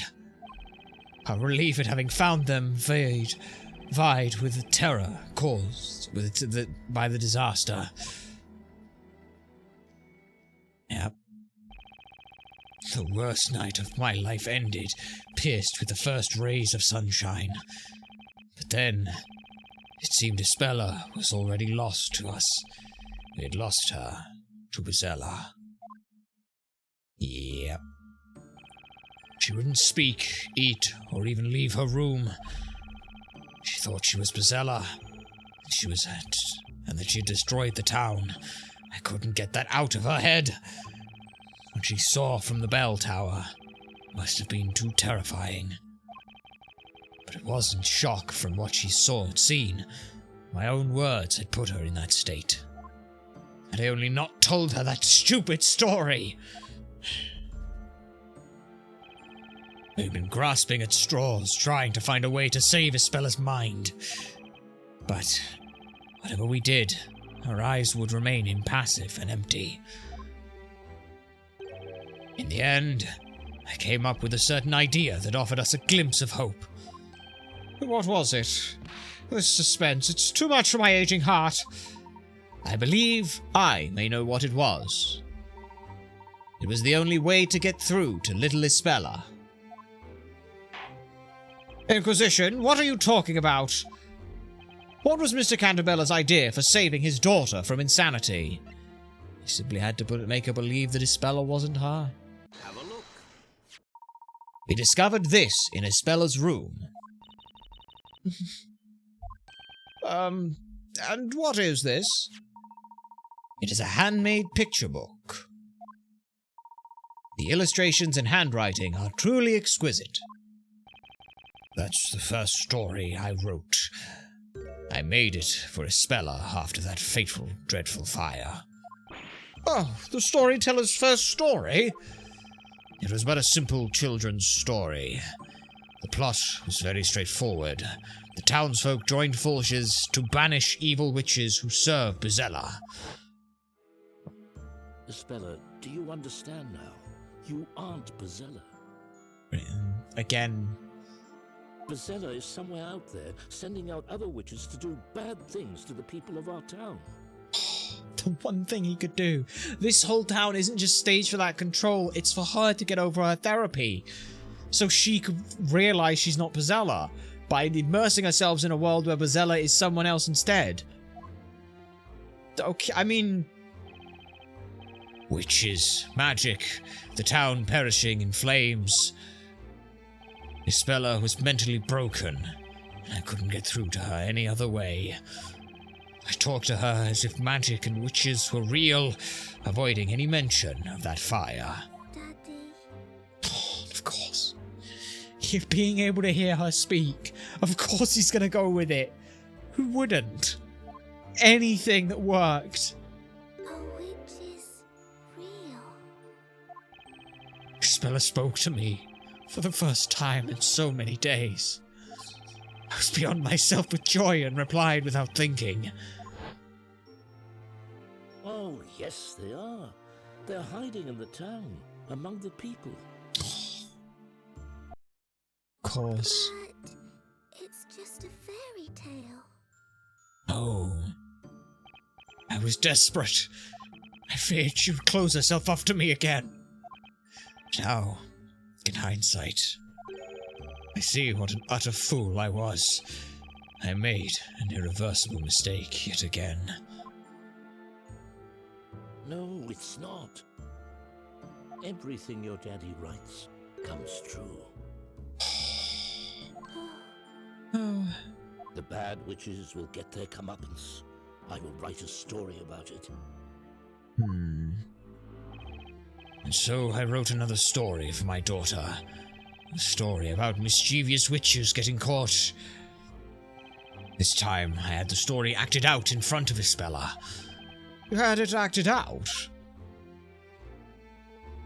Back then, I wasn't the only one tormenting myself over the mental state of my daughter. Newton was going through hell too. His own daughter had been badly scarred by the events. Isn't that right, Eve? Yeah, no shit she had. But look at her now. My father and I repaired a building that had survived the fire and continued to live in this town. Spella wasn't even able to leave her room. We couldn't leave her behind when she was needing all the help she could get. Give us one moment. We just need to check on something. I know we're right in the middle of something, but this is also important for us, so give us but a moment to fix that up.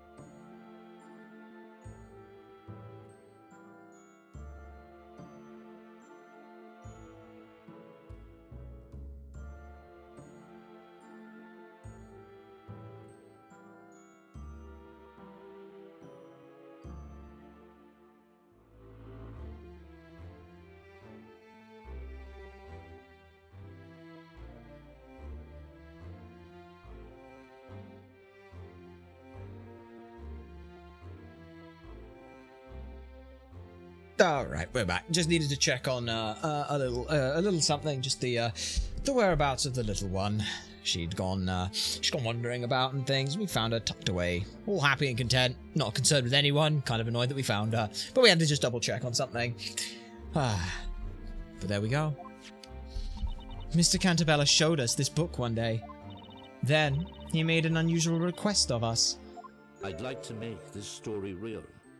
Would you be willing to help me do so? If it's for a good cry, you're not the only one. No, it wasn't. Trust us. We have no qualms of crying on stream. We've done it multiple times, all right? To our surprise, he was entirely serious. Seeing that, we gladly offered to help. Oh, shit.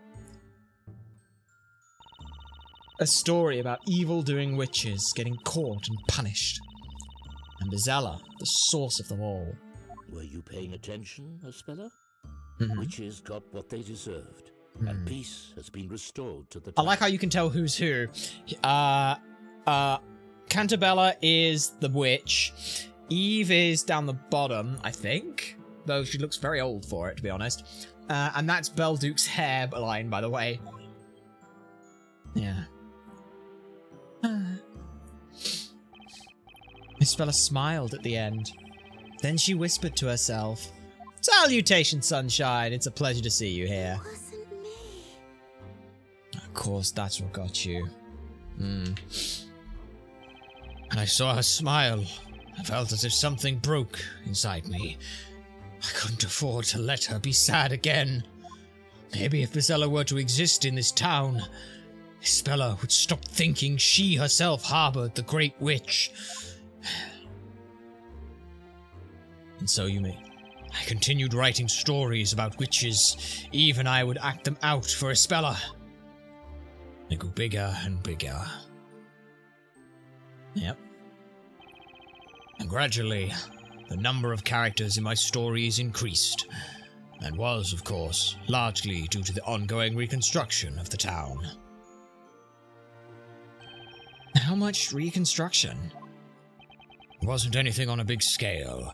I simply paid people to move in and act out their roles. But I began to think that I would need more than that. The story had to be real.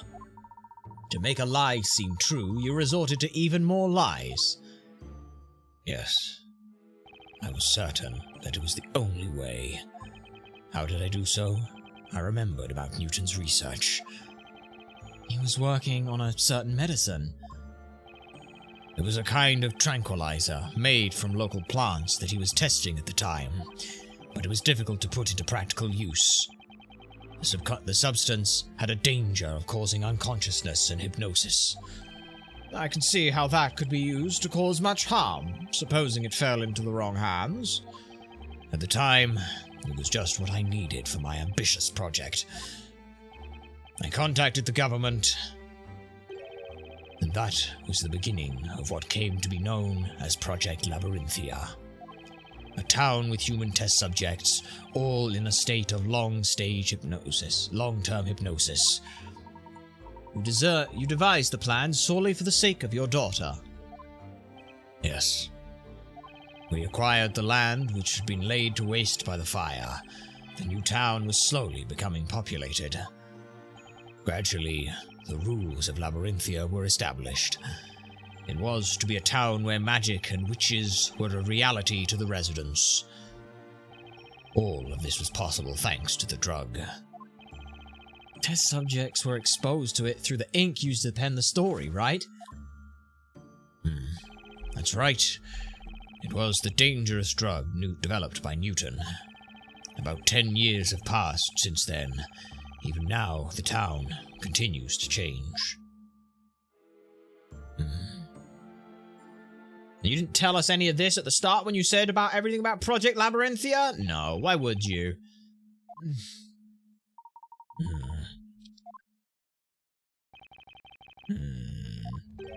Project Labyrinthia. And all this was done for one girl.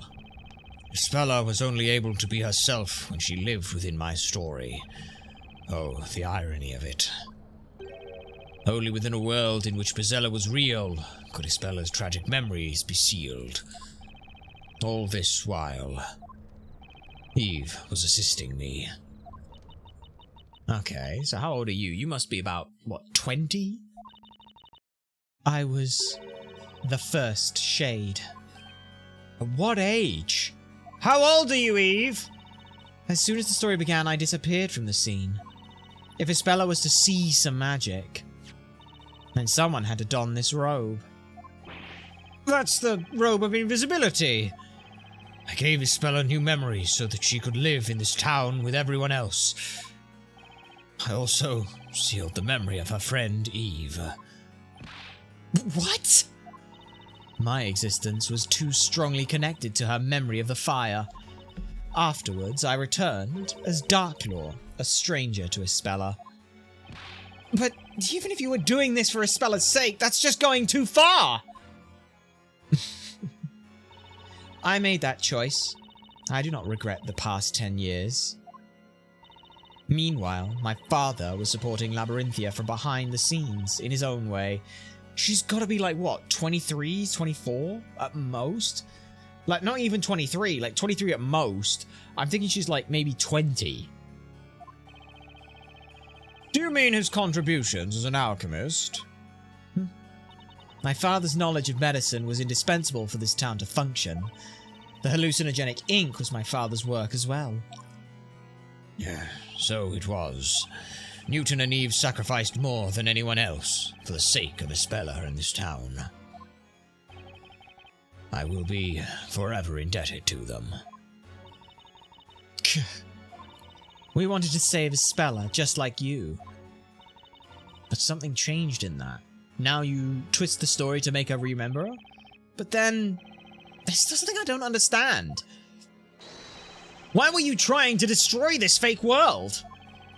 In the end, you chose to betray Ispella and Mr. Cantabella! Oh, but I've told you already, have I not? It was your revenge against Mr. Cantabella for choosing to end the story, correct?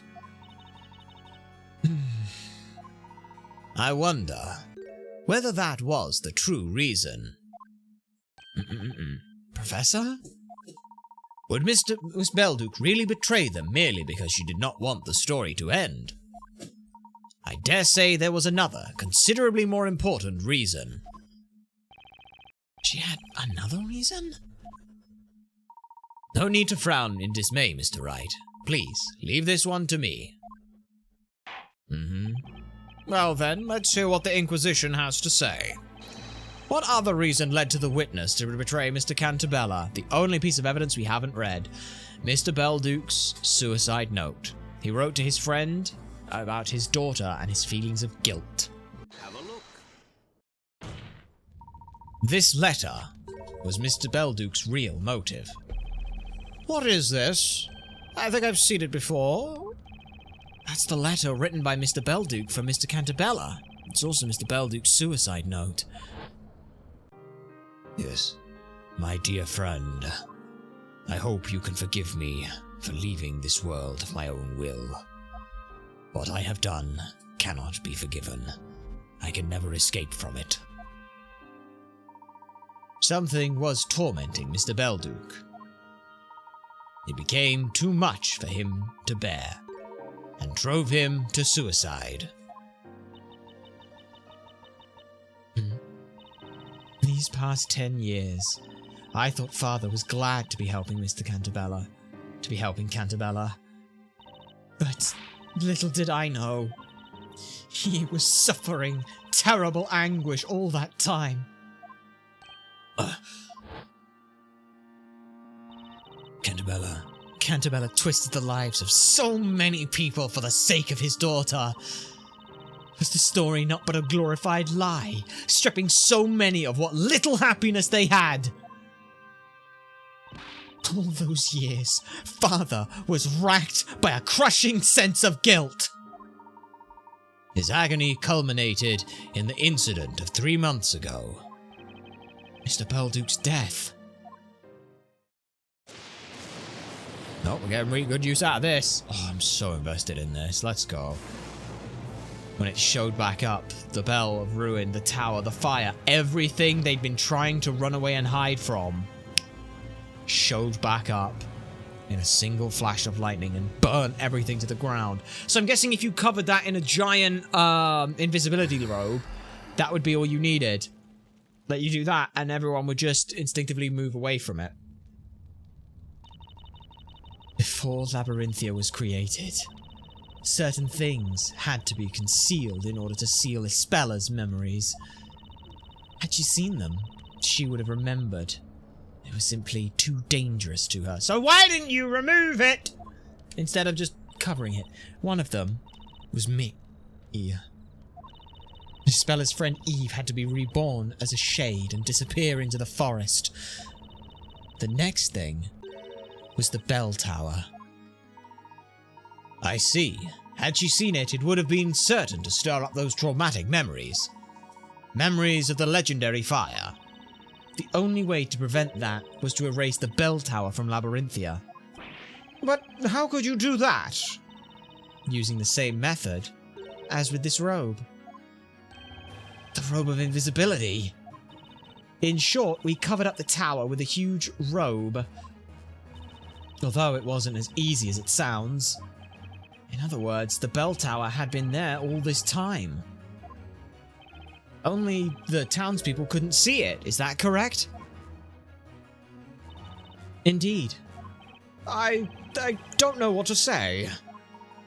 At any rate, the situation changed due to the lightning strike 3 months ago, did it not? Yep. It was a most unfortunate accident. The lightning set the bell tower's cover on fire. That cover was quickly consumed by flames, revealing that abominable bell tower. Beginning of all of this, the Bell of Ruin appeared before us. 'Twas mockery of our efforts. That tower emerging from the flames must have seemed like a sign of divine anger to Mr. Belduke. A sign that no matter how you attempt to conceal your sins, the truth will eventually float up to the surface. Having realized this, Father chose death. He was such a kind-hearted man. I didn't have an inkling of what he had been going through. To him, the participation of Labyrinthia's people within his project was not voluntary. Even though they had themselves signed the contract, I believe he felt those people were being deceived. Duh. Father took his life because of you, Cantabella!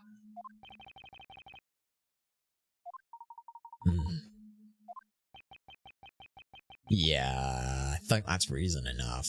But also as well, it's all, like, there's also this tinge of, like, Isabella gets to live a happy life. She gets to just go on doing everything normal and not remember any of this pain. Why? Why should she get to, but we have to carry on with that?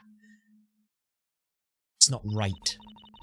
Now you know why I did what I did. I lost my father 3 months ago. That day, my revenge began. Your revenge? The first step of my plan was to rewrite the story. What did you say? As president of Laborellum Incorporated, you had to spend most of your time in London. Over the past few years, you were coming to Labyrinthia only for the parades. So naturally, I knew you would never notice if the story were slightly changed. That explains it. I couldn't help thinking there was something strange going on. Mr. Cantabella is Ispella's father, after all. He wouldn't have made Ispella a witch in his story. Ispella was a witch? When did this happen?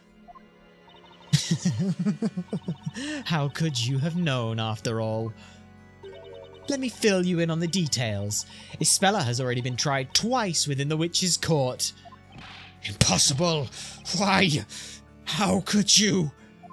You knew the risk that would carry! Hey baby, what you doing? What's my stinky girl doing? Hello? Look at you. What a fine author of that grand story you are. You left all the work in Labyrinthia to me. Meanwhile, you were making millions for yourself in London. What a pathetic excuse for a father. You didn't even notice that your own precious little Ispella was in such danger. Miss Belduke, why did you do that to Ispella? Do you even need to ask? I did it to unlock her memories.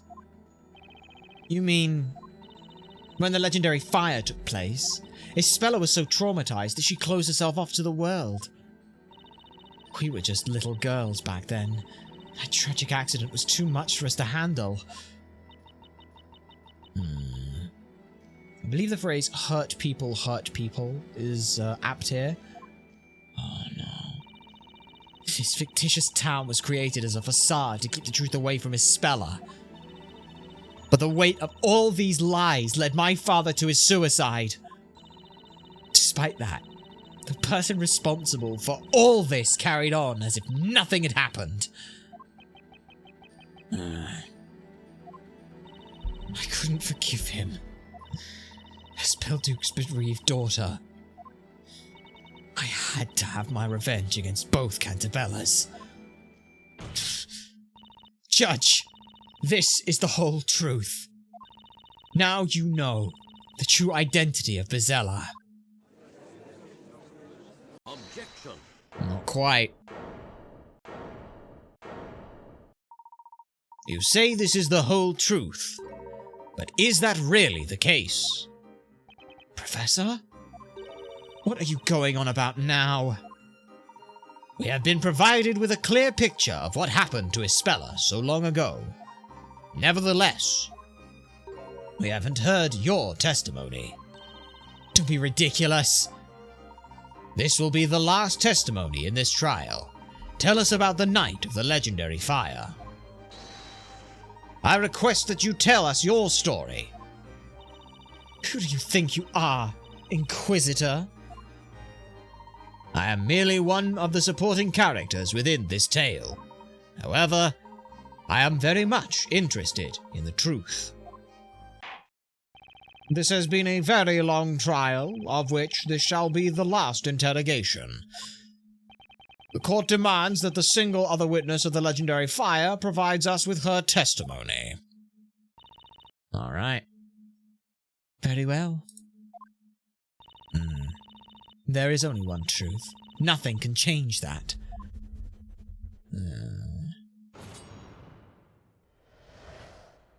The truth of it. Ispella wanted to ring the bell no matter what, so we went up to the belfry. The festival celebrations had already started. The mechanisms for ringing the bell was at a height even we could reach. The next thing I remember is coming to and running to Ispella's side. I was shaking her until she finally opened her eyes. The next moment we saw that nightmarish view. All strength abandoned us and we didn't know what to do. That was when we were found by my father and Mr. Cantabella.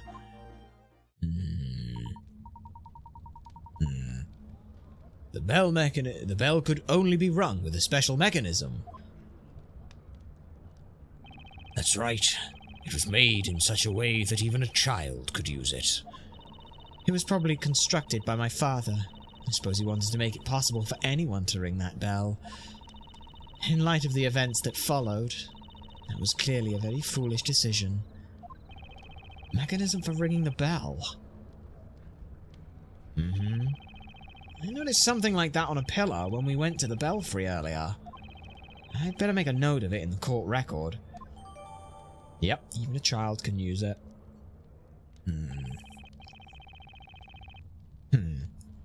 Fate can certainly be cruel. I have to agree. If only we had not discovered those ruins and brought that bell to our town. Or if we had only deciphered those ancient writings a little earlier. Moreover, if only the groundwater in this area didn't cause that strange condition. Unfortunately, Mr. Cantabella, the tragedy occurred. All that remains for us to do is seek out the truth. Not for the sake of vengeance, but for the sake of the future. Mr. Wright? Yes? You have been fighting fiercely to uncover the truth. This is the final interrogation. I trust you know what to do. Leave it to me. To be honest, I have no idea what lies ahead. But whatever it is, there's no question we need to get to the bottom of it. There's got to be light at the end of this tunnel. Don't you dare go to a fucking... yeah, I was gonna say. Alright, press everything time! Wanted to ring the bell no matter what, so we went up to the belfry. You needed both pendants to access the belfry, correct? Isabella asked me to bring my mother's pendant, so I did. That wasn't the only requirement, however. You also needed to solve a puzzle in order to use the contraption. I've always been a master puzzle solver. For me, it was child's play. Quite literally. She solved it when she was a little girl? What's your excuse, Nick? I had one pendant to start with! Hey, I have different talents! Isabella and Eve were best friends at the time. Eve is 2 years older than Isabella. She used to be like a big sister to her. She was 10. And now she's 20? So, the two of you went to the belfry. What happened next? Yeah. The festival celebrations already started. The mechanism for ringing the bell was the height even we could reach. So, even a little girl could ring the bell? Yes, easily. I intended to make it so that the bell would be only rung on special occasions. That's exactly why I put that puzzle in place to restrict access. You also divided the key into the belfry into two components as an extra precaution. I was careful, but the same cannot be said of Newton, who constructed the mechanism as a whole. He presumably wished to make it so that even our young daughters could use it, meaning strength was not a requirement. Probably just like a ratchet thing that then just kicks back. And that became his undoing. By the way, how old were the girls at the time? Oh, bloody up. Sorry. Isabella was 6 and Eve was 8. Jesus. I see. That mechanism was the last thing I saw before falling unconscious. And then... Okay, yep, you do the whole thing. Is coming to and running to her side. Do you mean that you fell unconscious after the bell was struck? Yes, I believe so. Our peculiar condition causes an instant reaction. The brain probably doesn't even have the time to register the sound before consciousness is lost. It was almost as if the slice of time had been stolen from my life. When I opened my eyes, I was lying on the floor. I lifted my head and saw Isabella lying nearby. I sprang to my feet and ran to her side. And what about the situation in the tower at the time? I was preoccupied with Isabella, so I didn't notice it to begin with. At that time, Isabella was still unconscious? Yes, I panicked a little and took her in my arms, hoping she'd wake up. Interesting, you were the first to wake up. I was shaking her until she finally opened her eyes. The next moment we saw the nightmarish view. So you woke, so it was you who woke Isabella up, witness? Yes, it was me. She was out cold, curled up on the floor until I shook her awake. As soon as she came to, she turned to the town to look at that nightmarish view stretching out before us. When you say nightmarish view, I can find no other words to describe it. We froze in terror at the sight. It took us a while to notice. That smoke was creeping up the bell tower too. Our eyes filled up with tears and we couldn't stop crying. Perhaps because of the smoke, perhaps fear. The town seemed like a fire dragon's playground. I was trembling with terror, unlike anything I've known before. Dear me. Merely imagining it now raises the hairs on my beard. Well, strength abandoned us and we didn't know what to do. That was when we were found by my father. Okay. Okay, you didn't leave the belfry until their arrival? Of course not. We were paralyzed with fear. It was an event so traumatizing it still haunts us. Isabella fainted again when she saw the fire dragon. I was crying and wailing until our fathers found us. we went to the bell tower as it was a good vantage point. We weren't expecting to find our daughters there. Of course, neither suspected at that point that the disaster had been caused by the Bell of Ruin. Eve was in tears, sobbing violently. As for Isabella, she was in a daze. Her face froze in an expression of disbelief. She didn't know what was happening around her. I cannot say this with certainty, as my memories are a little vague. But I think I was trying to protect her. Oh? What's going on here? Hang on! Oh, hang on! Mr. Cantabella? I remember that very well, as if it happened only yesterday. Cantabella? Would you mind telling us what you saw?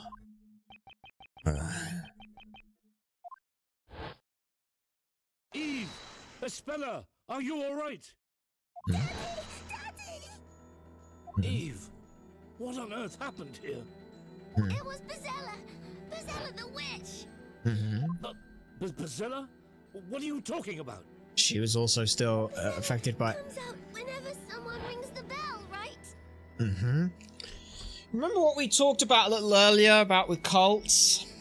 And how so terrifying it is to admit you were wrong? What have you done? You didn't... Oh, please, Mr. Cantabella, don't be angry at Isabella. She did it. Oh no. Oh no, no, no, no, no. Eve. Eve. Oh, sweetie.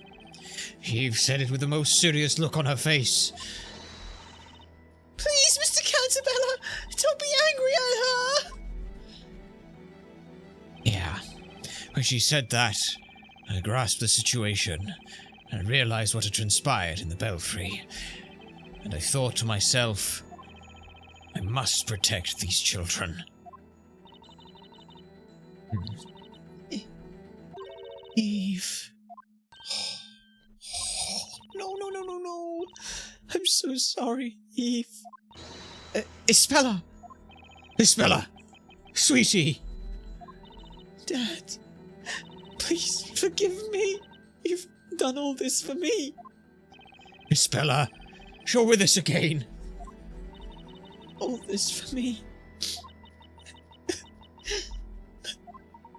Well, well.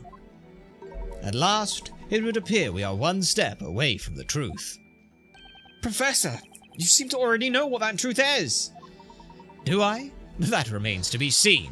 Continue the interrogation and we shall all know soon enough. Yep. Very well. The court agrees with Inquisitor Layton. Witness, continue your testimony. I like how, as well, Cantabella said he grasped the situation, not that he, and all that. As you wish. Yes. Yeah. Speller wanted to ring the bell no matter went up to the belfry. Okay, wait. That was the last... Oh, shit. Right.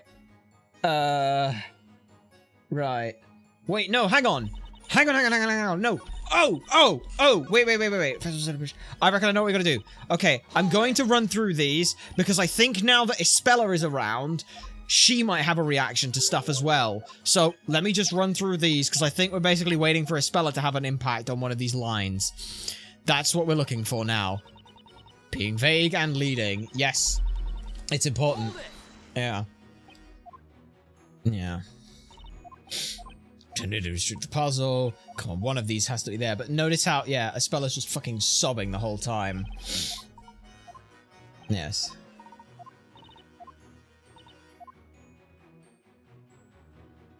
Right. Next thing I know is we're running to Espella's side. Okay. Do you mean you were struck with the bell? You ran to her side. Yeah. Doesn't even register. Sprang to your feet. What time was that? I will say, I'm not a huge fan of this, where it's like, oh, Espella's back. Now just press everything again until you find the thing. We saw that nightmare shoot. This is probably the one it was, and I probably could have figured that out without pressing everything, but it's me till I shook her awake. Ah, here we go. She turned to look at the town to that nightmarish view stretching out before us. She found it. Hang on! Yes. Excuse me, Espella. Espella, are you okay?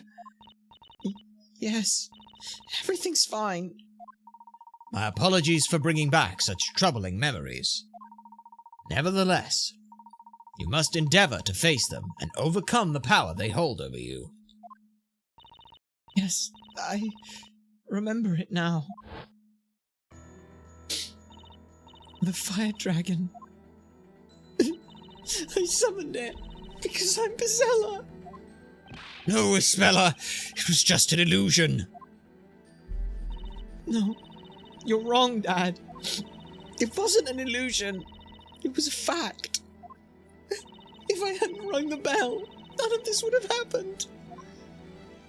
Bizella is the bringer of disaster, and it's what I've done to, and that's what I've done to our town. The accused ran away? Quick, after her! She's running to the bell tower! Darn it, she's locked herself in there! It's no use, we'll have to break down the door to get in there! The girl, she's got oh, fuck. It's about chunchumilled herself. Stay away from me! Uh-oh. What are you doing? Espella? Espella, what are you doing? Espella? Espella, careful! It's dangerous up there! Please, Espella, come down! I'm sorry, everyone. I have no right to be here anymore. Nick! Espella's going to do something crazy! I can see that, but what the heck can I do?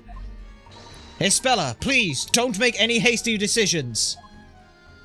Mr. Layton? Also, can I just put up, where the fuck is Luke right now? The truth is close now. Be brave for a little while longer. Truth? As if it wasn't clear already. If I hadn't rung that bell, everything would be fine. Objection. You may be mistaken. You still don't know the whole story. Huh? Isn't that so, Mr. Wright? Shit, look where she's standing, yeah. I had the same feeling when I was listening to Eve's testimony. I felt something was not right. Really? I thought that was pretty much it. The pieces of the puzzle that don't fit yet are themselves the hint to the solution. No way. You mean Espella didn't ring the bell? What? Nonsense, of course she did. As it stands, it's hard to say for sure that she didn't ring the bell. However, we've got evidence that will clear any doubts. Show us this so-called evidence you claim to have, then. What do you think proves Isabella didn't ring the bell? Look at the contraption, right? Look at where the contraption is, right? It's got to look at where it is in comparison to everything we're doing right now. Look at it. Isabella, can you hear me? Yes. Where you're standing now, it's the same spot from where you saw this fire dragon. Yes, that's right. This fretwork here is the same what I saw that day. When I look at it now... Ran to Isabella. Yep. She was the first to wake up. She ran to Isabella. When I look at it now, it seems so small.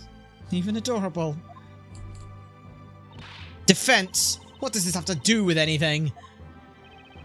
As you will no doubt recall, Mr. Cantabella told us that people who drink the groundswater here suffer from a condition where they fall unconscious the moment they hear the sound of pure silver.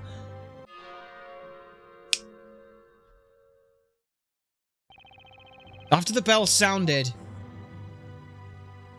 you recovered consciousness sooner than Isabella. You ran to her side and shook her awake. Yep. As soon as she opened her eyes, she saw the fire dragon.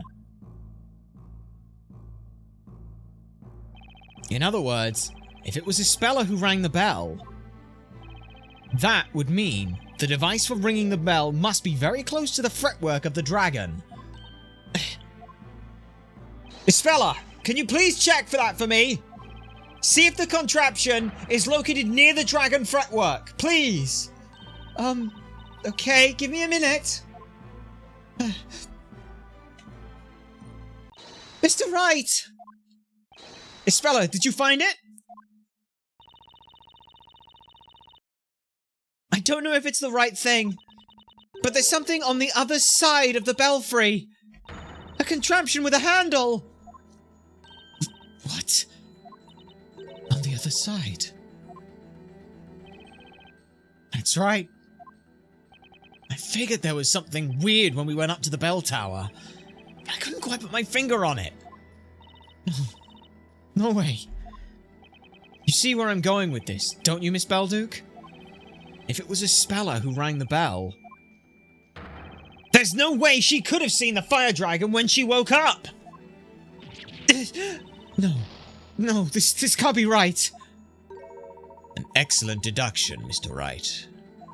Miss Darklaw, it seems that everything is now clear as day. What do you mean? Why, of course, I mean the answer to the question of who rang the bell. It was her. It had to be. What do you say, Mr. Wright? It looks like we've arrived at the same conclusion. We now know that only one person could have done it. Wait! What good will saying it out loud do? Is there a problem, Mr. Cantabella? It wasn't your daughter who rang that bell. Should that not lift some burden off your shoulders? Are you not curious to know the name of the true culprit, who has pinned the blame on your daughter all this while? Ugh. How about you stop taunting us? Just say the name already! Who is the true culprit? Let's do it, Professor. Are you ready? I am always ready, Mr. Wright. It's time to set things straight.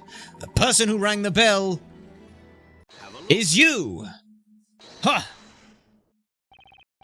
It's you, Eve Belduke! Oh, cutscene? Me? But there were only two of you in the belfry at the time. You know that better than anyone. And as it wasn't Isabella who rang the bell, it had to be you. That's preposterous. It can't be me. It can't be true. It was an extremely traumatizing event for both you and Isabella. Your friend's memories were altered from the shock without her even realizing it. She believed she was a witch who rang the bell and summoned a dragon which incinerated the town. However, Miss Belduke, Isabella wasn't the only one whose memories were warped by the horrors you two witnessed. Yes, you were. We saw that as well. You were affected as well. No. Oh. It wasn't me. Yep. Isabella, she rang the bell. Mm-hmm.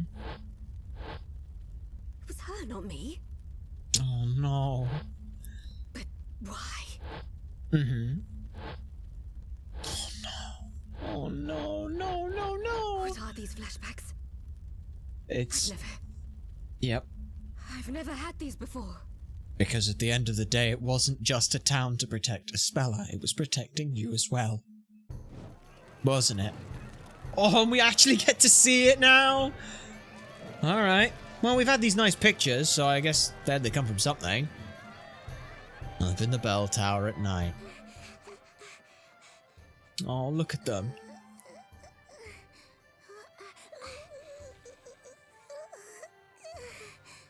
What's the matter? Oh. We'll be taken over by Bizella. Bizella is just a fairy tale. And you're the one who said you wanted to come and ring the bell. Yeah. I did, but I changed my mind. Oh. Hey? After coming all this way? Yep. And she'll do it instead. Yep. Oh, the wind. Fine, I'll do it. Holy shit, she is very lucky she did not fall forward. Yep. And like that, everyone was gone. And of course, her mind was warped as well with this.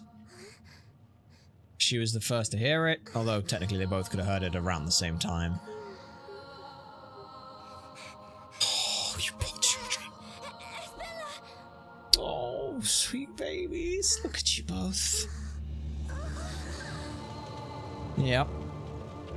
The whole world burned in front of them.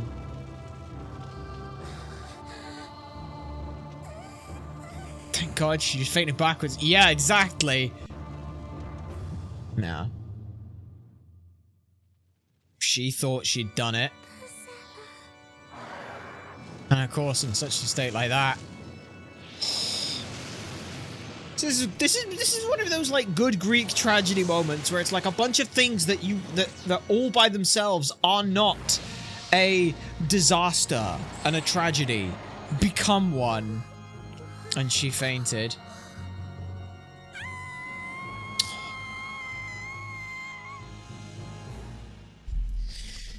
And of course, she couldn't think that she'd done it in that moment That either. nightmare was too much for two young girls to take in. And of course, you've not had these memories because for the past 12 years, you've been thinking that it was her who Your did it. young minds You've need lived to in that protect world as well. themselves. They That's did. why you subconsciously repressed those memories. Not just that. Then, if that's true, for the past 10 years, You've blamed Isabella for your I've been actions. pinning the blame for what I've done on Isabella. Yes. It can't be. It can't be true. It's impossible. Not the cloak. Ah, Oh! Darkness Sorry. disappeared. Oh no, where are you going, Darklaw? on the invisibility robe. Yes, she has. High Inquisitor Darklaw! She's run away! But did you hear that? It was her that once destroyed this town! Our lives have already been so messed up so much, we don't need this now! She's got to pay for what she did! Capture her! Oh, for fuck's sake. Oh, Nick, look at the bell tower. Hmm? Isabella's gone. Where has she gone? No, she's on the roof. Oh fuck, Isabella, no, please, no, no, no, no, no, no, no, no, no, no, no, no, no, no, no. Thank you. Don't blame Eve. It really doesn't matter anymore who rang the accursed bell. Oh no. This town was all created for me. It's my fault you've all been used and suffered so much. That's a really detailed picture of the moon, Eve. Espella, what are you saying? Please, come down right now. You haven't please. done anything wrong. Oh. It was all my fault. Oh, that's it's not quite a gut punch. It's just been kind of there the whole time, and every so often it just kind of goes and twists a little bit. Dad, I know that Oh, you did no. this for me. Yeah. You've been so kind. Pain. Yes, shaman. Pain. Run away from home. Oh no. Espella. Oh. Finish your story for you. No. The witch will be gone forever, and everyone will live happily ever after. Dad, thank you for everything you've done for me. No. Oh shit. Wait! Don't do it, Espella! Oh fuck. This is a 12, by the way. What the fuck? Jesus Christ. Wait, how did you get up there? But you got up there, but okay. Eve. You also changed clothes for some reason, but okay. Why did you change clothes? I'm so confused. Where the fuck did Luke come from? Why, Eve? Why would you? Why is Luke there now all of a sudden? Everything I've done. She got up there so fast. The door was locked. Who remembered? You still have the pendant. Yes, Hmm. of course. That's because Aw. somehow I always knew it was important to me. I mean, you named the cat Eve. You kept your pendant as well, didn't What you? is this, Doomed Yori? Don't give me Doomed Yori. I don't want to. I'm sorry. I'm making funny because it's so sad and it's gonna hurt otherwise. God damn it, Doomed Yori. Espella!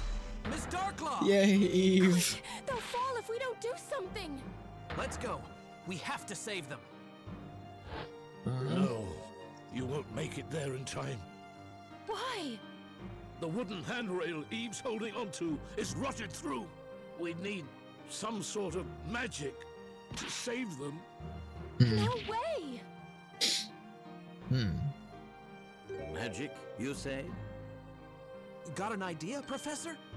If a bit of magic is all that's needed to save these two young ladies, Well. then perhaps that is something I can arrange. What? You can? Fair enough. What have you got? No one got a big net? Anything? Oh, man. Otherwise you'll fall too. She'll probably fall anyway. I hate to say that. Oh, Luke's gone again.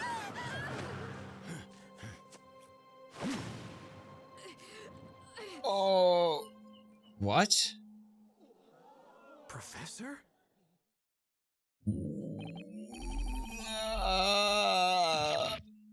What's going on here? Anyone? Professor, you're a sorcerer! No. No, Miss Fey. We have already established that magic does not exist, even in this town. What? Yeah. But then, how did you just do that? What you have just seen was the last and greatest illusion within all of Labyrinthia. Fuck off. Is that an illusion? Magic is but an illusion, and this illusion has been produced through the power of the Suggestion and Labyrinthum's medication.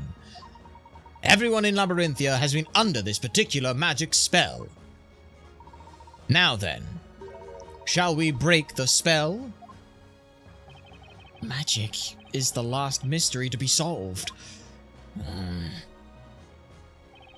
You've seen through all my tricks, Layton. I wouldn't have done it without the vital hint you gave me when we spoke in your tower. The final spell is concealed at the start. Okay, so what does that mean? As you know, all the spells are listed within this book. Right, the Grand Grimoire. Now, what did Mr. Cantabella mean by the start? The front cover? Precisely, Mr. Wright. The final spell shall dispel the illusion. The correct incantation is hidden on the front cover itself. Okay.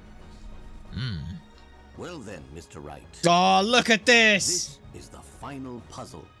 Soon, a new day will begin for the townspeople. Let us put an end to this illusion. Once and for all. Hell yeah. Yeah. I'm gonna say, Phoenix's voice is terrible in this game, but, you know. Okay. Puzzle number 70. The final spell. 90 picker! Well, okay, fine. Hidden on the cover of the Grand Grimoire are the characters that spell out the true magical incantation. Select the characters on the touchscreen and slide them over their counterparts on the tome and make them vanish. Alright. Remove the excess letters. Right, will do. Okay. Yep, I can figure that. Right, okay, so this goes here, like so. This is right here, like so. I'm just gonna go in from order. This is over here, like so. This is there. Alright. This T shape is a nice one, because it's this big one here. I like how there are different rotations and things. This E has been staring me in the face the whole bloody time. This little lightning bolt thing is here. Yep. This dot is... Oh! This dot is very sneakily hidden there. This line is right here. Okay. This is right there. And this one is there.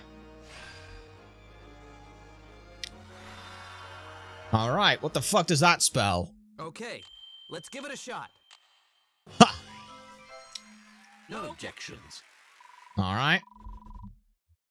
Not bad. And no hint coins either. And a cutscene? Okay. The sun is rising, and when it does, its light will reveal the truth behind Labyrinthia's mysteries. Alright. Now, Professor? Yes. Shall we, Mr. Wright? Oh, big anime shot! What the fuck's going on with the camera? Ah, it's... I see, but what the fuck did you just make? What the What the fucking ton of false sense bullshit is this? Oh no. Okay, well, so what fucking post-hypnotic suggestion was this? You just can't see this fucking machinery if it's in black? Actually, that would make complete fucking sense for this game. The real magic of Labyrinthia, of machines and constructions. Work, my boy. Hi there! I've been gone for the entire finale of this because I was learning how to become a forklift certified truck driver. It doesn't really help for this, but I tried. Also, grabbing them in this was still them falling into a sheet of metal, so it was really difficult for me. Can I get some praise here, please? Considering I sort of popped in for a little bit and then popped out. Also, how did I see any of this? Because I can't see it either if everyone else is the same. So I was doing this by touch and guesswork. But holy shit. Hang on a second. The town's full of machinery? Yep. So much for magic. It was all done with these machines. It would appear so. That's right. That's how Eve got up there so quickly. She just jumped onto one of the things and With magic, hoisted herself up. witches can fly, buildings can disappear. Those are no easy feats to stage. Yeah. It also explains why the moon had a weird covering on it. To make all those incredible things real, we needed a great deal of machinery. That makes no Couldn't you sound. have just, I don't know, made the magic a bit simpler? Yep. That would have been A feasible. witch would say the incantation, and shades would stop time with their silver bells. And and they'd go wild with these machines, making all sorts of crazy stuff happen. That's Interesting. so cool. I'd love to try it. Maybe you can, Miss Maya. I took a quick crash course before operating the machines. Not bad, hey? Yeah, especially considering that, again, I couldn't see it either. Yes, Luke. What would we do without you? Well, we'll be down 2 characters in this story, and it wouldn't be a 12, It's my so... turn. I want to pick something up off the ground and make it fly through the air. She's probably looking at Nick. I wish you'd stop looking at me. when you say that, Maya. Yes. Well, in any case, I think we should head back to the courthouse. Yes. Right you are, Professor. As it The is judge now... might have fallen asleep waiting for us. Yes, probably. Well, so ends the trial, and the witches are gone. Hooray! The sun has risen above Labyrinthia and has shown us our town's true form. Very true. Well, I really don't think there's any need for a verdict anymore. Oh, but come on, Your Honor. The witches on trial weren't witches after all. Yes, but they were still I guilty. am deeply relieved that those I have sentenced are still alive and well. At last, I can step down from this seat with a clear conscience. I mean, you would have done so anyway if you'd have thought the witches were real, so... And now, the final verdict in the last witches' court session ever to be held. Not guilty. Beautiful. Beautiful. Okay, we know that magic isn't real, but where's that coming from? Confetti cannon on the top of the bellflower. Oh, and we get the music to end! Yes! Yes! I'm very grateful for all your help, Professor. The feeling is mutual, Mr. Wright. A gentleman always fights for the truth. I could not have done otherwise. I'd like to congratulate the two of you. You both did splendidly in the court. Oh, it's the judge. You've brought the light of truth. You've brought to light the truth about this town. Although, I still find it astonishing that we could not see all of this. Post-hypnotic suggestion, you can't see black. I cannot even begin to imagine how it was achieved. You all given a very simple instruction when you were hypnotized. You cannot see pure black. That was sufficient. Now I see. These strange contraptions are made of some sort of black metal. Wait just a second. There are plenty of black objects all over Labyrinthia, aren't there? Yeah, that's right. My hair's charcoal black too. Ah, but it is not pure black. What? What we often perceive as the color black is in fact far from being pure black. Our brains interpret refractions of light as colors.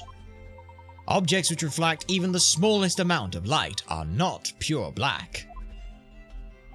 Pure black is only encountered within nature as darkness, the pure absence of light. Also, that means that all of this machinery gets incredibly hot very quickly because it absorbs all light and therefore heat. Darkness, sir? The machines used in Labyrinthia are coated in a special material developed by Labyrinthia Incorporated. It absorbs light without reflecting any. It is the only material that can be said to be pure black. Oh, I bet this invisibility robe is also made of the same material, right? That's correct. And of course, the bell tower was concealed using the very same material as well. When you think about it, this town abounds in all things invisible. Huh? Miss Darklaw, or should I say Miss Belduke? Yes, when did you change outfit? Why did you change outfit? You have a very large outfit on. Why did you change? I really would have liked it if she kept that outfit when she returned to the court, and she was wearing that for the second half, rather than her High Inquisitor Darklaw outfit. That would have been smart. For 10 long years, your memories had been suppressed. The truth about what occurred in the Belfry was invisible to me, you mean? Mr. Cantabella and your father knew it all along. They knew who actually rang the bell. Oh, fuck, don't actually say this. I liked it when they didn't. What? Did they really? Is that true, Mr. Cantabella?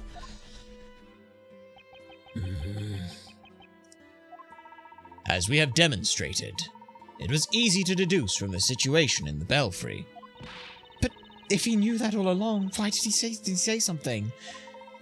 It was, of course, for your own good. Oh. Don't be angry at her! Oh. You were trying to pin the blame for that disaster on Isabella. Yes, I was. But if you knew that, why did you keep quiet about it? If you'd only scolded me back then for lying, maybe Isabella wouldn't have suffered so much trauma.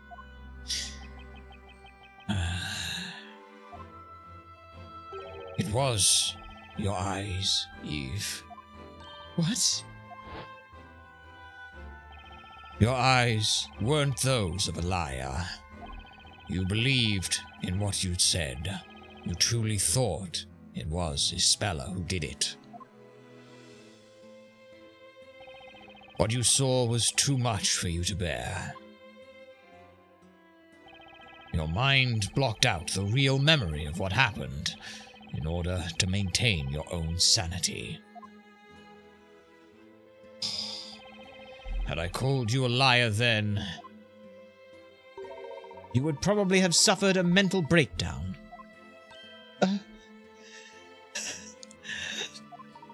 Mr. Cantabella and your father created this town. You were mistaken in thinking it was purely for Isabella's sake. It was also for you, Miss Belduke. Remember what your father wrote in his suicide note? Don't bring that up. Don't. I have Only two. concerns. Oh, fuck, man. First, It's my daughter. Fuck. This pains me to be hurts. leaving her alone in this world. Although she probably doesn't think of me as her father. Oh, fucking hell.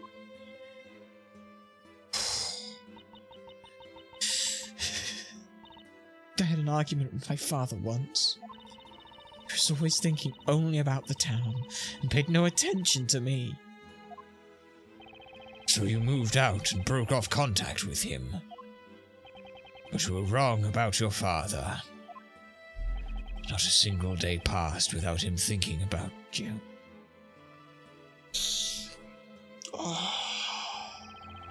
He helped to make the story I was weaving a reality for your sake.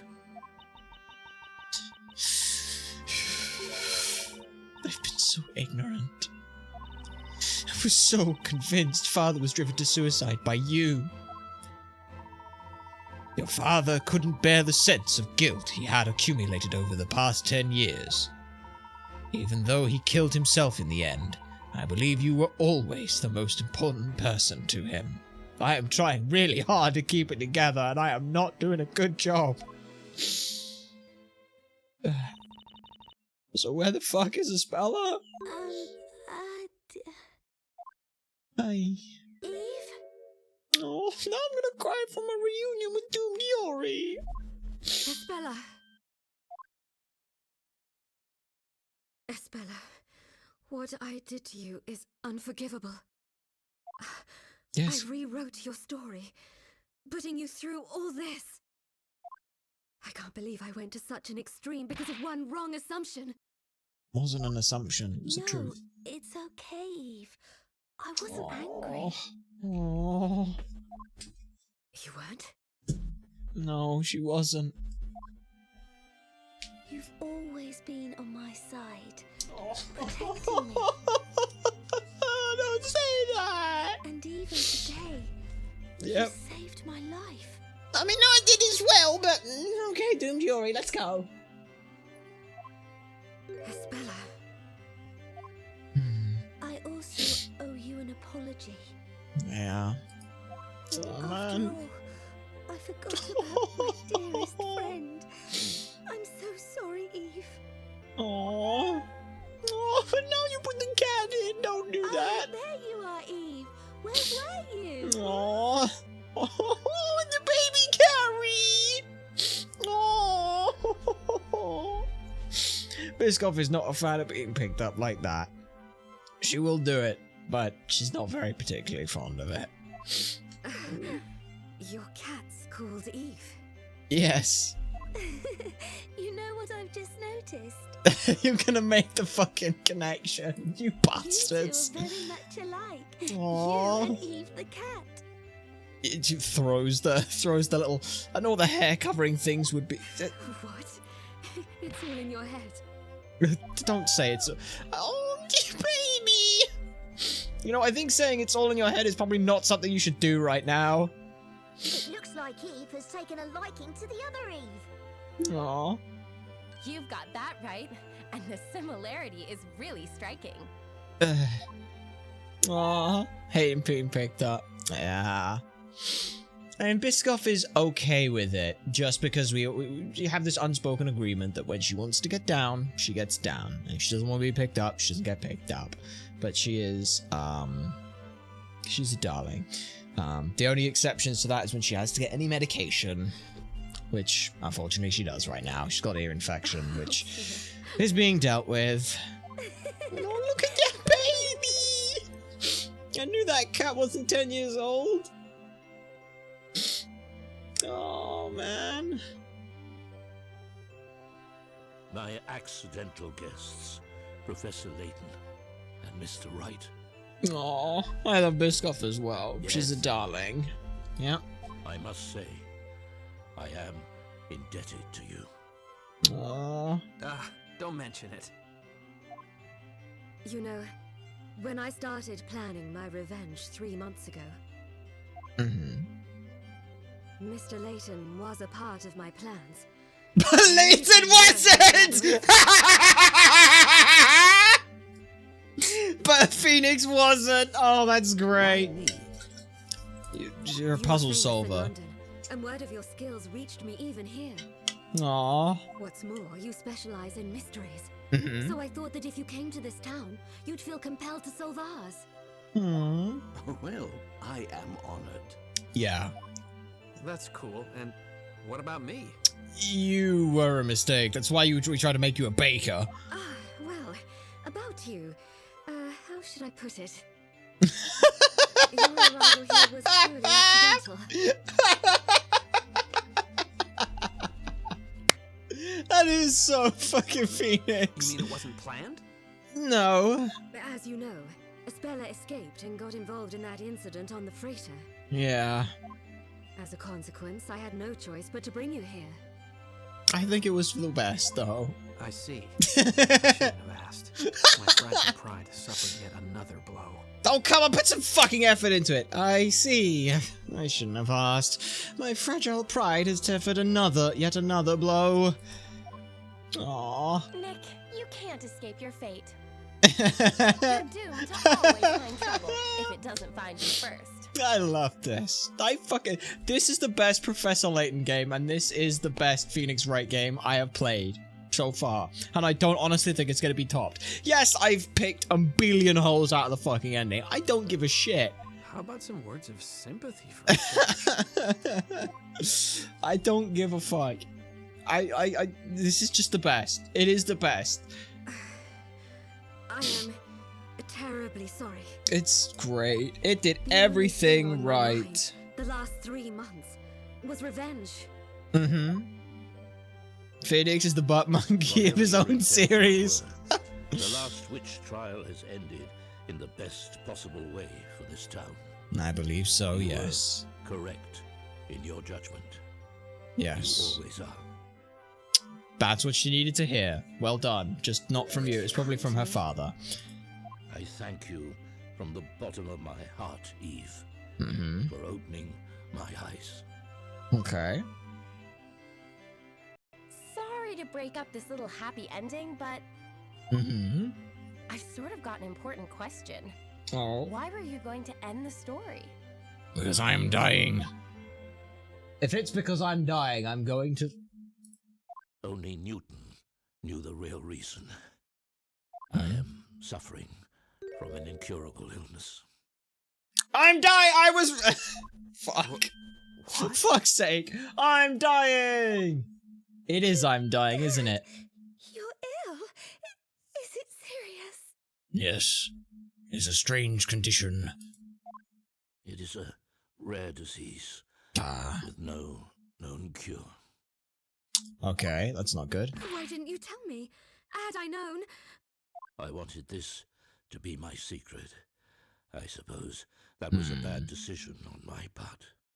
Yeah, probably. I thought I'd finish the story before I died. Probably and would be a lay the really good idea. foundations for a new world. Rather that than a weekend at Bernie's.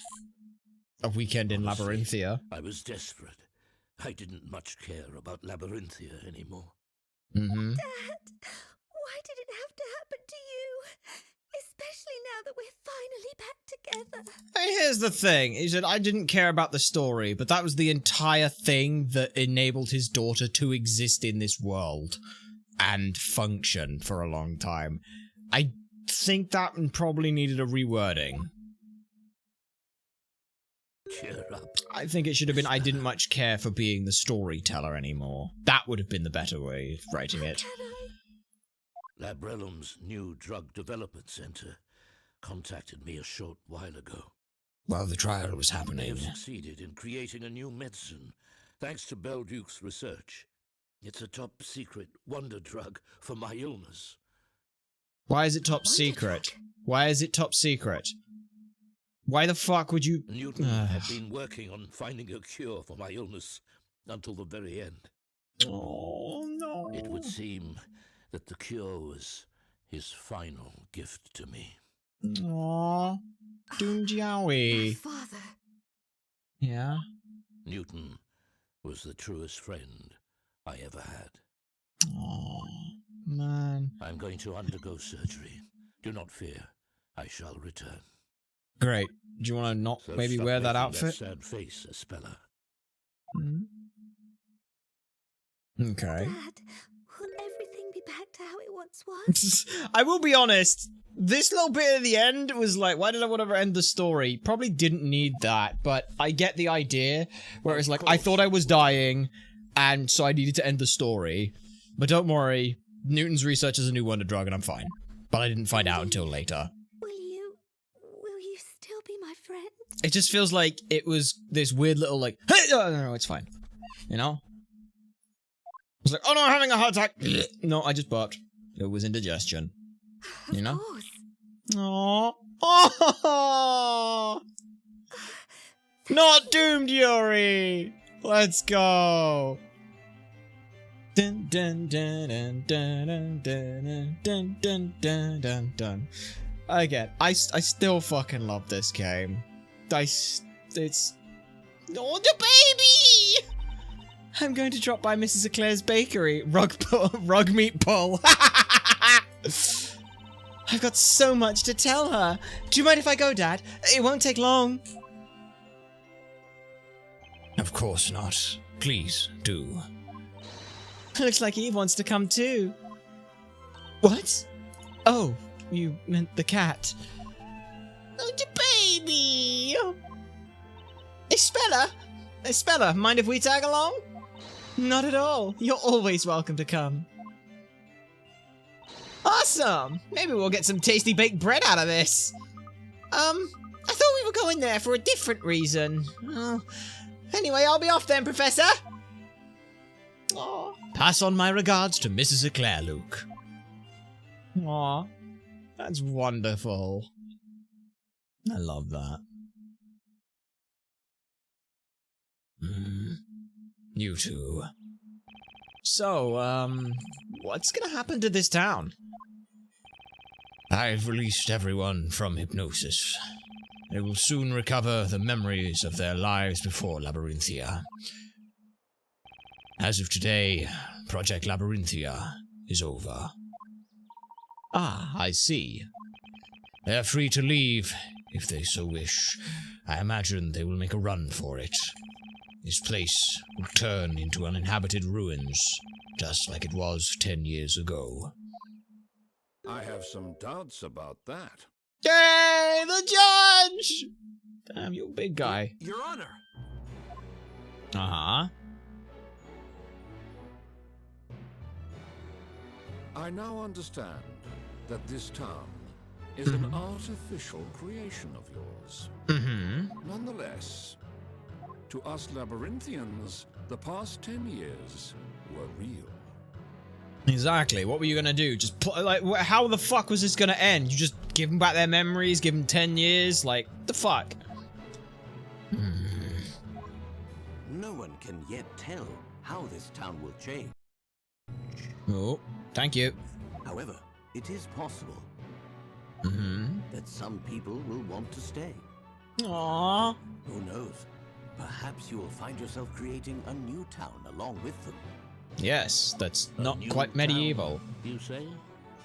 Read the final words of your story. The town of Labyrinthia shall greet a new prosperous dawn, or whatever no it longer was. the judge, but It still says it under my name plaque.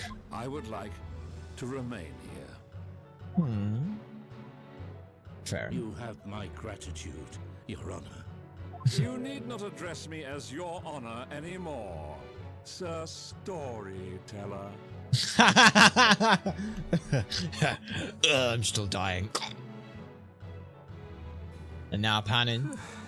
And so, Oh the yeah. last witch trial has drawn to a close. Hey, wait a minute. We were only supposed to be here for like 3 days. How long has it been since we've here? Nick, we missed our flight home! Oh. What did Mr. What did Mr. Wright, Oh, Mr. Layton, okay. and my father talk about? Everything, anything? Legal proceedings? That I do not know. Uh-huh.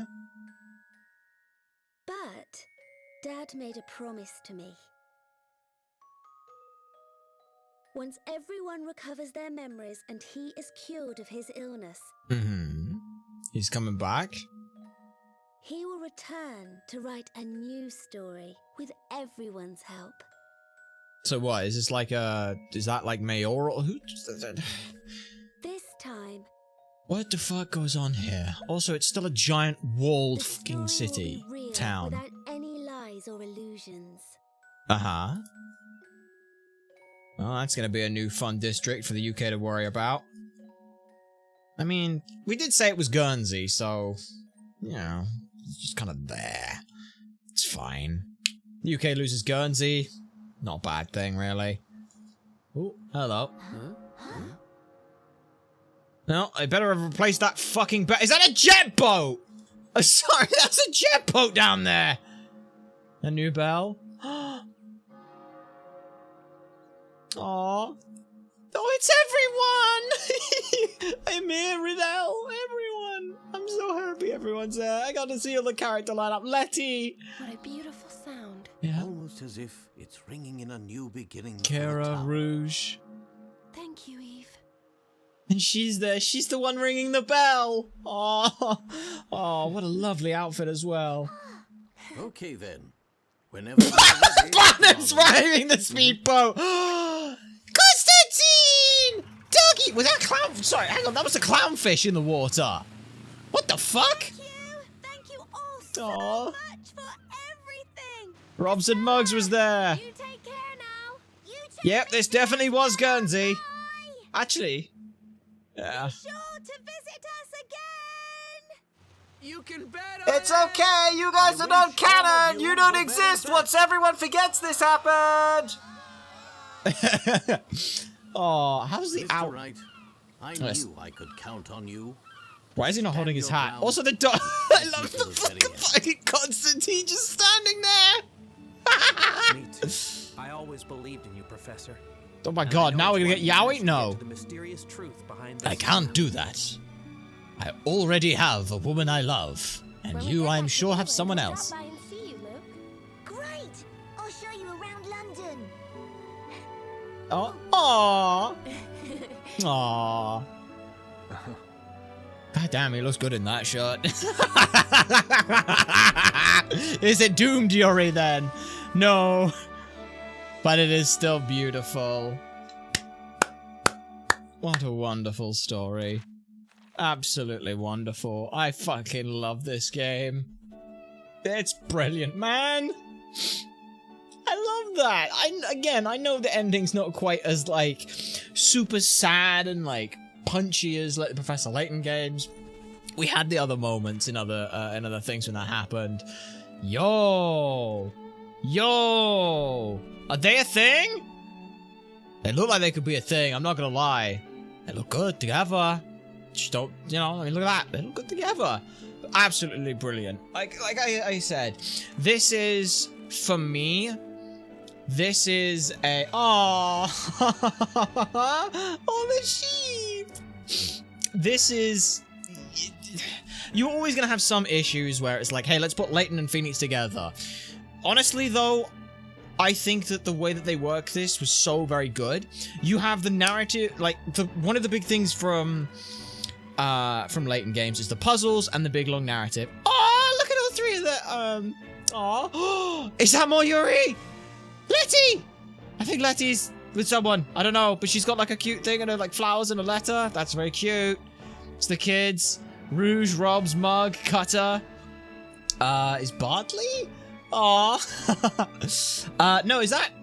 Oh no, that's Barnum's. Sorry, that's Barnum's hat. Oh, that's wonderful. So I'm just looking at these pictures now as well because they're great. I love them. I'm gonna leave the things the other way. What do we got there? Foxy the Church. Don't tell me they're a fucking performance.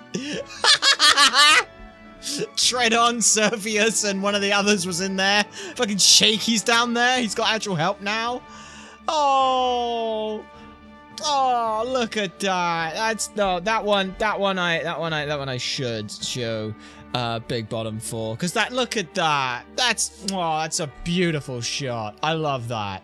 That's wonderful. That's wonderful. But that's a great, like, I fucking love that. This game, you take the Professor Layton narrative, the puzzles, you do some cool shit like that, you throw in the Layton, you throw in the trials and a little bit of the investigation shit, because let's be fucking honest here. The fucking Phoenix Wright games are just like the trials and the investigations, and everything that happens between them is kind of just to join them together. I think you did this, this is perfect. I absolutely fucking love this. I am so fucking sad that level 5 are trying to push for fucking use of AI and benefiting AI, and it is why, despite the fact that that there's been more stuff about the world of Steam, we have no fucking interest in playing it at all whatsoever. Fuck level 5, you absolute ass trumpets. Don't do that. Look how good at the shit you made is. Look how good the shit you can make is when you put some heart and effort in. But instead you're like, I do it instead because I can't be fucking bothered. Just give me your money instead. It's like, actually just stop breathing for long enough. That was a lovely story. Kirks, you have no idea. It was incredible. Ah, like, even just coming in at the end, yes, you know, like the ending to the story, and it is very telenovela, I will admit. What the fuck was— What's the matter, Wright? What the fuck is that? Ew! Ew! No! Are you still in a holiday kind of mood? Are you still in a holiday kind of— That's not Edgeworth, that's dull, like, dull prick, I don't know. That's terrible. Also, what the fuck? Why does the court look like this? That's the English courtroom, you twats! You couldn't even be bothered to change the courtroom for one final thing? Alright. Ew, I hate that. I hate that too. What's the matter, Wright? You've got to have a lower voice to get away with that. What's the matter, Wright? Oh, just— He has a cold right now. He has a cold, a stuffy nose, and a sinus infection, and a throat infection. Chat for later, right? Yes.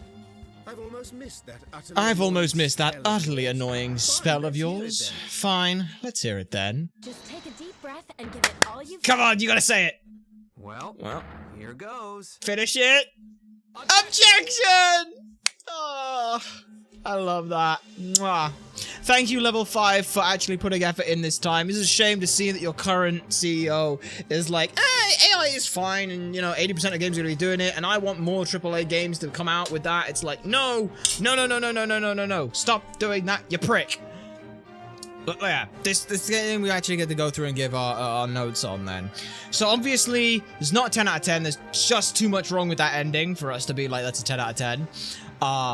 And by that ending, I mean hearing Edgeworth's voice. I want to say 9. 8.75. 8.75. It's the first time because you do 8.5 or 9. I can't quite put it. I think this is like right in the middle there. Like it's. Fuck it. 9. It's a 9. I love this. This was great. This was fantastic. It was amazing. It was incredible. It was wonderful. Now, the annoying thing is there are still a bunch of fucking puzzles to solve. I don't know how many puzzles we haven't solved. Fuck AI is the correct response, yes. But yes. Like, from a story perspective wise, getting the two involved, absolutely incredible. I love the fact that it's just like, hey, this is a Layton game. Oh shit, Phoenix just happened to be here. Like, that works, because, like they said, that's kind of what ends up happening a lot of the time anyway. So it was fine to end up working that way. Absolutely, some incredible voices there for everyone. I was very, very happy with those. Phoenix was a little shit when it came to the voicing, but everyone else was top-notch, absolutely top-notch. And I genuinely do love this game. I think that if you are a Professor Layton fan who wants to get into the Phoenix Wright games, you play this one first because this is a fantastic way to bridge the gap. If you are interested as a Phoenix Wright fan or an Ace Attorney fan and you want to get into Professor Layton games, this is the one you go for because it gives you that immersion with the backbone or with the Phoenix stuff in there as well. So it's not just you being completely new to something, it's you and Phoenix being new to something. If you love both of those series, play this fucking game, please, if you have the ability to do so. It is so goddamn worth it. The ending is a little bit silly. It goes a little bit long, but other than that, very, very good. It is very Layton story with the whole, hey, we have a hallucinogenic gas with a, hey, we have a groundwater that makes you go unconscious if you hear the exact resonance of pure silver, and also as well, the plants make you highly suggestible. Like, it could have... I tell you what would have been fun, is if they put in a nod to Full Sense. In a similar vein to that Full Sense town, we found that this area also has an effect on the plants. Is it on PS4? This is only on the Nintendo 3DS. So, good fucking luck with that. But, you know, I can't tell you that emulation for this exists and it's possible to do. That would be wrong of me to do so. All I can tell you is that if you happen to find a way to do so, it would do well for you to do so, because it's very, very fun. I must say, a lot of fun.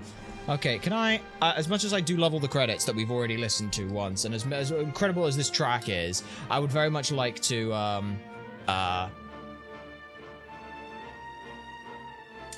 go ahead and I just want to see how many puzzles were there, how many puzzles did I do, because I need to know, can I skip this? I cannot skip this. Oh, never mind. Okay, never mind.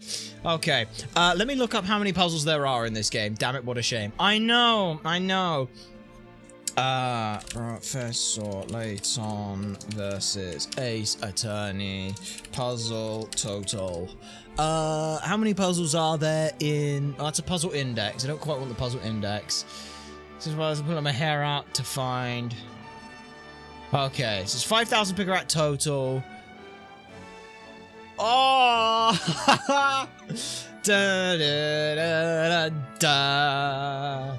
Yeah, da da da da. God, I love this music. That one scene, there is, I'll let you know now, Cooks, there is one episode of this, I forget which one it was, But it is...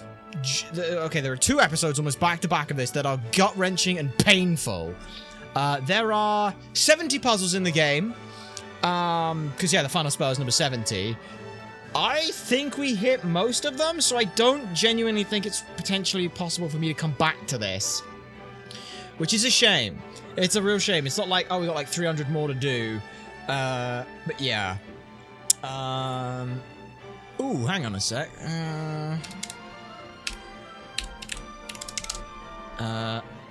Special episodes? Because I just read something on the wiki. There's a Cinema's edit only special episodes. Let's see what there is. There's a bunch of special episodes. Oh shit, there's 5? 11? What the fuck? Oh. Come on, say the end. Finn. Alright, say Finn, you bastard. Fine. Special episode of Fond Farewell, London, Another Visit. There are 11 special episodes. I will see if we have the ability to watch those. We won't do it now, but if we have the ability to do that, we'll do that next. Oh, and the mysteries. Okay. Yeah, we should probably solve them. The Great Witch Brazella was a fictional character created by the storyteller to protect his young daughter from trauma. This spawned the many mysteries that followed. They no longer need Brazella, nor the witches or witchcraft that were essential for her existence. And another. Boom, boom, boom. Oh, I fucked up so bad. That is my worst performance ever. That's pretty bad. That's pretty terrible. Well done, you just cleared the game. We now make a special game clear save. Yeah, we reload in. With 2 locations. The first will be the underground ruins. From there, you'll be able to access and wander around and search for puzzles. Is the climax of the epilogue. This is ideal for those who want to experience the game one more time. Not quite. Be able to restart with the maximum credibility, so even if you run short around time. You still have a chance to pick up those vital pickerettes that you missed. Save? Yes. And in save slot 3. We'll see what it looks like. Hey! It's pretty good. But extra content. Hang on. I need to see what the extra content says. Because it shows me those 11 special episodes. Checking SD card. Unlock content. Download the key. Yes. Cannot download because an error has occurred. A fatal error has occurred. Check the log for... Okay. Right. Okay. Well, no, I can't... Oh dear. Nope, it crashed. Okay, so I can't watch the special episodes. Damn it. I will have a look and see if we can do that. But next time, if we come back to this, it will be us cleaning up some puzzles. It will be us coming back and doing the blah, blah, blah, blah, blah, blah, words. I can't think of them. Looking at the special episodes. If I can do that. If not, don't worry about it. It's fine. We have genuinely had a phenomenal time with this game. It's incredible, it's wonderful, it's amazing, and I love it. But next time, tomorrow, we are back with more Duelist of the Roses, so now I get to go and spend a little bit of time grinding up some stuff before that, because well, no, not her, because there's a lot of stuff to do, but more so her, because we want to make sure that we have an easier time with some things without having to worry about doing another grind. But anyway, that's not the point. You guys aren't there for that. You're here to keep... Oh, shit. No, I pushed buttons. I didn't mean to push that button. I meant to push that button. And then I meant to push this button on my thing. Sorry about that. Sorry about that. You didn't see that. But yes, YouTube on that side of things. We are going to go ahead and end you guys off first. We've got a Twitch raid to go and throw some more people into, which will be a twitch.tv/ultrasonicblur. If you want to come and be a part of whatever fun stuff that we end up doing over that way, then you're more than welcome to come on over and have some fun with that. Either way, we hope that you have a fantastic morning, afternoon, or evening, wherever you may find yourself orientated within this universe, and we hope you take care. There we go. What's funny is the fact that that could have been 2 more parts of Layton, if we'd have done that. But anyway, that's fine. That's fine. Details. We private that. We save that. And now we move everyone on the Twitch side of things. As we said, we are going to go ahead and find someone to raid you on into. If you do want to know what it is we're going to be doing, what we're going to, when we're going to be doing, and all the good stuff, then of course there's some very easy ways that you can find that stuff out. All you'll need to do is go